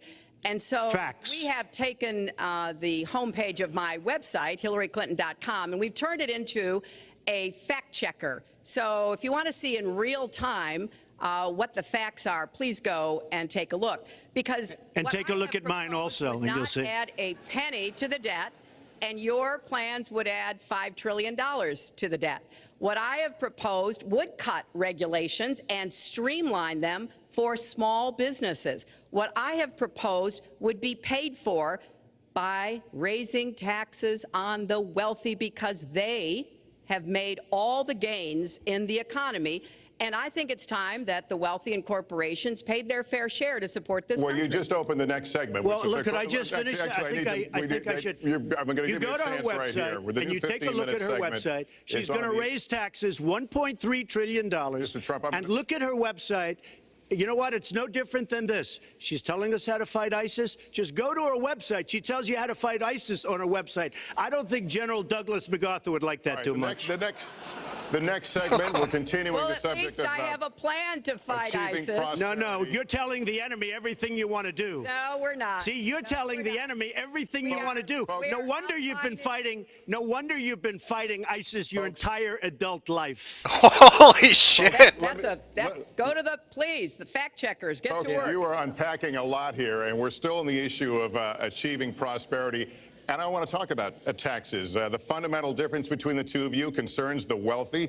Secretary Clinton, you're calling for a tax increase in the wealthiest Americans. I'd like you to further defend that. And Mr. Trump, you're calling for tax cuts for the wealthy. I'd like you to defend that. And this next 2-minute answer goes to you, Mr. Trump. Well, I'm really calling for major jobs because the wealthy are going to create tremendous jobs. They're going to expand their companies. They're going to do a tremendous job. I'm getting rid of the carried interest provision. And if you really look, it's not a tax. It's really not a great thing for the wealthy. It's a great thing for the middle class. It's a great thing for companies to expand. And when these people are going to put billions and billions of dollars into companies, and when they're going to bring $2.5 trillion back from overseas, where they can't bring the money back because politicians like Secretary Clinton won't allow them to bring the money back because the taxes are so onerous and the bureaucratic red tape. So what is so bad? So what they're doing is they're leaving our country, and they're, believe it or not, leaving because taxes are too high and because some of them have lots of money outside of our country, and instead of bringing it back and putting the money to work because they can't work out a deal to, and everybody agrees it should be brought back, instead of that, they're leaving our country to get their money because they can't bring their money back into our country because of bureaucratic red tape, because they can't get together, because we have a president that can't sit them around a table and get them to approve something. And here's the thing. Republicans and Democrats agree that this should be done. $2.5 trillion. I happen to think it's double that. It's probably $5 trillion that we can't bring into our country, Lester. And with a little leadership, you'd get it in here very quickly, and it could be put to use on the inner cities and lots of other things, and it would be beautiful. But we have no leadership. And honestly, that starts with Secretary Clinton. All right, you have 2 minutes on the same question to defend tax increases on the wealthiest Americans, Secretary Clinton. I have a feeling that by the end of this evening, I'm going to be blamed for everything that's ever happened. Why not? Why not? Yeah, why not? You know, just join the debate by saying more crazy things. Now, let me say there's nothing crazy about not letting our companies bring their money back into their country. This is Secretary Clinton's 2 minutes, please. Yeah, well, let's start the clock again, Lester. We've looked at your tax proposals. I don't see changes in the corporate tax rates or the kinds of proposals you're referring to that would cause the repatriation, bringing back of money that's stranded overseas. I happen to support that. I happen to support that in a way that will actually work to our benefit. But when I look at what you have proposed, you have what is called now the Trump loophole, because it would so advantage you and the business you do. You've proposed an approach that has a $4 billion tax benefit for your family. And when you look at what you are proposing, how much for my family? It is, Lester, as I said, trumped up trickle down. Trickle down did not work. It got us into the mess we were in 2008 and 9. Slashing taxes on the wealthy hasn't worked, and a lot of really smart, wealthy people know that. And they are saying, hey, we need to do more to make the contributions we should be making to rebuild the middle class. I don't think top-down works in America.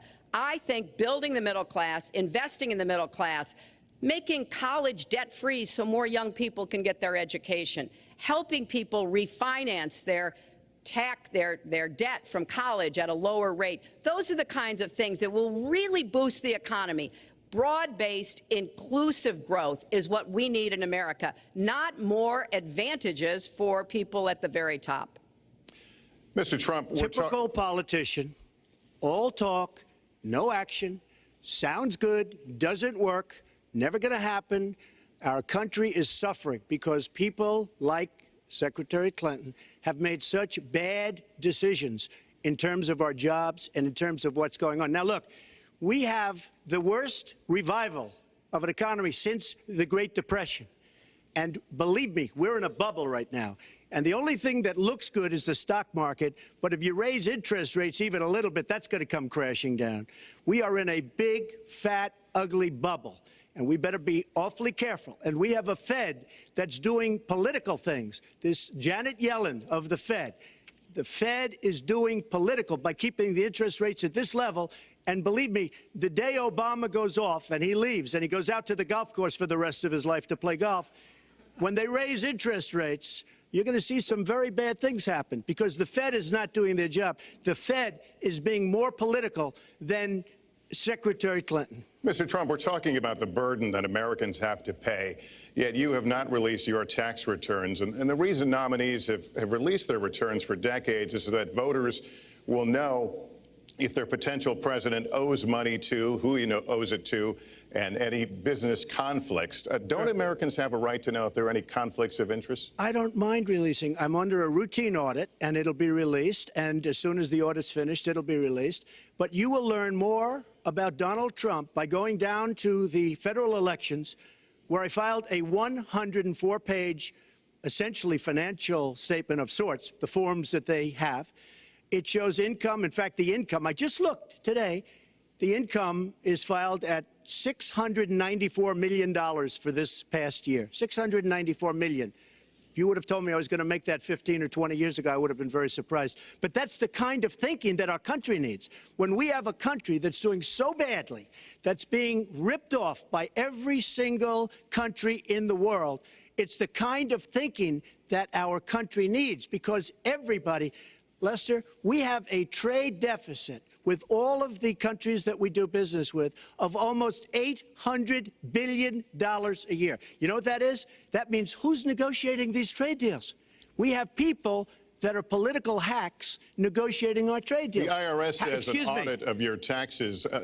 You're perfectly free to release your taxes during an audit. And so the question, does the public's right to know outweigh your personal? Well, I told you, I will release them as soon as the audit. Look, I've been under audit almost for 15 years. I know a lot of wealthy people that have never been audited. I said, do you get audited? I get audited almost every year. And in a way, I should be complaining. I'm not even complaining. I don't mind it. It's almost become a way of life. I get audited by the IRS, but other people don't. I will say this. We have a situation in this country that has to be taken care of. I will release my tax returns against my lawyer's wishes when she releases her 33,000 emails that have been deleted. As soon as she releases them, I will Fuck release, yeah. God, he's in charge of this shit tonight. Returns, and that's against my lawyers. They say don't do it. I will tell you this. No, in fact, watching shows, reading the papers, almost every lawyer says you don't release your returns until the audit's complete. When the audit's complete, I'll do it. But I would go against them if she releases her email. So it's negotiable? It's not negotiable. No, let her release the email. Why did she delete 33,000? Well, I'll let her ask that, but let me just admonish the audience one more time. There was an agreement. We did ask you to be silent, so it would be helpful for us. Secretary Clinton. Well, I think you've just seen another example of bait and switch here. For 40 years, everyone running for president has released their tax returns. You can go and see nearly, I think, 39, 40 years of our tax returns, but everyone has done it. We know the IRS has made clear there is no prohibition on releasing it when you're under audit. So you've got to ask yourself, why won't he release his tax returns? And I think there may be a couple of reasons. First, maybe he's not as rich as he says he is. Second, maybe he's not as charitable as he claims to be. Third, we don't know all of his business dealings, but we have been told through investigative reporting that he owes about $650 million to Wall Street and foreign banks. Or maybe he doesn't want the American people, all of you watching tonight, to know that he's paid nothing in federal taxes, because the only years that anybody's ever seen were a couple of years when he had to turn them over to state authorities when he was trying to get a casino license, and they showed he didn't pay any federal income tax. So if he's paid zero, that means zero for troops, zero for vets, zero for schools or health. And I think probably he's not all that enthusiastic about having the rest of our country see what the real reasons are, because it must be something really important, even terrible, that he's trying to hide. And the financial disclosure statement, they don't give you the tax rate. They don't give you all the details that tax returns would.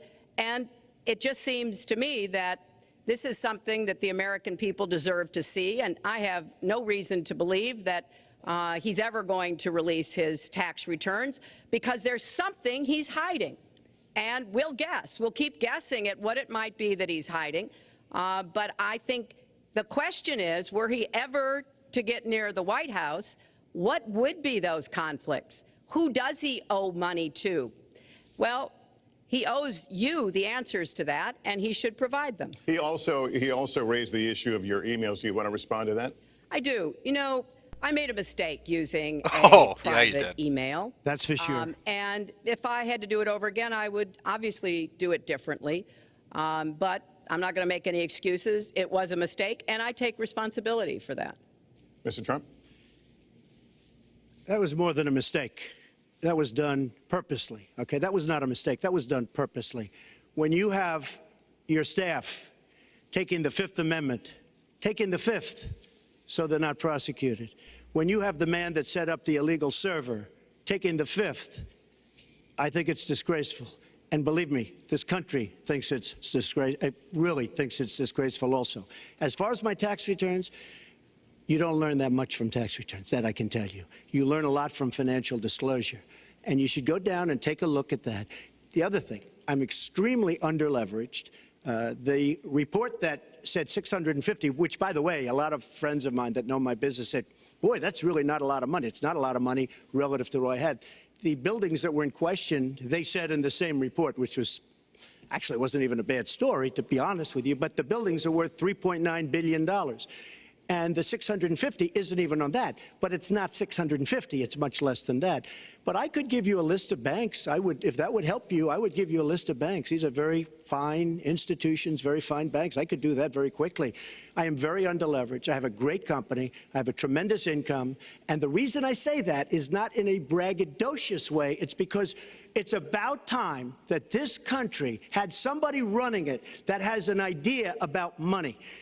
When we have $20 trillion in debt and our country's a mess, you know, it's one thing to have $20 trillion in debt and our roads are good and our bridges are good and everything's in great shape. Our airports are like from a third world country. You land at LaGuardia, you land at Kennedy, you land at LAX, you land at Newark, and you come in from Dubai and Qatar and you see these incredible, you come in from China, you see these incredible airports, and you land, we've become a third world country. So, the worst of all things has happened. We owe $20 trillion, and we're a mess. We haven't even started.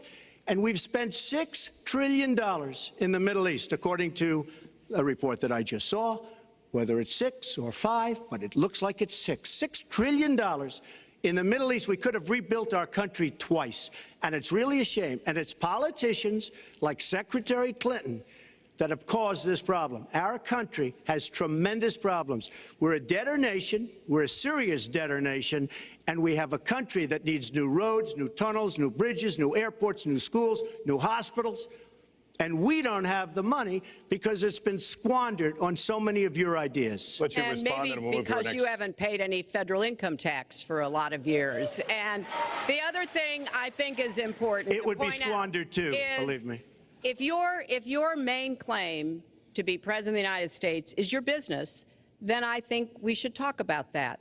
You know, your campaign manager said that you built a lot of businesses on the backs of little guys. And indeed, I have met a lot of the people who were stiffed by you and your businesses, Donald. I've met dishwashers, painters, architects, glass installers, marble installers, drapery installers, like my dad was, who you refused to pay when they finished the work that you asked them to do. We have an architect in the audience who designed one of your clubhouses at one of your golf courses. It's a beautiful facility. It immediately was put to use, and you wouldn't pay what the man needed to be paid, what he was charging you. Maybe he didn't do a good job, and I was unsatisfied with his work, which our country should do too. The thousands of people that you have stiffed over the course of your business not deserve some kind of apology from someone who has taken their labor, taken the goods that they produced, and then refused to pay them? I can only say that I'm certainly relieved that my late father never did business with you. He provided a good middle-class life for us, but the people he worked for, he expected the bargain to be kept on both sides. And when we talk about your business, you've taken business bankruptcy 6 times. There are a lot of great business people that have never taken bankruptcy once. You call yourself the king of debt. You talk about leverage. You even at one time suggested that you would try to negotiate down the national debt of the United States. Well, sometimes there's not a direct transfer of skills from business to government, but sometimes what happened in business would be really bad for government. Let's let Mr. And Trump. we need to be very clear about that. Look, it's all words, it's all sound bites. I built an unbelievable company, some of the greatest assets anywhere in the world, real estate assets anywhere in the world, beyond the United States, in Europe, lots of different places. It's an unbelievable company.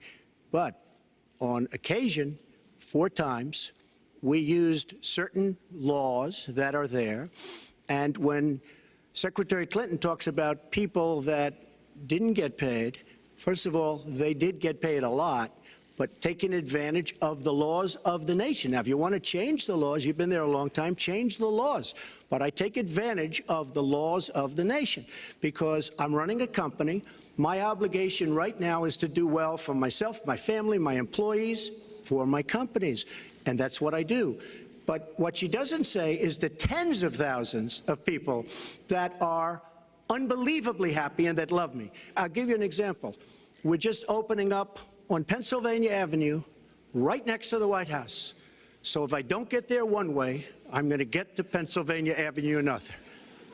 But we're opening the old post office. Under budget, ahead of schedule, saved tremendous money. I'm a year ahead of schedule. And that's what this country should be doing. We build roads and they cost 2 and 3 and 4 times what they're supposed to cost. We buy products for our military and they come in at costs that are so far above what they were supposed to be because we don't have people that know what they're doing. When we look at the budget is bad to a large extent because we have people that have no idea as to what to do and how to buy. The Trump International is way under budget and way ahead of schedule, and we should be able to do that for our country. We're well behind schedule, so I want to move to our next segment. We move into our next segment talking about America's direction, and let's start by talking about race. The share of Americans who say race relations are bad in this country is the highest it's been in decades, much of it amplified by shootings of African Americans by police, as we've seen recently in Charlotte and Tulsa. Race has been a big issue in this campaign, and one of you is going to have to bridge a very wide and bitter gap. So how do you heal the divide? Secretary Clinton, you get 2 minutes on this. Well, you're right. Race remains a significant challenge in our country. Unfortunately, race still determines I see you, too Chad. much. I'm just holding Often commentary till determines after where the people debate. live, determines what kind of education in their public schools they can get, and yes, it determines how they're treated in the criminal justice system. We've just seen those 2 tragic examples in both Tulsa and Charlotte.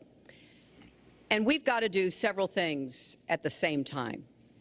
We have to restore trust between communities and the police.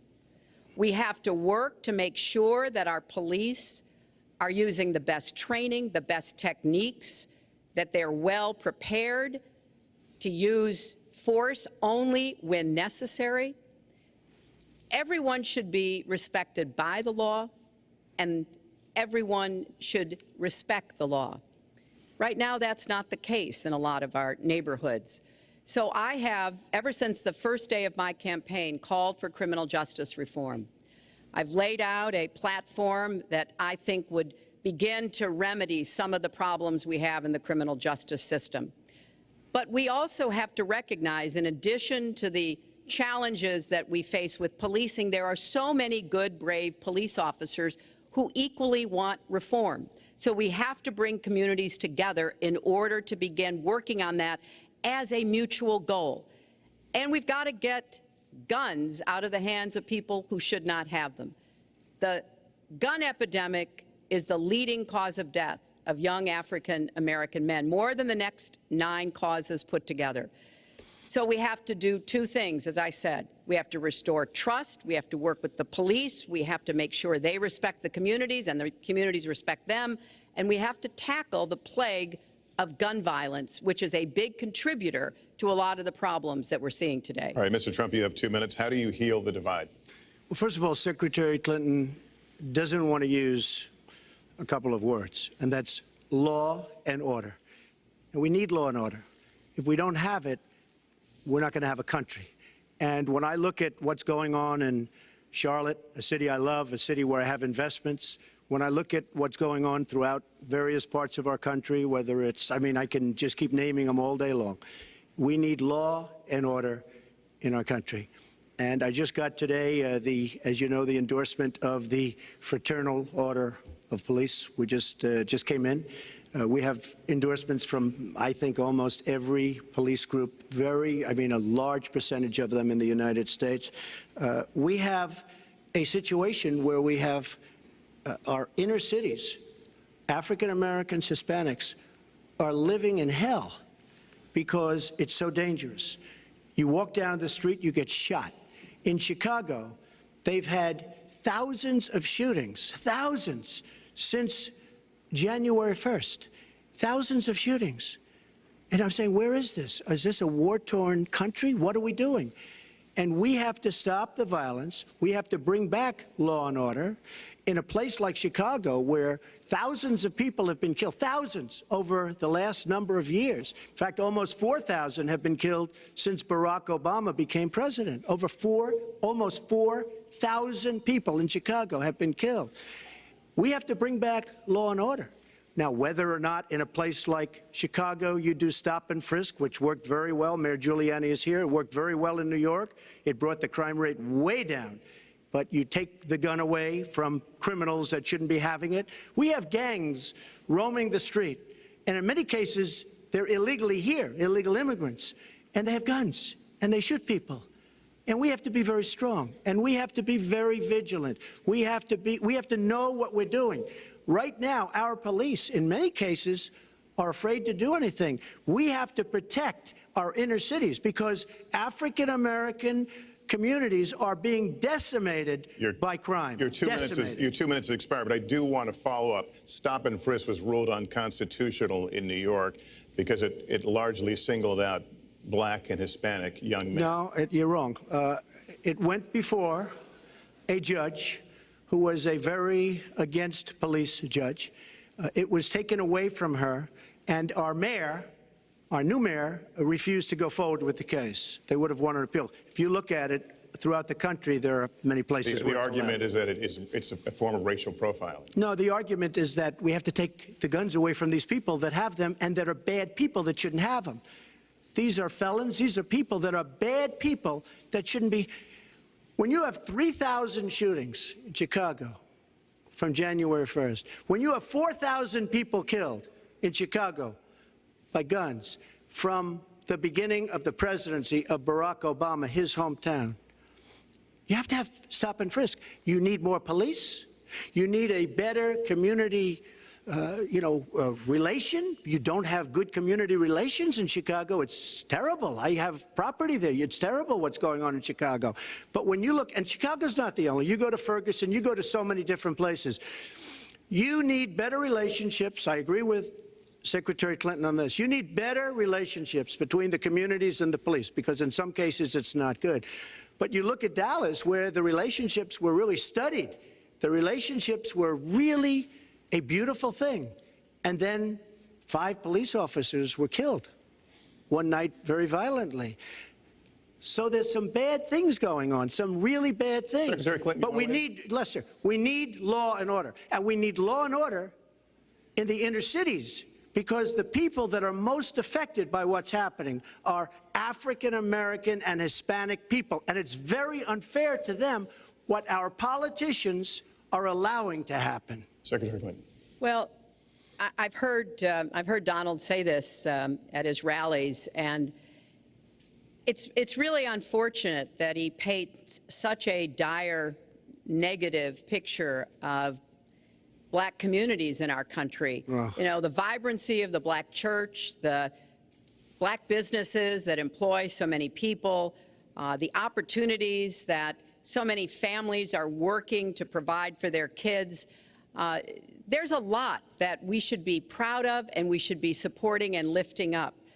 But we do always have to make sure we keep people safe. There are the right ways of doing it, and then there are ways that are ineffective. Stop and frisk was found to be unconstitutional, and in part because it was ineffective. It did not do what it needed to do. Now, I believe in community policing, and in fact, violent crime is 1/2 of what it was in 1991. Property crime is down 40%. We just don't want to see it creep back up. We've had 25 years of very good cooperation, but there were some problems, some unintended consequences. Too many young African American and Latino men ended up in jail for nonviolent offenses, and it's just a fact that if you're a young African American man and you do the same thing as a young white man, you are more likely to be arrested, charged, convicted, and incarcerated. So we've got to address the systemic racism in our criminal justice system. We cannot just say law and order. We have to say we have to come forward with a plan that is going to divert people from the criminal justice system, deal with mandatory minimum sentences, which have put too many people away for too long for doing too little. We need to have more second chance programs. I'm glad that we're ending private prisons in the federal system. I want to see them ended in the state system. You shouldn't have a profit motivation to fill prison cells with young Americans. So there are some positive ways we can work on this.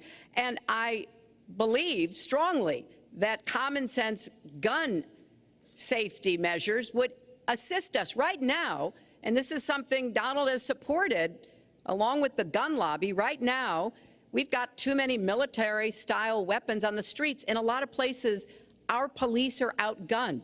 We need comprehensive background checks, and we need to keep guns out of the hands of those who will do harm, and we finally need to pass a prohibition on anyone who's on the terrorist watch list from being able to buy a gun in our country. If you're too dangerous to fly, you are too dangerous to buy a gun. So there are things we can do, and we ought to do it in a bipartisan way. Secretary Clinton, last week you said we've got to do everything possible to improve policing, to go right at implicit bias. Do you believe that police are implicitly biased against black people? Lester, I think implicit bias is a problem for everyone, not just police. I think, unfortunately, too many of us in our great country jump to conclusions about each other. And therefore, I think we need all of us to be asking hard questions about, why am I feeling this way? But when it comes to policing, since it can have literally fatal consequences, I have said in my first budget we would put money into that budget to help us deal with implicit bias by retraining a lot of our police officers. I've met with a group of very distinguished, experienced police chiefs a few weeks ago. They admit it's an issue. They've got a lot of concerns. Mental health is one of the biggest concerns because now police are having to handle a lot of really difficult mental health problems on the street. They want support. They want more training. They want more assistance. And I think the federal government could be in a position where we would offer and provide that. I'd like to respond. Please. First of all, I agree, and a lot of people, even within my own party, want to give certain rights to people on watch lists and no-fly lists. I agree with you. When a person is on a watch list or a no-fly list, and I have the endorsement of the NRA, which I'm very proud of. These are very, very good people, and they're protecting the Second Amendment. But I think we have to look very strongly at no-fly lists and watch lists. And when people are on there, even if they shouldn't be on there, we'll help them. We'll help them legally. We'll help them get off. But I tend to agree with that quite strongly. I do want to bring up the fact that you were the one that brought up the word super predator about young black Oh, here youth. we go. And here we that's a go. term that I Getting think good. was it's been horribly met, as you know. I think you've apologized for it. But I think it was a terrible thing to say. And when it comes to stop and frisk, you're talking about taking guns away. Well, I'm talking about taking guns away from gangs and people that use them. And I really don't think you disagree with me on this, if you want to know the truth. I think maybe there's a political reason why you can't say it, but I really don't believe. In New York City, stop and frisk, we had 2,200 murders, and stop and frisk brought it down to 500 murders. 500 murders is a lot of murders. Hard to believe. 500 is like supposed to be good. But we went from 2,200 to 500, and it was continued on by Mayor Bloomberg, and it was terminated by current mayor. But stop and frisk had a tremendous impact on the safety of New York City, tremendous beyond belief. So when you say it has no impact, it really did. It had a very, very big impact. Well, it's also fair to say, if we're going to talk about mayors, that under the current mayor, crime has continued to drop, including murders. So there You're is. wrong. You're wrong. No, I'm not. Murders are up. All right, you check. New York has done an excellent job, and I give credit. I give credit across the board, going back to mayors, to police chiefs, because it has worked, and other communities need to come together to do what will work as well. Look, one murder is too many, but it is important that we learn about what has been effective and not go to things that sound good that really did not have the kind of impact that we would want. Who disagrees with keeping neighborhoods safe? But let's also add, no one should disagree about respecting the rights of young men who live in those neighborhoods. And so we need to do a better job of working again with the communities, faith communities, business communities, as well as the police, to try to deal with this problem. This conversation is about race, and so, Mr. Trump, I have to ask you. But I'd like to just respond, if I might. Please, 20 seconds. I'd just like to respond. Please respond, then I've got to follow up. Look, the African-American community has been let down by our politicians. They talk good around election time, like right now, and after the election, they said, see you later, I'll see you in 4 years. The African-American community, look, the community within the inner cities has been so badly treated. They've been abused and used in order to get votes by Democrat politicians, because that's what it is. They've controlled these communities for up to 100 years. Mr. Trump, let me... Unbroken. And I will tell you, you look at the inner cities, and I just left Detroit, and I just left Philadelphia, and I just, you know, you've seen me. I've been all over the place. You decided to stay home, and that's okay. But I will tell you, I've been all over, and I've met some of the greatest These people little jabs I've he ever throws met in there are really within effective. These communities, and they are very, very upset with what their politicians have told them and what their politicians have done. Mr. Trump, I think Donald just criticized me for preparing for this debate. And yes, I did. And you know what else I prepared for? I prepared to be president. And I think that's a good thing.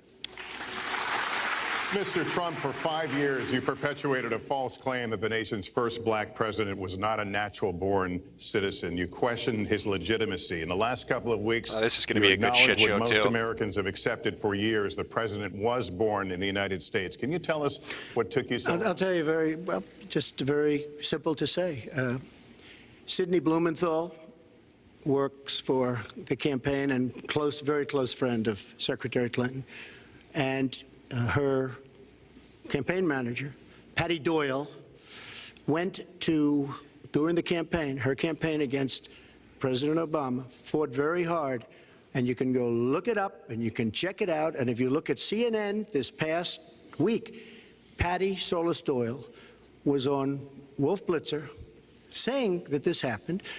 Blumenthal sent McClatchy, highly respected reporter at McClatchy, to Kenya to find out about it.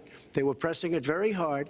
She failed to get the birth certificate. When I got involved, I didn't fail.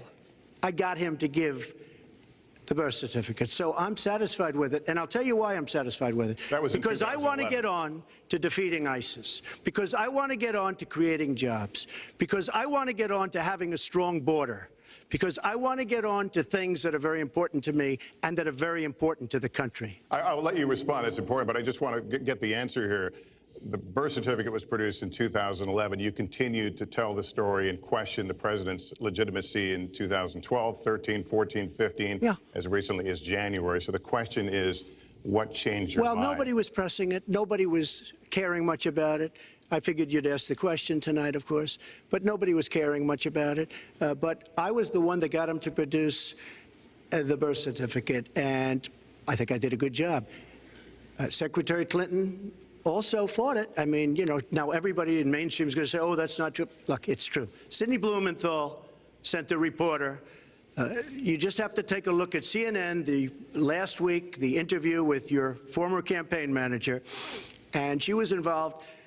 But just like she can't bring back jobs, she can't produce. I'm sorry, I'm just going to follow up, and I will let you respond to that because if there's a lot Again, there. really good little jabs at her. She looks like she's getting angry when he does that. She does that fake little smile. I say nothing. I say nothing because I was able to get him to produce it. He should have produced it a long time before. I say nothing. But let me just tell you, when you talk about healing, I think that I've developed very, very good relationships over the last little while with the African American community. I think you can see that. And I feel that they really wanted me to come to that conclusion, and I think I did a great job and a great service, not only for the country, but even for the president, in getting him to produce his birth certificate. Secretary Clinton. Well, just listen to what you heard. And clearly, as Donald just admitted, he knew he was going to stand on this debate stage and Lester Holt was going to be asking us questions, so he tried to put the whole racist birther lie to bed. But it can't be dismissed that easily. He has really started his political activity based on this racist lie that our first black president was not an American citizen. There was absolutely no evidence for it, but he persisted. He persisted year after year because some of his supporters, people that he was trying to bring into his fold, apparently believed it or wanted to believe it. But remember, Donald started his career back in 1973 being sued by the Justice Department for racial discrimination because he would not rent apartments in one of his developments to African Americans, and he made sure that the people who worked for him understood that was the policy. He actually was sued twice by the Justice Department. So he has a long record of engaging in racist behavior. And the birther lie was a very hurtful one. You know, Barack Obama is a man of great dignity, and I could tell how much it bothered him and annoyed him that this was being touted and used against him. But I like to remember what Michelle Obama said in her amazing speech at our Democratic National Convention. When they go low, we go high. And Barack Obama went high, despite Donald Trump's best efforts to bring him down. Mr. Trump, you can respond, then we're going to move on to the next segment. I would love to respond. First of all, I got to watch, in preparing for this, some of your debates against Barack Obama. You treated him with terrible disrespect. And I watched the way you talk now about how lovely everything is and how wonderful you are. It doesn't work that way. You were after him. You were trying to. You even sent out, or your campaign sent out, pictures of him in a certain garb, very famous pictures. I don't think you can deny that. But just last week, your campaign manager said it was true. So when you try to act holier than thou, it really doesn't work. It really doesn't. Now, as far as the lawsuit, yes, when I was very young, I went into my father's company, had a real estate company in Brooklyn and Queens, and we, along with many, many other companies throughout the country, it was a federal lawsuit, were sued. We settled the suit with no admission of guilt. It was very easy to do, but they sued many people. I notice you bring that up a lot, and you know, I also notice the very nasty commercials that you do on me in so many different ways, which I don't do on you. Maybe I'm trying to save the money, but frankly, I look at that and I say, isn't that amazing? Because I settled that lawsuit with no admission of guilt. But that was a lawsuit brought against many real estate firms, and it's just one of those things. I'll go on one step further. In Palm Beach, Florida, tough community, a brilliant community, a wealthy community, probably the wealthiest community there is in the world. I opened a club and really got great credit for it. No discrimination against African Americans, against Muslims, against anybody. And it's a tremendously successful club, and I'm so glad I did it.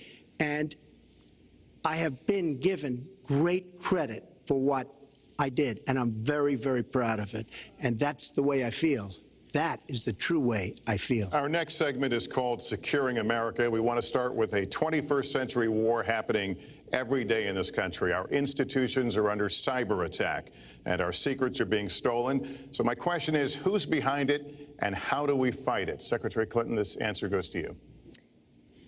Well, I think cybersecurity, cyber warfare will be one of the biggest challenges facing the next president, because clearly we're facing at this point two different kinds of adversaries. There are the independent hacking groups that do it mostly for commercial reasons, to try to steal information that they then can use to make money.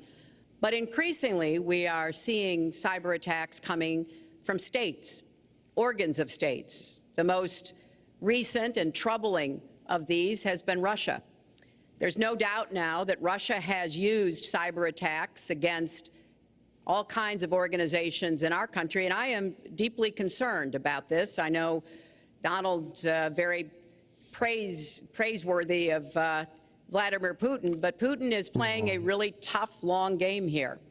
And one of the things he's done is to let loose cyber attackers to hack into government files, to hack into personal files, hack into the Democratic National Committee. And we recently have learned that that this is one of their preferred methods of trying to wreak havoc and collect information. We need to make it very clear, whether it's Russia, China, Iran, or anybody else, the United States has much greater capacity, and we are not going to sit idly by and permit state actors to go after our information, our private sector information or our public sector information. And we're going to have to make it clear that we don't want to use the kinds of tools that we have. We don't want to engage in a different kind of warfare, but we will defend the citizens of this country. And the Russians need to understand that. I think they've been treating it as almost a probing. How far would we go? How much would we do? And that's why I was so shocked when Donald publicly invited Putin to hack into Americans. That is just unacceptable. It's one of the reasons why 50 national security officials who served in Republican administration have said that Donald is unfit to be the commander-in-chief. It's comments like that that really worry people who understand the threats that we face. Mr. Trump, you have 2 minutes in the same question. Who's behind it, and how do we fight it? I do want to say that I was just endorsed, and more are coming next week. It'll be over 200 admirals, many of them are here, admirals and generals endorsed me to lead this country. That just happened, and many more are coming, and I'm very proud of it. In addition, I was just endorsed by ICE. They've never endorsed anybody before on immigration. I was just endorsed by ICE. I was just recently endorsed 16,500 Border Patrol agents. So when Secretary Clinton talks about this, I mean, I'll take the admirals and I'll take the generals any day over the political hacks that I see that have led our country so brilliantly over the last 10 years with their knowledge, okay? Because look at the mess that we're in. Look at the mess that we're in. As far as the cyber, I agree to parts of what Secretary Clinton said. We should be better than anybody else, and perhaps we're not. I don't think anybody knows it was Russia that broke into the DNC. She's saying Russia, Russia, Russia, but maybe it was. I mean, it could be Russia, but it could also be China. It could also be lots of other people. It also could be somebody sitting on their bed that weighs 400 pounds, okay? You don't know who broke into DNC. But what did we learn with DNC? We learned that Bernie Sanders was taken advantage of by your people, by Debbie Wasserman Schultz. Look what happened to her. But Bernie Sanders was taken advantage of. That's what we learned. Now, whether that was Russia, whether that was China, whether it was another country, we don't know. Because the truth is, under President Obama, we've lost control of things that we used to have control over. We came in with the Internet. We came up with the Internet. And I think Secretary Clinton and myself would agree very much when you look at what ISIS is doing with the Internet. They're beating us at our own game, ISIS. So we have to get very, very tough on cyber and cyber warfare. It is a huge problem. I have a son. He's 10 years old. He has computers. He is so good with these computers. It's unbelievable. The security aspect of cyber is very, very tough, and maybe it's hardly doable. But I will say we are not doing the job we should be doing. But that's true throughout our whole governmental society. We have so many things that we have to do better, Lester, and certainly cyber is one of them. Secretary Clinton. Well, I think there are a number of issues that we should be addressing. I have put forth a plan to defeat ISIS. It does involve going after them online. I think we need to do much more with our tech companies to prevent ISIS and their operatives from being able to use the internet to radicalize, even direct people in our country and Europe and elsewhere. But we also have to intensify our air strikes against ISIS and eventually support our Arab and Kurdish partners to be able to actually take out ISIS in Raqqa and their claim of being a caliphate. We're making progress. Our military is assisting in Iraq, and we're hoping that within the year we'll be able to push ISIS out of Iraq and then, really squeeze them in Syria.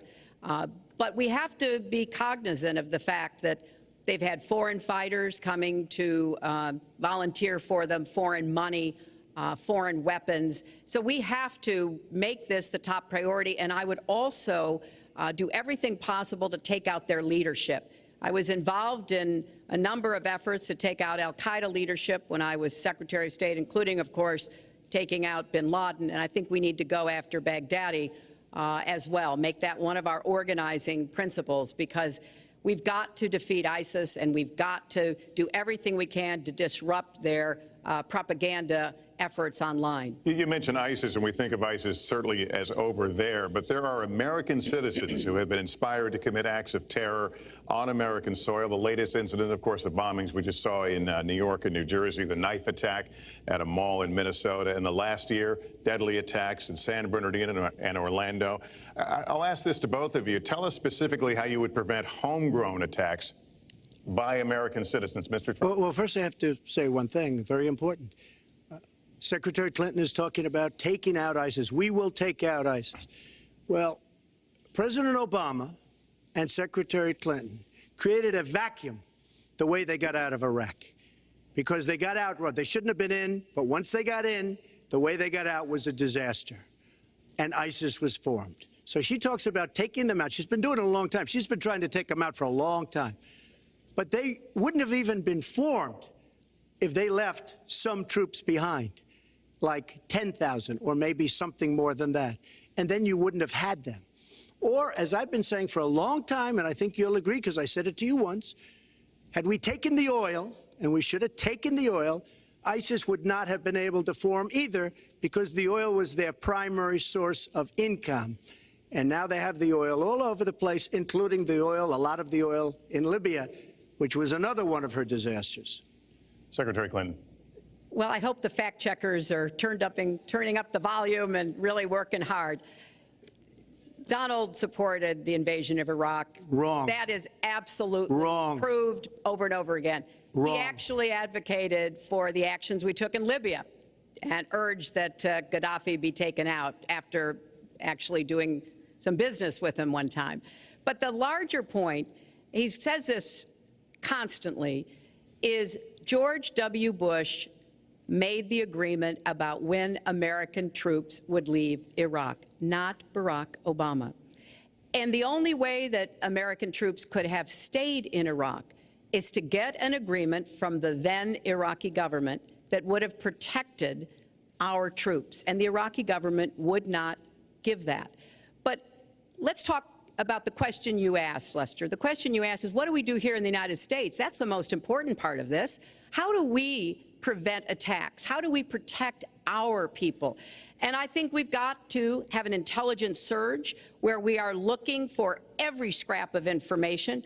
I was so proud of law enforcement in New York, in Minnesota, in New Jersey. You know, they responded so quickly, so professionally to the attacks that occurred by Rahami, and they brought him down. And we may find out more information because he is still alive, which may prove to be an intelligence benefit.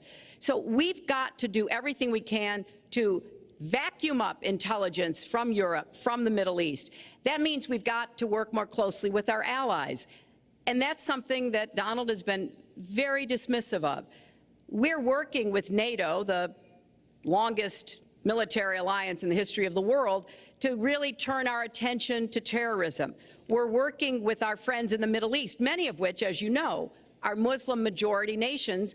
Donald has consistently insulted Muslims abroad, Muslims at home, when we need to be cooperating with Muslim nations and with the American Muslim community. They're on the front lines. They can provide information to us that we might not get anywhere else. They need to have close working cooperation with law enforcement in these communities, not be alienated and pushed away, as some of Donald's rhetoric, unfortunately, has led to. Mr. Well, I'd have to respond. Please respond. The Secretary said very strongly about working with. We've been working with them for many years.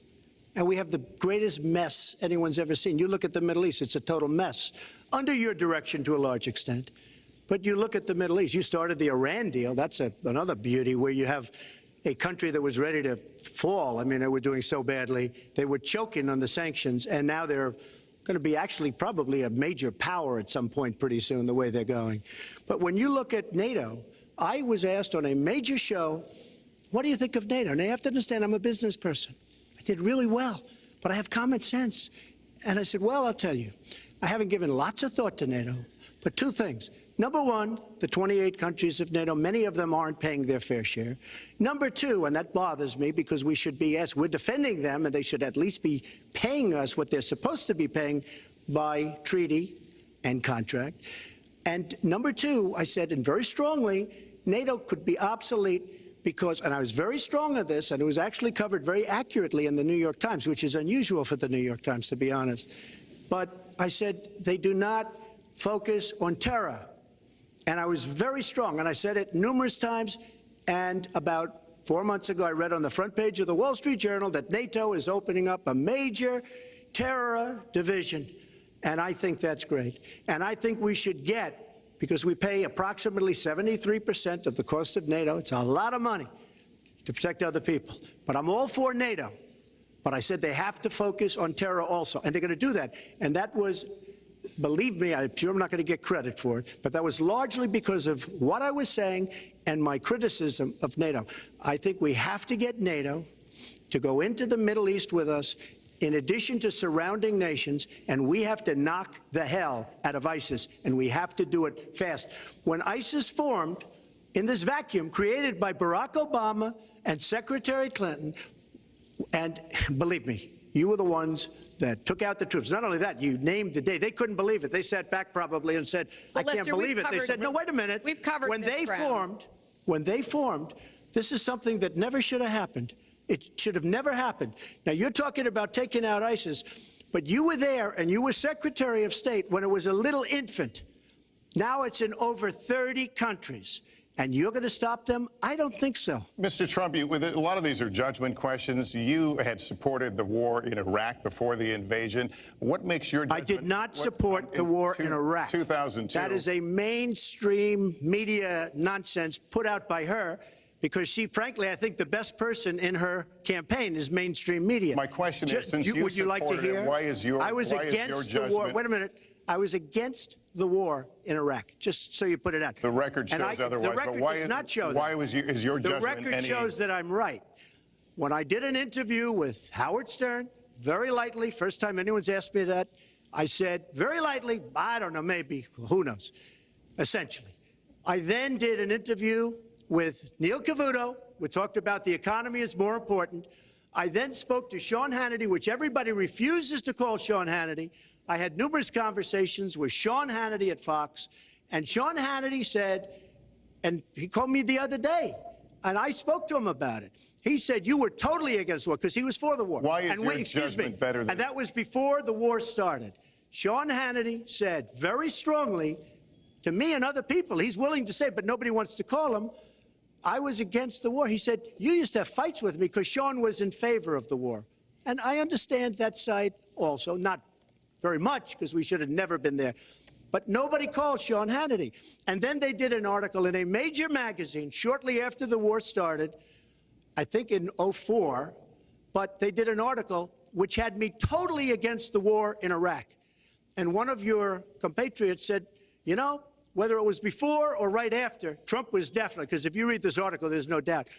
But if somebody, and I'll ask the press, if somebody would call up Sean Hannity, this was before the war started, he and I used to have arguments about the war. I said it's a terrible and a stupid thing. It's going to destabilize the Middle East, and that's exactly what it's done. It's been a disaster. My reference was to what you had said in 2002, and my question was, why is your judgment any different than Mrs. Clinton? Well, I have much better judgment than she does. There's no question about that.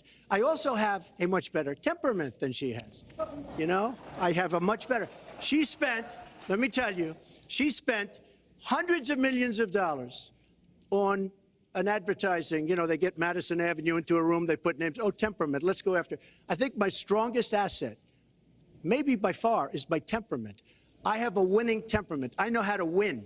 She does not know how to win. Clinton. Wait, the AFL-CIO the other day, behind the blue screen, I don't know who you were talking to, Secretary Clinton, but you were totally out of control. I said, there's a person with a temperament that's got a problem. Secretary Clinton. Woo, okay.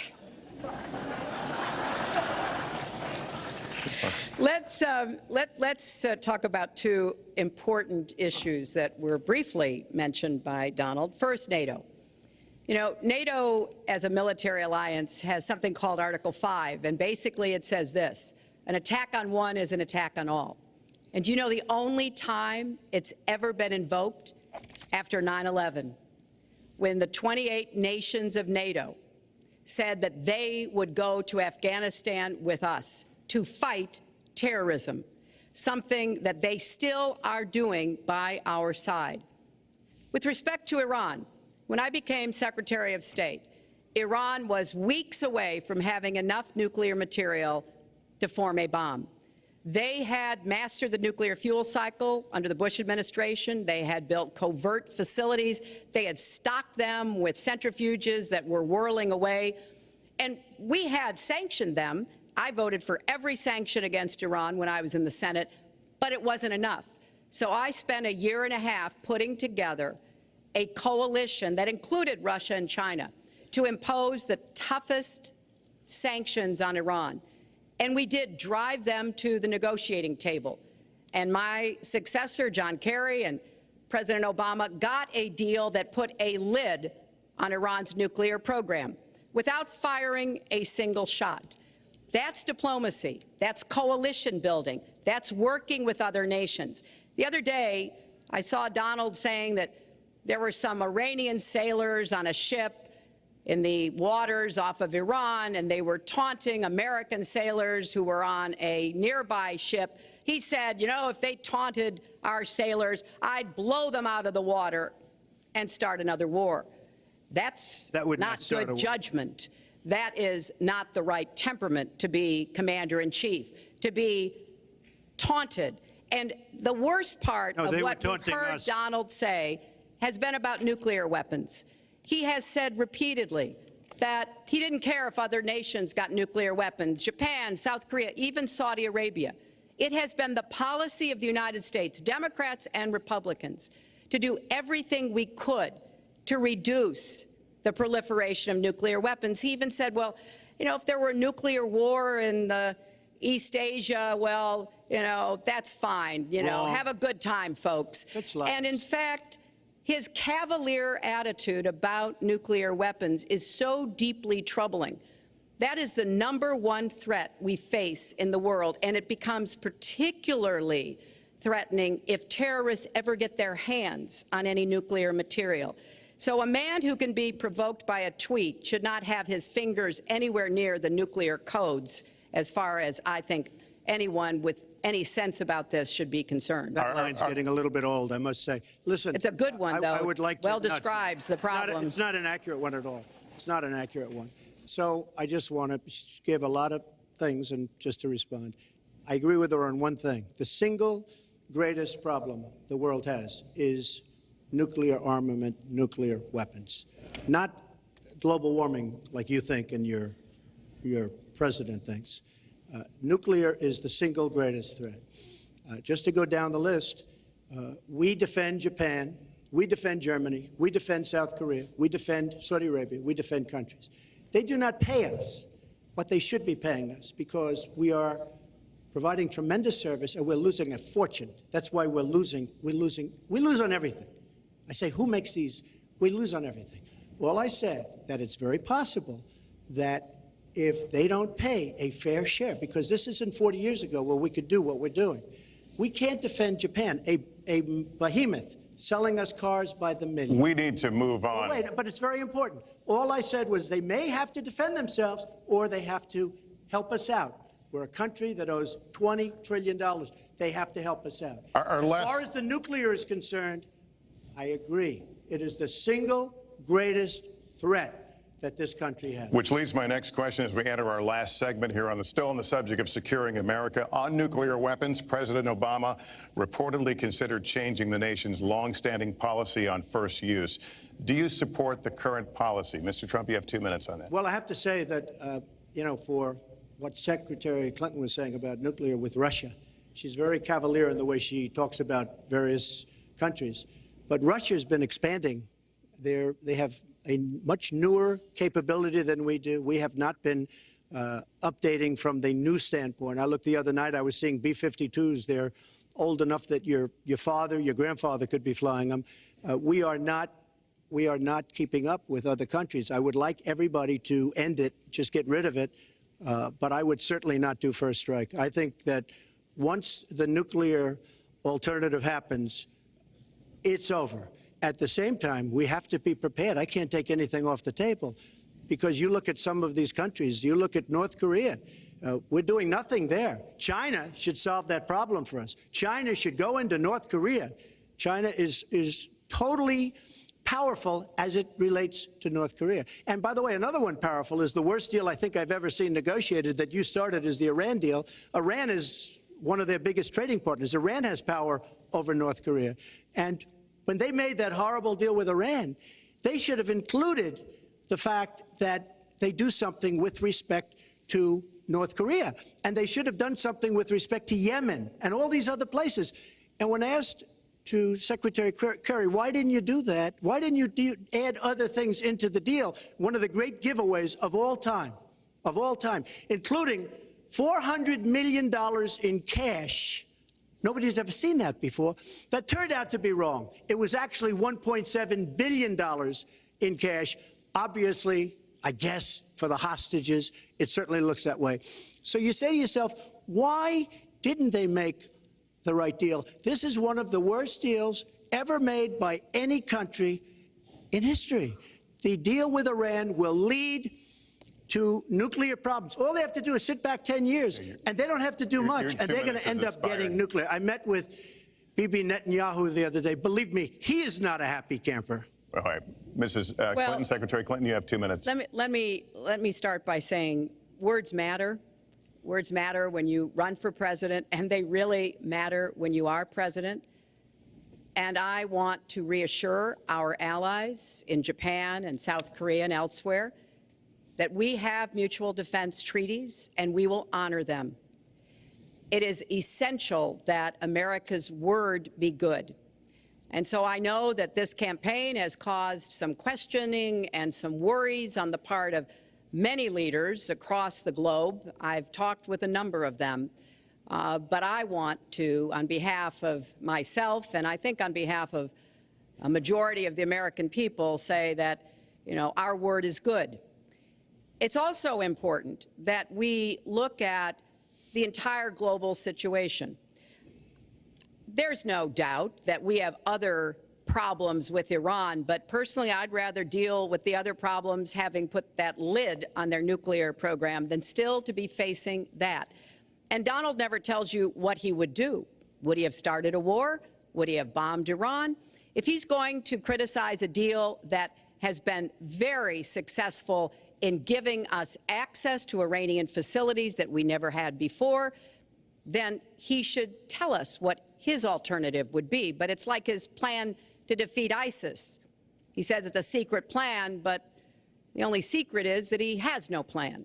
So we need to be more precise in how we talk about these issues. People around the world follow our presidential campaigns so closely, trying to get hints about what we will do. Can they rely on us? Are we going to lead the world with strength and in accordance with our values? That's what I intend to do. I intend to be a leader of our country that people can count on, both here at home and around the world, to make decisions that will further peace and prosperity, but also stand up to bullies, whether they're abroad or at home. We cannot let those who would try to destabilize the world, to interfere with American interests and security, to be given any opportunities at all. Is expired. Lester, one thing I'd like to say. Very quickly. I will go very quickly, but I will tell you that Hillary will tell you to go to her website and read all about how to defeat ISIS, which she could have defeated by never having it, get going in the first place. Right now, it's getting tougher and tougher to defeat them because they're in more and more places, more and more states, more and more nations. Mr. Trump. And it's a big problem. And as far as Japan is concerned, I want to help all of our allies. But we are losing billions and billions of dollars. We cannot be the policeman of the world.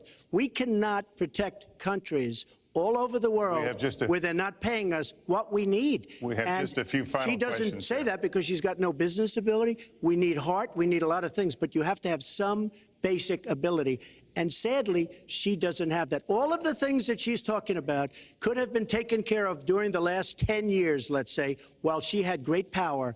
But they weren't taken care of. And if she ever wins this race, they won't be taken care of. Mr. Trump, this year, Secretary Clinton became the first woman nominated for president by a major party. Earlier this month, you said she doesn't have, quote, a presidential look. She's standing here right now. What did you mean by that? She doesn't have the look. She doesn't have the stamina. I said she doesn't have the stamina. And I don't believe she does have the stamina. To be president of this country, you need tremendous stamina. The quote was, I just don't think she has a presidential look. Wait a minute, Leslie, you asked me a question. Did you ask me a question? You have to be able to negotiate our trade deals. You have to be able to negotiate, that's right, with Japan, with Saudi Arabia. I mean, can you imagine we're defending Saudi Arabia, and with all of the money they have, we're defending them and they're not paying? All you have to do is speak to them. Wait, you have so many different things you have to be able to do, and I don't believe that Hillary has the stamina. Let's let her respond. Well, as soon as he travels to 112 countries and negotiates a peace deal, a ceasefire, a release of dissidents, an opening of new opportunities in nations around the world, or even spends 11 hours testifying in front of a congressional committee, he can talk to me about stamina. The world, let me tell you, Hillary has experience, but it's bad experience. We have made so many bad deals during the last, so she's got experience, that I agree, but it's bad experience. Whether it's the Iran deal that you're so in love with, where we gave them $150 billion back, whether it's the Iran deal, whether it's anything you can name, you almost can't name a good deal. I agree. She's got experience, but it's bad experience. And this country can't afford to have another 4 years of that kind of experience. We are at the final question. One thing, Lester, is, he tried to switch from looks to stamina. But this is a man who has called women pigs, slobs, and dogs, and someone who has said pregnancy is an inconvenience to employers, who has said women don't deserve equal pay unless they do as good a job as men. And one of the worst things he said was about a woman in a beauty contest. He loves beauty contests, supporting them and hanging around them. And he called this woman Miss Piggy, Then he called her Miss Housekeeping because she was Latina. Donald, she has a name. Where did you find her this? name Where is did you find Alicia this? Machado. Where did you find and it? she has become a U.S. citizen, and you can bet she's going to vote this November. Okay, good. Let me just tell you. Mr. Trump, if you take 10 seconds and then we're going to have a final question. Hillary is hitting me with tremendous commercials. Some of it said in entertainment. Some of it said somebody who's been very vicious to me, Rosie O'Donnell. I said very tough things to her, and I think everybody would agree that she deserves it, and nobody feels sorry for her. But you want to know the truth? I was going to say something extremely rough to Hillary, to her family, and I said to myself, I can't do it. I just can't do it. It's inappropriate. It's not nice. But she spent hundreds of millions of dollars on negative ads on me, many of which are absolutely untrue. They're untrue and they're misrepresentations. And I will tell you this, Lester, it's not nice, and I don't deserve that. But it's certainly not a nice thing that she's done. It's hundreds of millions of ads, and the only gratifying thing is I saw the polls come in today, and with all of that money, over $200 million is spent, and I'm either winning or tied, and I've spent practically nothing. One of you will not win this election. So my final question to you tonight, are you willing to accept the outcome as the will of the voters? Secretary Clinton? Well, I support our democracy. And sometimes you win, sometimes you lose. But I certainly will support the outcome of this election. And I know Donald's trying very hard to plant doubts about it, but I hope the people out there understand this election's really up to you. It's not about us so much as it is about you and your families and the kind of country and future you want. So I sure hope you will get out and vote as though your future depended on it, because I think it does. Mr. Trump, very quickly, the same question. Will you accept the outcome as the will of the voters? I want to make America great again. We are a nation that is seriously troubled. We're losing our jobs. People are pouring into our country. The other day, we were deporting 800 people, and perhaps they passed the wrong button, they pressed the wrong button, or perhaps, worse than that, it was corruption. But these people that we were going to deport for good reason ended up becoming citizens. And it was 800, and now it turns out it might be 1,800, and they don't even know. Will you accept Look, the outcome here's of the the story. election? I want to make America great again. I'm going to be able to do it. I don't believe Hillary will. The answer is, if she wins, I will absolutely support her. All right. Well, that is going to do it for us. That concludes our debate for this evening, a spirited one. We covered a lot of ground, not everything, as I suspected we would. The next presidential debates are scheduled for October 9th at Washington University in St. Louis and October 19th at the University of Nevada, Las Vegas. The conversation will continue. All right. Well, there we go. Yeah, so let's talk about it a little bit, about how this ended up going. I tried to stay silent. I wanted you to be able to hear the majority of what they said, because I figured we'd talk about it afterwards. Yeah, so start at the beginning. I think Trump came out strong. He came out as more able to dominate, I think, both the conversation, to redirect Hillary's answers, and to get the moderator to basically shut the fuck up and let him talk. It was kind of interesting. You know, we talk about, coming into this debate, who is more presidential. And in fact, let me just exit out of this and throw up the background. There we go. So we came into this, the question was, who is going to be more presidential? You know, who is a better fit for commander-in-chief of the United States of America? Definitely at the start of this debate, I think Trump came out as somebody who seemed to be more in charge. He's going into a neutral event. So is Hillary. This is a hosted debate. You've got your moderator, and yet he seemed to be more commanding in it. You know, especially in the start, he was able to get kind of jabs and little nudges at her. But I think he failed to exploit that. You know, one of the good quips he had was where she brought up his tax returns, and his response to that was, you know, even against lawyers' advice, even against legal advice, I will release them if you release the 30,000 emails. Later on, he had also, you know, briefly mentioned, when the cyber attacks and cybersecurity was brought up, you know, what do we learn when these hacks happen with the DNC? We brought up Debbie Wasserman Schultz. He brought up how Bernie Sanders was treated.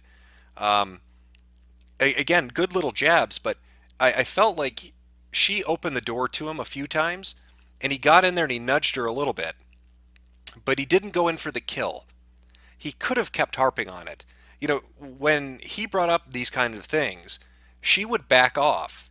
He would raise the issue, and then she would completely not talk about it.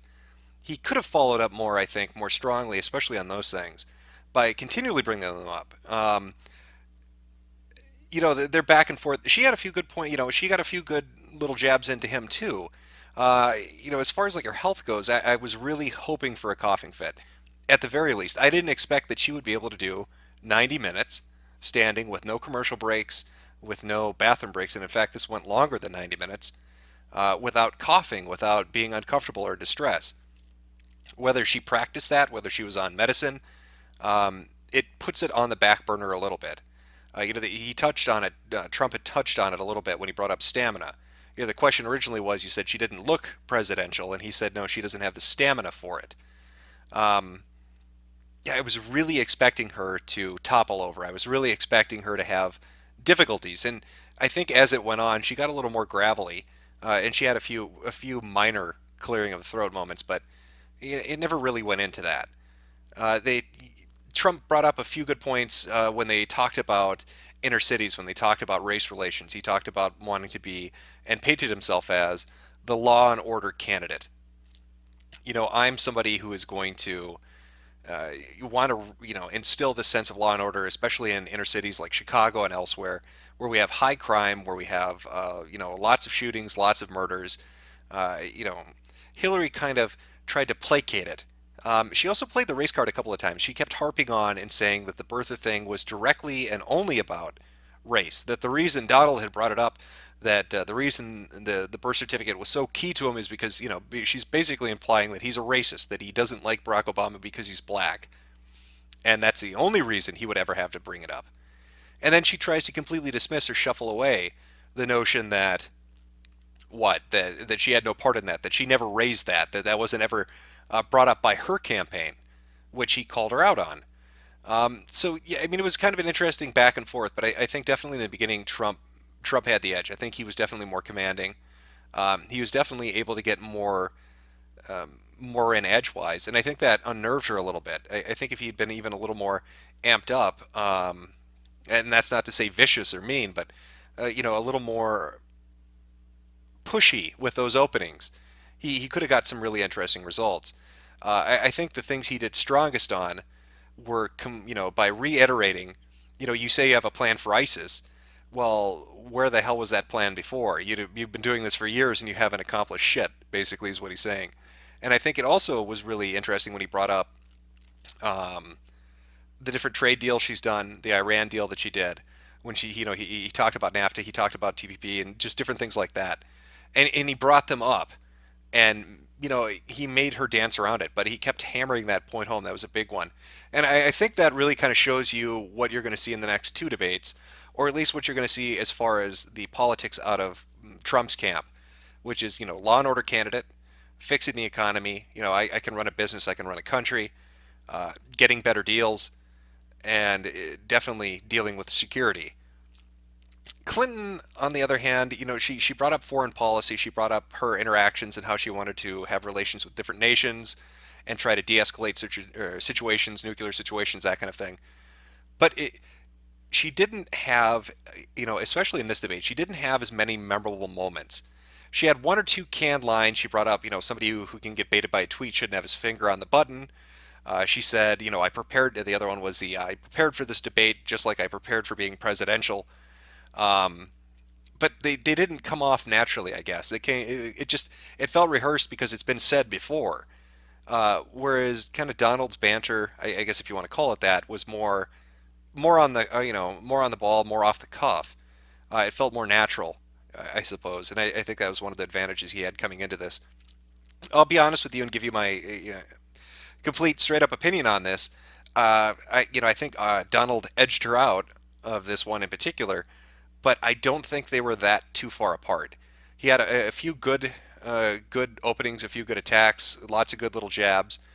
She had a few quips herself, but I don't think, a lot of people were hoping that she was going to come into this and completely fuck up or get sick or get, off kilter. And then other people too, from the other camp had thought, oh, Donald's going to, go off the handle and get really angry or say something really fucking stupid.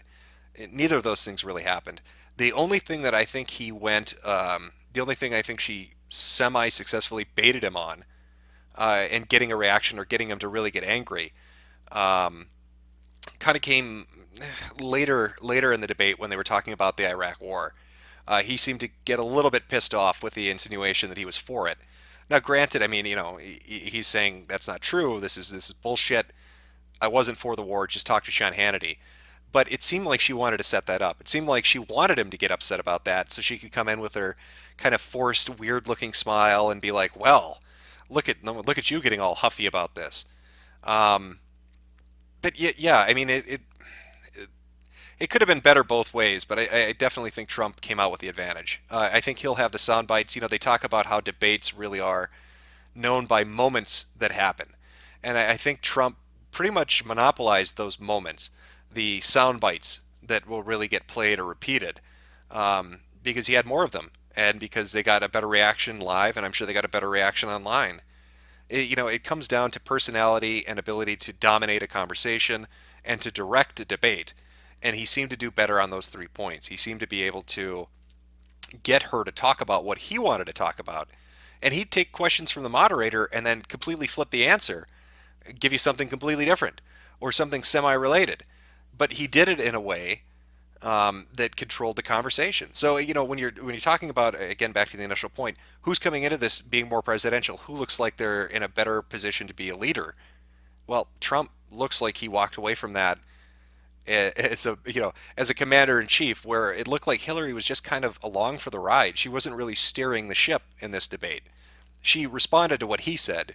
She would give retorts to the changes in direction that he would give, but she didn't direct really much of anything. She responded to the moderator, and then she'd get thrown off by something he'd say in his response. And I think that's not looking good for her. I know she's coming in with a deficit. Like he had said, you spent so much money on your ads, and we're essentially tied in certain places, and I'm leading in others, and I haven't spent anything. And that's true. She needed to come in and really knock a win out of the park, and she didn't. And he was able to bring up her failings to make him look good, and then make her have to defend herself. And I like that very last part too, by the way, when they got into the "you've been doing nasty ads about me," and he said, I could have come after you and your family with something really nasty, but I didn't. And I think we all know what he was going to be getting into. And I like that he left that hanging over her head. One, it basically put it out in a public conversation without him having to talk about it. And two, it made him look good by not bringing it up. So not only was he able to basically he opened the door to this subject that's going to probably be brought up and talked about, while at the same time not actually talking about it and looking like he was a better person for not doing so. So he was able to kind of fuck her on that, which I think was a really interesting approach. Anyway, that's my take on it, Chet. I don't know. You tell me what you think. Trump needed to keep up the offensive, somebody saying. I agree. I think he did. Go Hillary, somebody saying. Yeah, she should be going home. Let's be honest. She needed to do much better than she did. She did not. Lester 2016. Lester was a bitch. He didn't really control much, did he? He tried to constantly keep them on track, and he couldn't keep track of shit. Lester was kind of slapped around like a prop. Let's be honest. Nimble navigation. Yeah, I would say that basically goes there. People are asking what do I think he was going to bring up. They're questioning what was the thing he wanted to go for. Yeah, we're talking about Bill Clinton's infidelities. Well, it could have been two things, but I think because he said it's personal to your family, it's basically Bill Clinton fucking everything in sight. That's what it is. Trump could have brought that up. He could have found a way to work that in. He could have brought that up when she's talking about women's rights and sexism. Believe me, there are multitudes of ways he could have raised Bill Clinton and the sexual affairs and her involvement with, having private investigators get involved. He didn't. But it is something that's going to be talked about. He doesn't need to bring it up. Just the insinuation of saying, I'm not going to talk about it, it's enough to get it brought up. And again, he made himself look good by not having to do it. Basically said, you're an asshole, I'm not going to do that. and everybody else is going to do it for him. Yeah, somebody else in chat had said, why didn't he bring up Clinton Foundation when they're talking about income sources, when they're talking about getting money from countries and having relations with different foreign states? Why didn't he really bring up, well, hey, what about the Clinton Foundation? I agree. I think that would have been something interesting to broach, and I'm curious what her response would have been. Bimbo dicking. Yep, there you go. Yes, and yeah, Lester is the Jeb of moderators for debates. You are correct.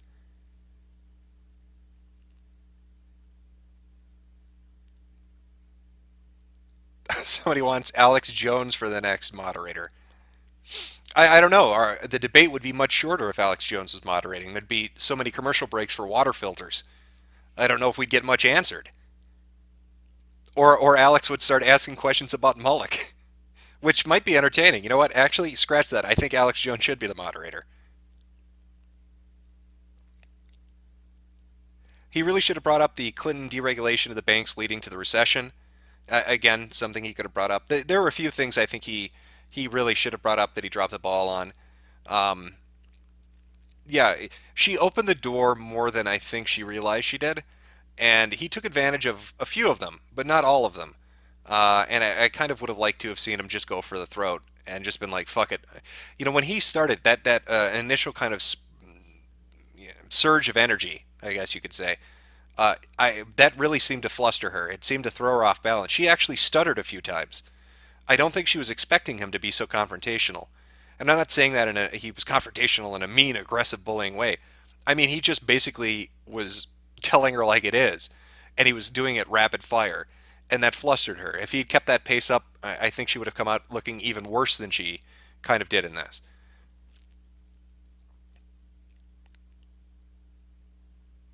Senk as a moderator, I don't know. I don't know if they let Buffalo out of their enclosures long enough to moderate presidential debates.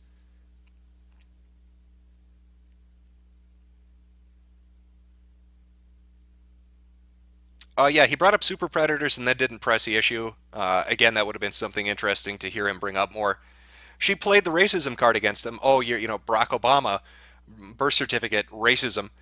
He brought up super predators, but he didn't play the race card on her. He didn't really pursue it more than just bringing up the phrase. Somebody saying, I think he's saving ammunition for the next debate. That very well could be. He might be playing it close to the vest. He might be testing the waters to see what the reaction is now, and then going to basically hammer in the second or the third debate. That's a possibility.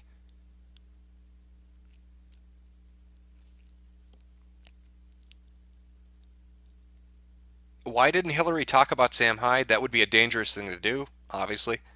Sam would have parachuted into the auditorium, used a bazooka to open up the roof, landed mid-stage, and then started a genocide in the auditorium.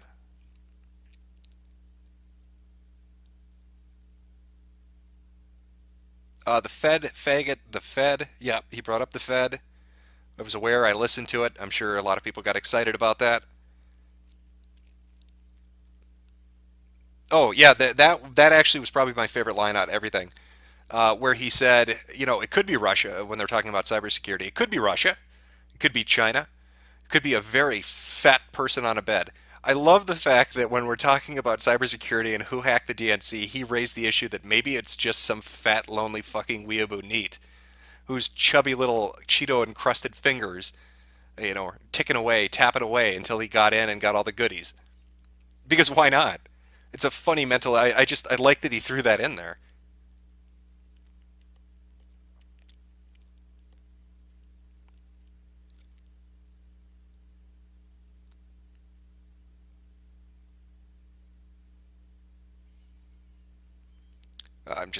Chat's going a little fast here. Just reading through.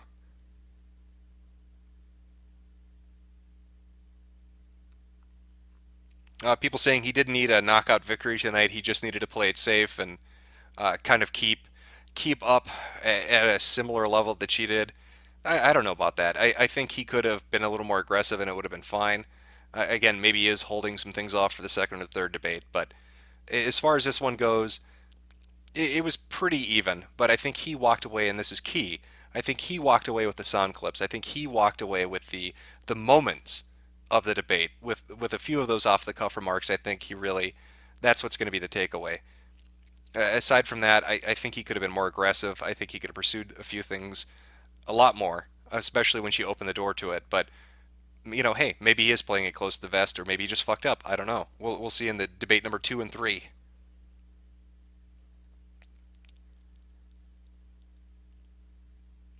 Oh, where are your free widgets? I'm sorry.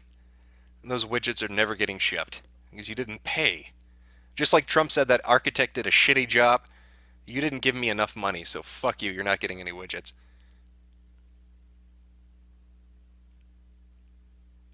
Do call-ins. I'm not doing call-ins.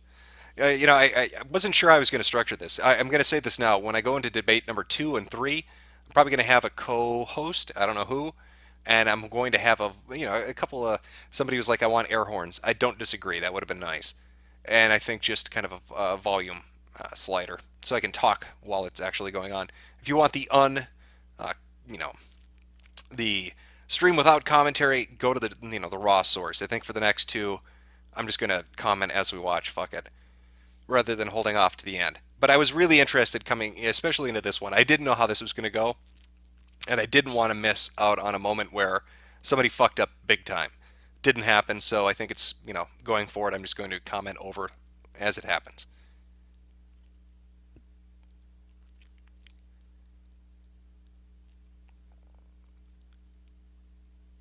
People listing all these people to co-host. I have no idea who I'm. Dean Esme, never going to happen. Never going to happen. Dean would just cry. He would cry about immigration and say that I'm leading a unholy atheist crusade against Muslims.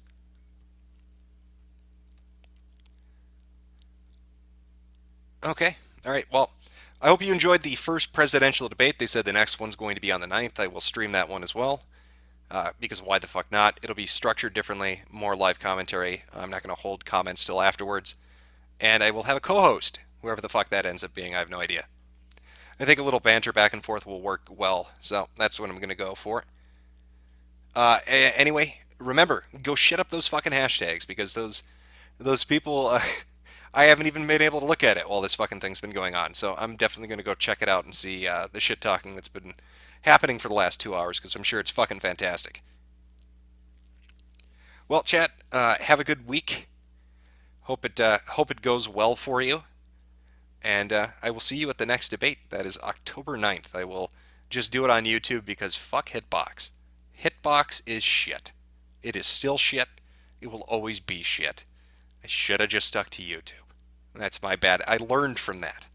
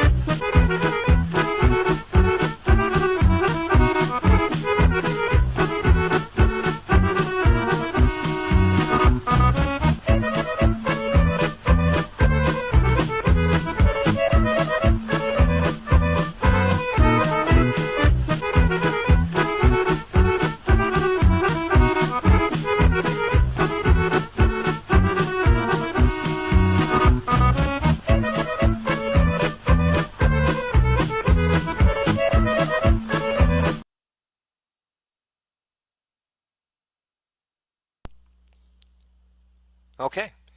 I think we are good to go. Welcome to the HoleOCast. A discussion between me and someone else. Somebody on Twitter wanted to come on stream and wow me with their their amazing insights. So that's what we're going to do today. I've got them on Skype. I'll be pulling them in just 1 second. I just want to make sure audio levels are okay and working. So I'm going to check that real quick, and then we will get this started. So just a moment. We are good to go. I think we are good to go. Welcome.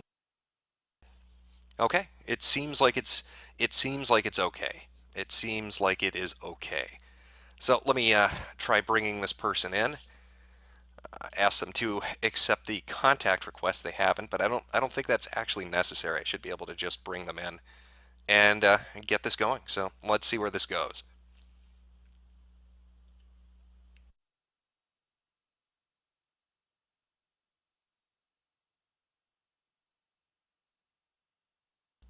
Dialing them up as we speak.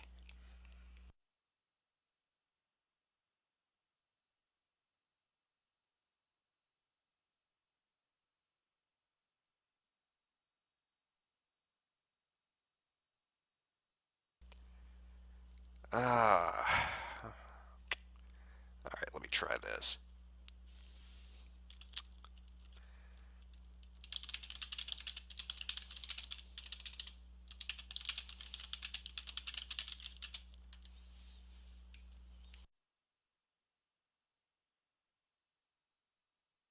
Minor technical difficulty. We'll get this going in a second here and see where it goes. All right, I think I've got their attention, so let's try that again.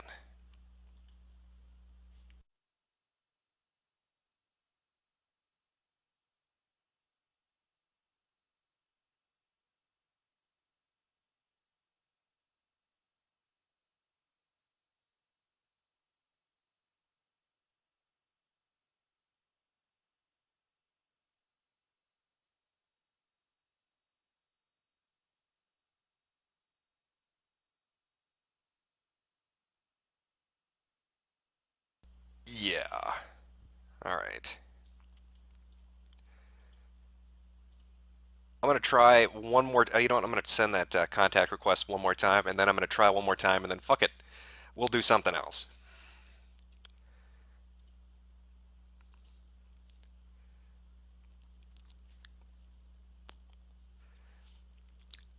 Trying to fix the heater in my flat. Well, that might take a moment, so I'm going to let him finish up whatever technical difficulties he has. How are you doing today, chat? How's it going? Bring on DSP. I don't think DSP wants to come on to the stream. I'm just going to be honest with you. I'm just going to be honest with you. We was kings, we are always kings. In fact, today I was speaking to royalty. I don't know if you're aware of this, but I was speaking to a queen. Hood rat royalty on Twitter.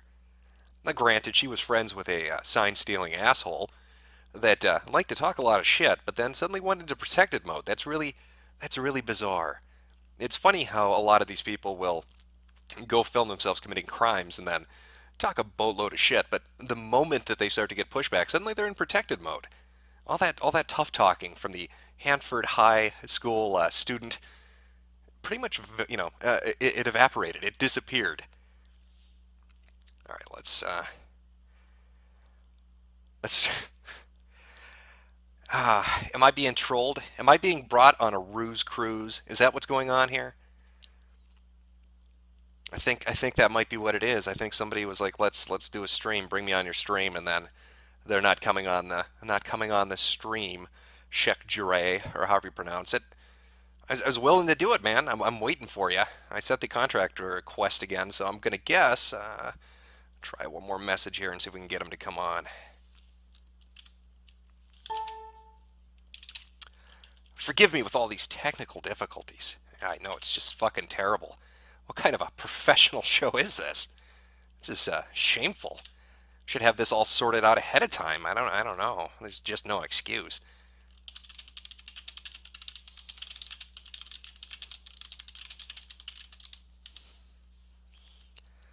Okay, let's see where that goes. We'll see what happens with that. We will see what happens with that. I don't know. It's kind of gay. That's all I'm saying. All right, let's try one more time here. See if we can get this going. Attempt number 3. Third time's a charm, right?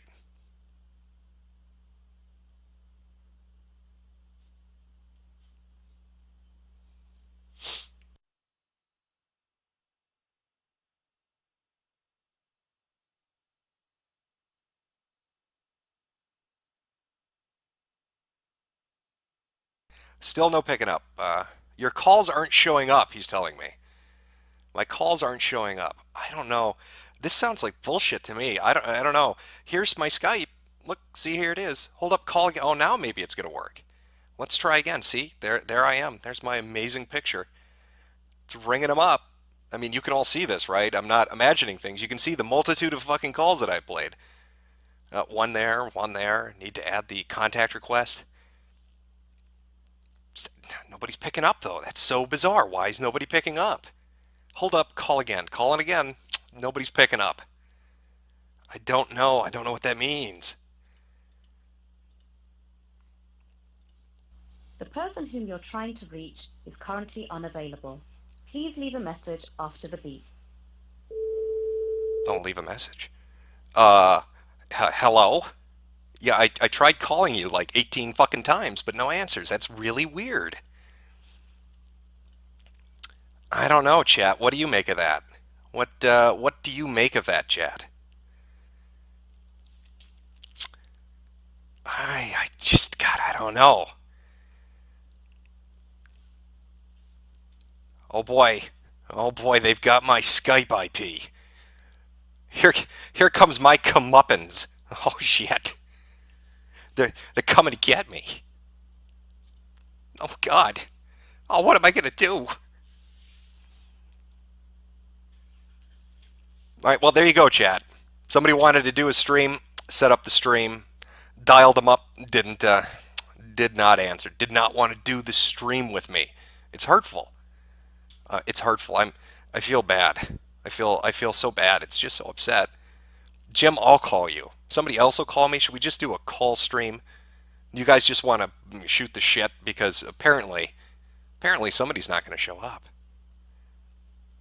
I left him a message and everything.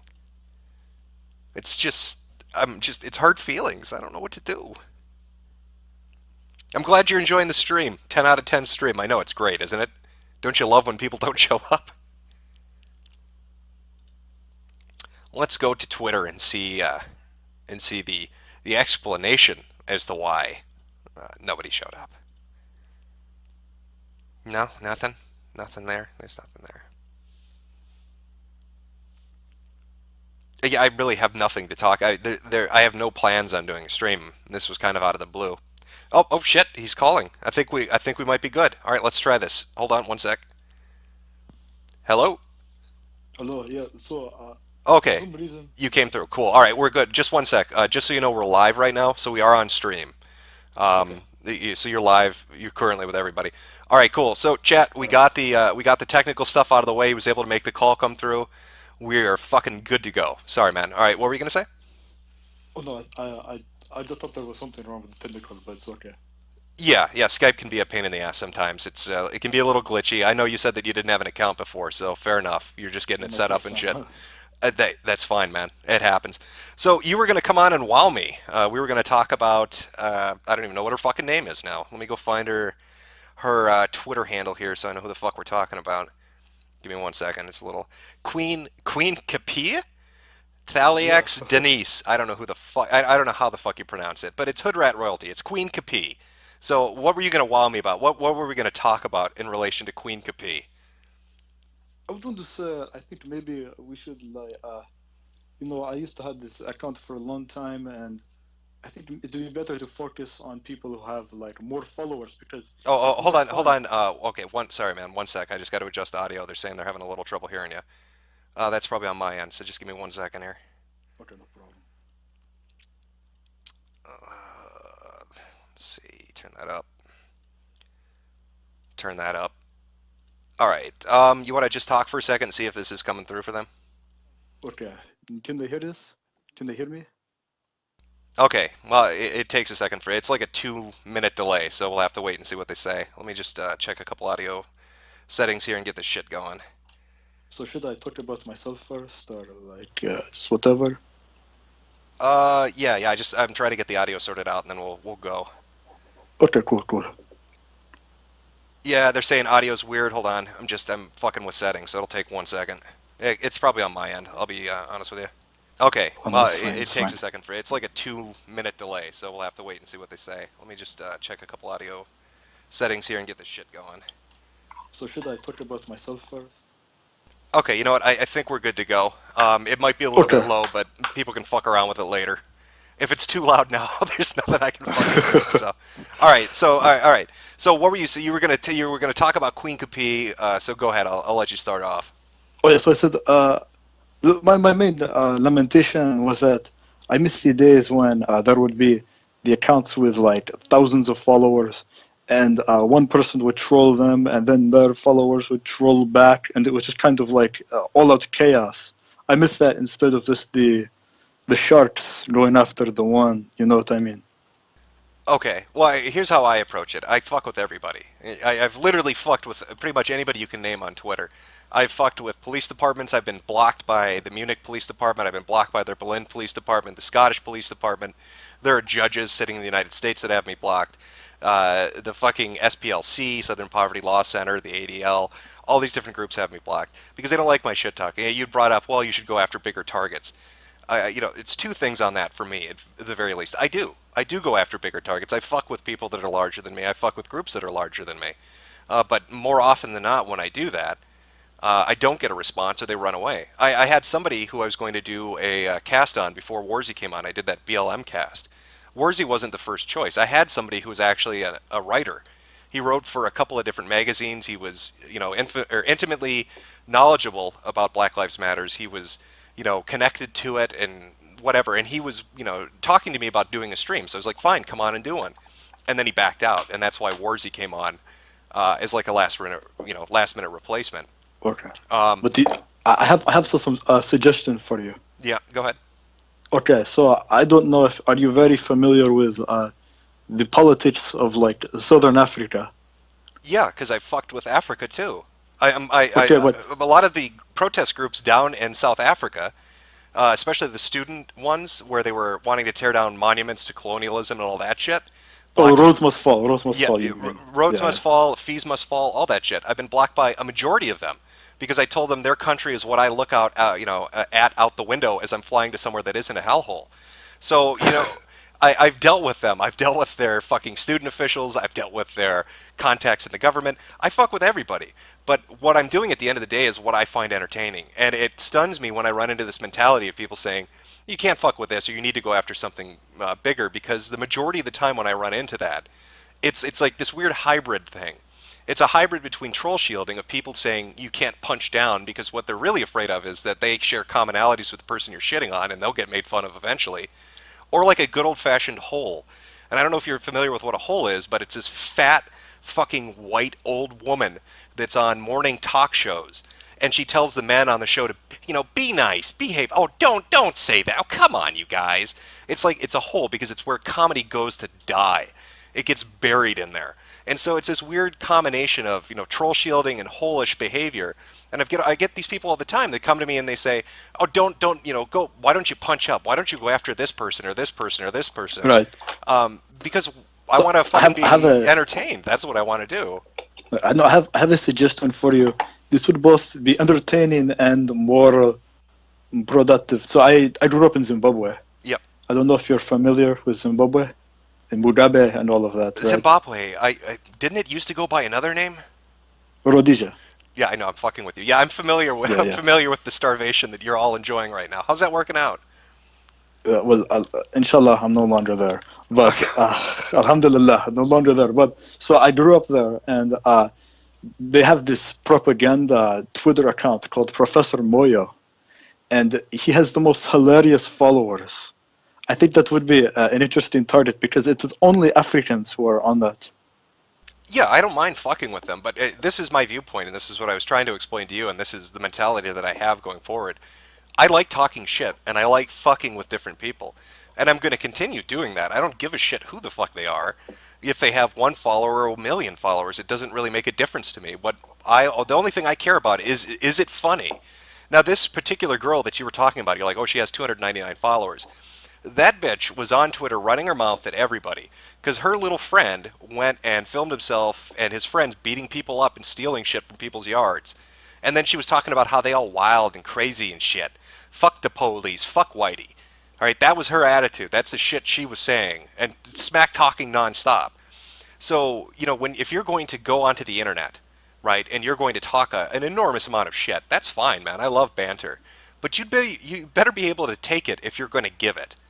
And her whole bullshit about I'm going to talk all this shit and mock all these people, but the second they do it to me, I'm going to run behind the excuse that I'm 16 years old. I don't give a fuck if she's 16. The bitch calls herself Queen Capri. It looks like she's got fucking eyebrows stapled onto her head. And she's expecting nobody's going to make a joke about that? Fuck her. The internet is no respecter of anything. It is free form. When you come onto the internet, nobody gives a shit if you're white or you're black, or if you're rich or you're poor, if you're Jew or Gentile or Arab. They don't give a shit if you're, young or old. You are represented by the shit that you put out there. And the shit she put out there got some smack talk thrown back in her face. I don't give a shit about that. The other thing too is I don't have some moral obligation to go out and fight the good fight. I'm not a fucking freedom fighter. I'm shit posting on the internet because I find it funny. That's all I do. I'm not looking to lead some revolution against people that really deserve it. Occasionally I'll come across one, but aside from that, I don't fucking care. Right, I see, but I mean, with all the followers, you could do some serious damage. I'm saying, like, it could be something productive. You see what I mean? Yeah, well, here's the other thing that you need to understand, at least in relation to, you're talking about like followers on Twitter and shit. In relation to my accounts, when you look at my like YouTube accounts or Twitter accounts or whatever, these people aren't like fans. There are some, but the majority are what I'd call people who appreciate the same things that I appreciate. Right? This isn't like I direct some horde of individuals and say, I snap my fingers and say, let's go mob this person, let's go fuck with this person. Right. They're generally people that find the same stuff I find funny. That's probably why they're following me, because they want to laugh at the same shit I laugh at. That doesn't mean they respect me or follow me or, hold my fucking opinion up as something to, adhere to. They just... As I said, like, I am a fan of yours, and I do agree with most of your opinions. They're connoisseurs. They're connoisseurs of autism. They like to watch people freak out. That's what I like. Yeah, no, but did you hear what I said? I said I am a fan of yours, and I agree with most of your opinions. But I was saying that, like, it could be for, like, like to troll, like the cuts, whatever you call them, and to help bring opinions that we agree with, like, to further them. You know what I mean? Yeah, but that goes back to what I was saying. I am not a fucking freedom fighter. I'm not leading a revolution. I'm not putting myself out there as that. I understand there's shit that there are people that deserve it, there are organizations that deserve it. That is not me. I'm not saying that that's the mantle I'm taking up, that I'm going to go lead the good fight. I've never put that forward. I'm just looking to have a laugh. This girl in particular, Queen, whatever the fuck her name is, the hood rat royalty. It's 5-10 minutes. 5-10 minutes of me shit talking her, and that would have been it. And then I would have gone off to the next thing that I would have found amusing. I mean, yeah, I could use my time for better things, but that feels like a real Reddit mentality. I've seen that kind of thought before, where if you're not using every moment of your day to the utmost, you're not doing it right. Fuck that. It's the internet. I'm shitposting. I'll be honest with you here. The way things are going with laws and different corporations and governments in relation to the internet, it's not going to be like this for much longer. I'm just looking to enjoy myself as much as I can while I have that left, because things are changing. I mean, I come from 2 countries where there is no internet freedom at all. I mean, I totally understand the importance of that. Right, and so my ability to go and call some fucking sped on Twitter a faggot isn't going to be around for long. So I want to cash in on that shit as much as I can, as hard as I can, before it's completely gone. They talked about the switch over the DNS server and all that shit that just recently happened. Right. And this organization saying that, oh, well, we're not the arbiters of what is legal or illegal on the internet. That's not going to affect our judgment. But they already wrote a blog in 2013 when they did their RIA rules talking about how that was just their current interpretation of it. So now that they have the actual power, maybe they decide they interpret it differently. Maybe they decide that a majority of nations want to come up with hate speech legislation. It's easier for them to just go along with those regulations. I mean, organizations and groups can change their minds. So now they have a little bit more power and they can do a little bit more. Maybe they use it to fuck with different websites and different individuals. I don't know. I mean, they already are doing that to a certain extent anyway. I mean, I know people who've had accounts taken down that have said things about the refugees, and Right. you know. Right. Well, yeah, it happens all the fucking time. But I get what you're saying. All right, and you know, you said earlier you said a fan or you follow me or whatever. You've seen the videos that I do, like the Deviants stuff, the stuff that I did before that, the commentary shit that I used to do, Yeah. where the Metokur stuff. So I don't know how my actions now and behaviors and the shit that I'm doing is surprising to you in the least, because this philosophy is one that I've had for a decade on the internet now. I mean, I've followed it. I just think because it. Okay. Go ahead. Do you hear me? Yeah, no, I hear you. I think because it was like a child, it just does not seem to me to be like worthy of so much firepower. But it's not firepower. That's what I'm saying. I'm shit posting on the internet. There's no firepower to it. I'm not an organization. I don't have an army behind me. I'm just some faggot with an internet account making jokes when I find them funny. That's all I am. That's all I do. There's nothing, there's nothing to be worthy of. I'm not purporting to have like a higher goal. I just want to have a fucking laugh. And I want to enjoy myself, like I said, while I still can, because things are fucking changing. And they won't be like this forever. It will be a different internet. It'll be Web 3.0, where everybody's fucking sanitized and you can't tell a joke because it offends somebody. So, my advice, not just to the people listening, but to you, is fucking enjoy it, because it's not going to be around for long.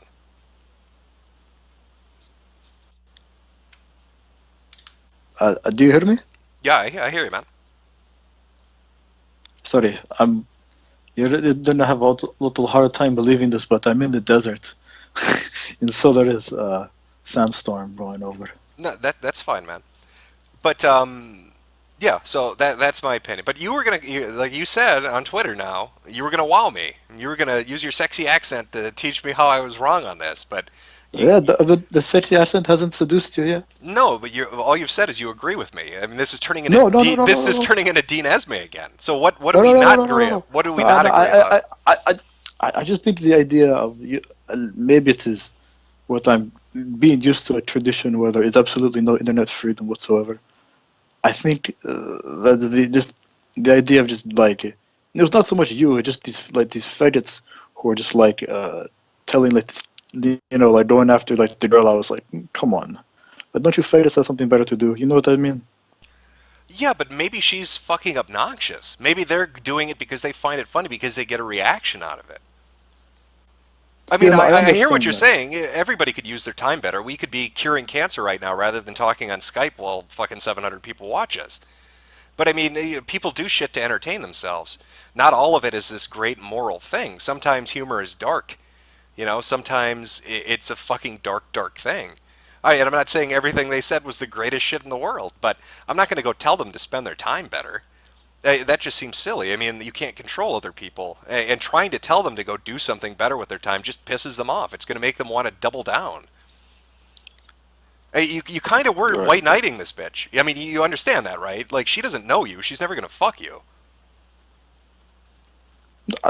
Look, I could care less about the fucking part, honestly. I don't have any intention going to the U.S. Okay, so then why even care about her, I guess, is my point. You don't even know her. It's because I was just kind of disappointed, because I was used to like the more interesting trolling. You know what? It just seems kind of like disappointing to me. So it didn't meet your quota as far as like your standard on good trolling. Like, give me some give me some pointers. What's good trolling? No, good trolling is where you find like a hashtag that everybody's using, and then you use it in a way that it was not intended. That's the best form. That is my favorite form. Or just to use a form of irony where you have people coming to you attacking you for the irony. But that's the point. That's when you do that, I like that a lot. Yeah, but that's what I did with this bitch. The person I originally responded to was the kid that stole the sign. She was one of the people. I mean, that's exactly what I did. She responded to me after I went after him. So did his other little friends. All the little Hanford high school students who think they're hot shit. They can go around filming themselves beating people up and stealing crap, and that they're not going to get shit talked. That is exactly what I did. I fucked with him, and then they all responded. So of course I'm going to fire back. That's half the fun. I mean, yeah, it's great when you go into a tag and you fuck with people and you twist it around, and it's great when you can get people to go on rants against you and flip out. I convinced a feminist writer for some fucking website that Paul Feig was a misogynist by faking a tweet, and then got her to talk about how she was going to write an article about that until she found out I made fun of her literally the tweet before that. So, I mean, yeah, it's fun to screw with people, but there are all sorts of different ways of going about it. I wouldn't say that there's like a manifesto or some kind of a guidebook that exists on what is or isn't good trolling. Usually, if you get a laugh out of it, and if the person that you're fucking around with gets angry, that's usually a good sign, because then you've done something right. And she got angry. I mean, if you go read her tweets and replies, she wanted to fight everybody. She was saying, "Come to Hanford, come fight me. I'll fight you but in real life." that's what I mean. I mean, like all of like the Black Americans, they always say "fight me." I mean, let's be honest. She's not black. She's Mexican. Well, she looked like she might be a little mix, but you get my point. She looked Like like the ghetto type. She looked like a fucking train wreck. Yeah, that's why I called her hood rat royalty. The bitch has weaves, press-on nails, and fucking eyebrows that look like they've been stenciled on. Yeah, no, I know what you mean. She's a fucking wreck. But yeah, I guess this is just something we disagree on. Like I said, all I'm out to do is have fun and do what I find entertaining. Sometimes that's going to be fucking with some idiot high schooler. Sometimes that's going to be screwing with somebody in the federal government. It just really depends, on where the day takes me. I guess it's because we come from different backgrounds and different perspectives, maybe. It could be. But, from my perspective, not to dog on you too much, man, but it kind of came off as white knightish, It's like you're defending Milady's honor when you don't even know who the bitch is. You thought she was black. She's Mexican. Like, she's this fucking hood rat who wants to fight people and talks all this shit, and she's not deserving of fucking defense. Like, she likes to go throw out shade at people, and then she doesn't like when she gets it. This mentality exists a lot on the internet, where you've got a lot of these people, whether the kids or adults or whatever site they may inhabit, where they like to talk just boatloads of shit, but the second they get it back, they flip the fuck out because they can't handle it. That's why that kid went on protected mode. That's why his friends went on protected mode, because they like to run their mouth, but the second somebody's making jokes back at them, they fucking fall apart. They can't handle it. To me, that's funny, because that's trolling. It's giving to them what they've been giving out to others. Right, of course, I understand the nature of trolling is to feed the trolls. It's like when some of the trolls were coming to me and sending me like racist things about Arabs and stuff like that. I was saying, "Oh yes, of course," and buying into that. So of course, I understand that don't feed the trolls mentality. Right. Well, I mean, but you did the opposite of that. Like, don't feed the trolls. Like, you had all these people shit-talking her, and then you responded to all these people and said, "Don't do that." Well, now they're going to do it 10 times harder. No, but then they were shit-talking to me, not shit-talking to her. Well, yeah, no, of course they're going to shit-talk you, because you jumped into a conversation and defended some chick you don't even know. They're going to think you're some white knight beta pussy, and they're going to be like, "Fuck you." Of course they're going to come after you. They're going to double down and attack her twice as hard, and then they're going to, turn around and come after you. Yes, but I mean, I was saying when she did under. I mean, I said when the trolls were going after me, right? Mm-hmm. I was kind of like they would say something like about Arabs, right, to try and to trigger me, but instead I would agree with that, and so that they could not further trigger me. I was saying like that way, if you know what I mean. No, I got you. No, I understand what you're saying. So yeah, I guess it's just a difference of opinion. But like I said, I just not because I know you get it now because we talked, but just to the people listening, like, that's my mentality. I'm just in it for a laugh. I just want to enjoy the internet while it still is the way it is, for as long as it lasts. I have no. I understand. I'm telling the people watching, I have no stated goal. I'm not leading some fucking revolution. I'm not the arbiter of morally right things. I'm not looking to save the world or save the internet. I just want to have a fucking laugh. So if you see me doing something and it upsets you, don't follow me then. Go do something else. Or bitch about it if you want, but be funnier than I am when you bitch, because I'm just going to talk shit back to you. Okay. So anything else we want to talk about? Yeah, so I guess we're good then, man. Was there anything else you wanted to bring up? Or maybe because nobody knows how to pronounce my name, I should say that. Yeah, go for it. Juraj. Can you pronounce that? Juraj? I'm Correct. white. Of course I can't pronounce it. Are you kidding me? I can't. I can say Jonathan and James. That's about as far as my white ass can go. But go for it. What's your full name? Or what's your name? Juraj? Say it again. Juraj. There you go. All right. Well, I would try.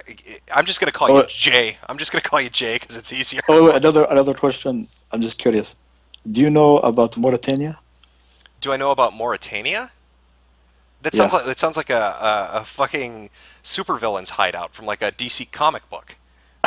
Is that where like Doctor Doom lives? What the fuck is Mauritania? Oh, that's where I'm from. That's where I was born and grew up. Mauritania. Where is that? Okay. Do you know geography well? If somewhat. I mean, if you're gonna start naming like obscure African countries, probably not. But a majority of places I'm okay with. Okay. Do you know where Morocco is on the map? Yes, I know where Morocco is. Do you know where Algeria is? Yes, I know where Algeria is. Okay. You go south, and it's directly nudged in between the two. Okay, is this its own country? Yeah. Mauritania. You're not fucking with me. This isn't a supervillain hangout. No. Google it. Okay, Mauritania. All right, man. All right. Well, okay. Well, it's been interesting. So we got a different for the chat. We got a different perspective. But there you go. So yeah, I just wanted to because nobody knows about the country and to give its name out. Yeah, it works for me, man. All right. Well, you have a good one, man. All right. Peace. Yep. Take it easy. Okay. Well, there you go, stream. Much shorter than I anticipated. But let's see. Make sure that's there. We go. People saying Google it. Yeah. Go ahead and Google it. I've never heard of it before. Honestly, I really did think he was just making it up. It was like some kind of super villain hangout, is what it sounds like. But okay. It's its own country. All right. Well, yeah. Sorry, it was short. What can I say? This was how long? Like 20 minutes, maybe 20, 25 minutes. Not that long. No, 30 minutes. Oh, fuck me. All right, stream. Have a nice day. You have a good day. You go do whatever it is you guys are going to go do. I'm going to go play Killing Floor 2 because I've been playing the shit out of that. And it's actually pretty decent. What do you know? There's a video game out there that I actually can stand.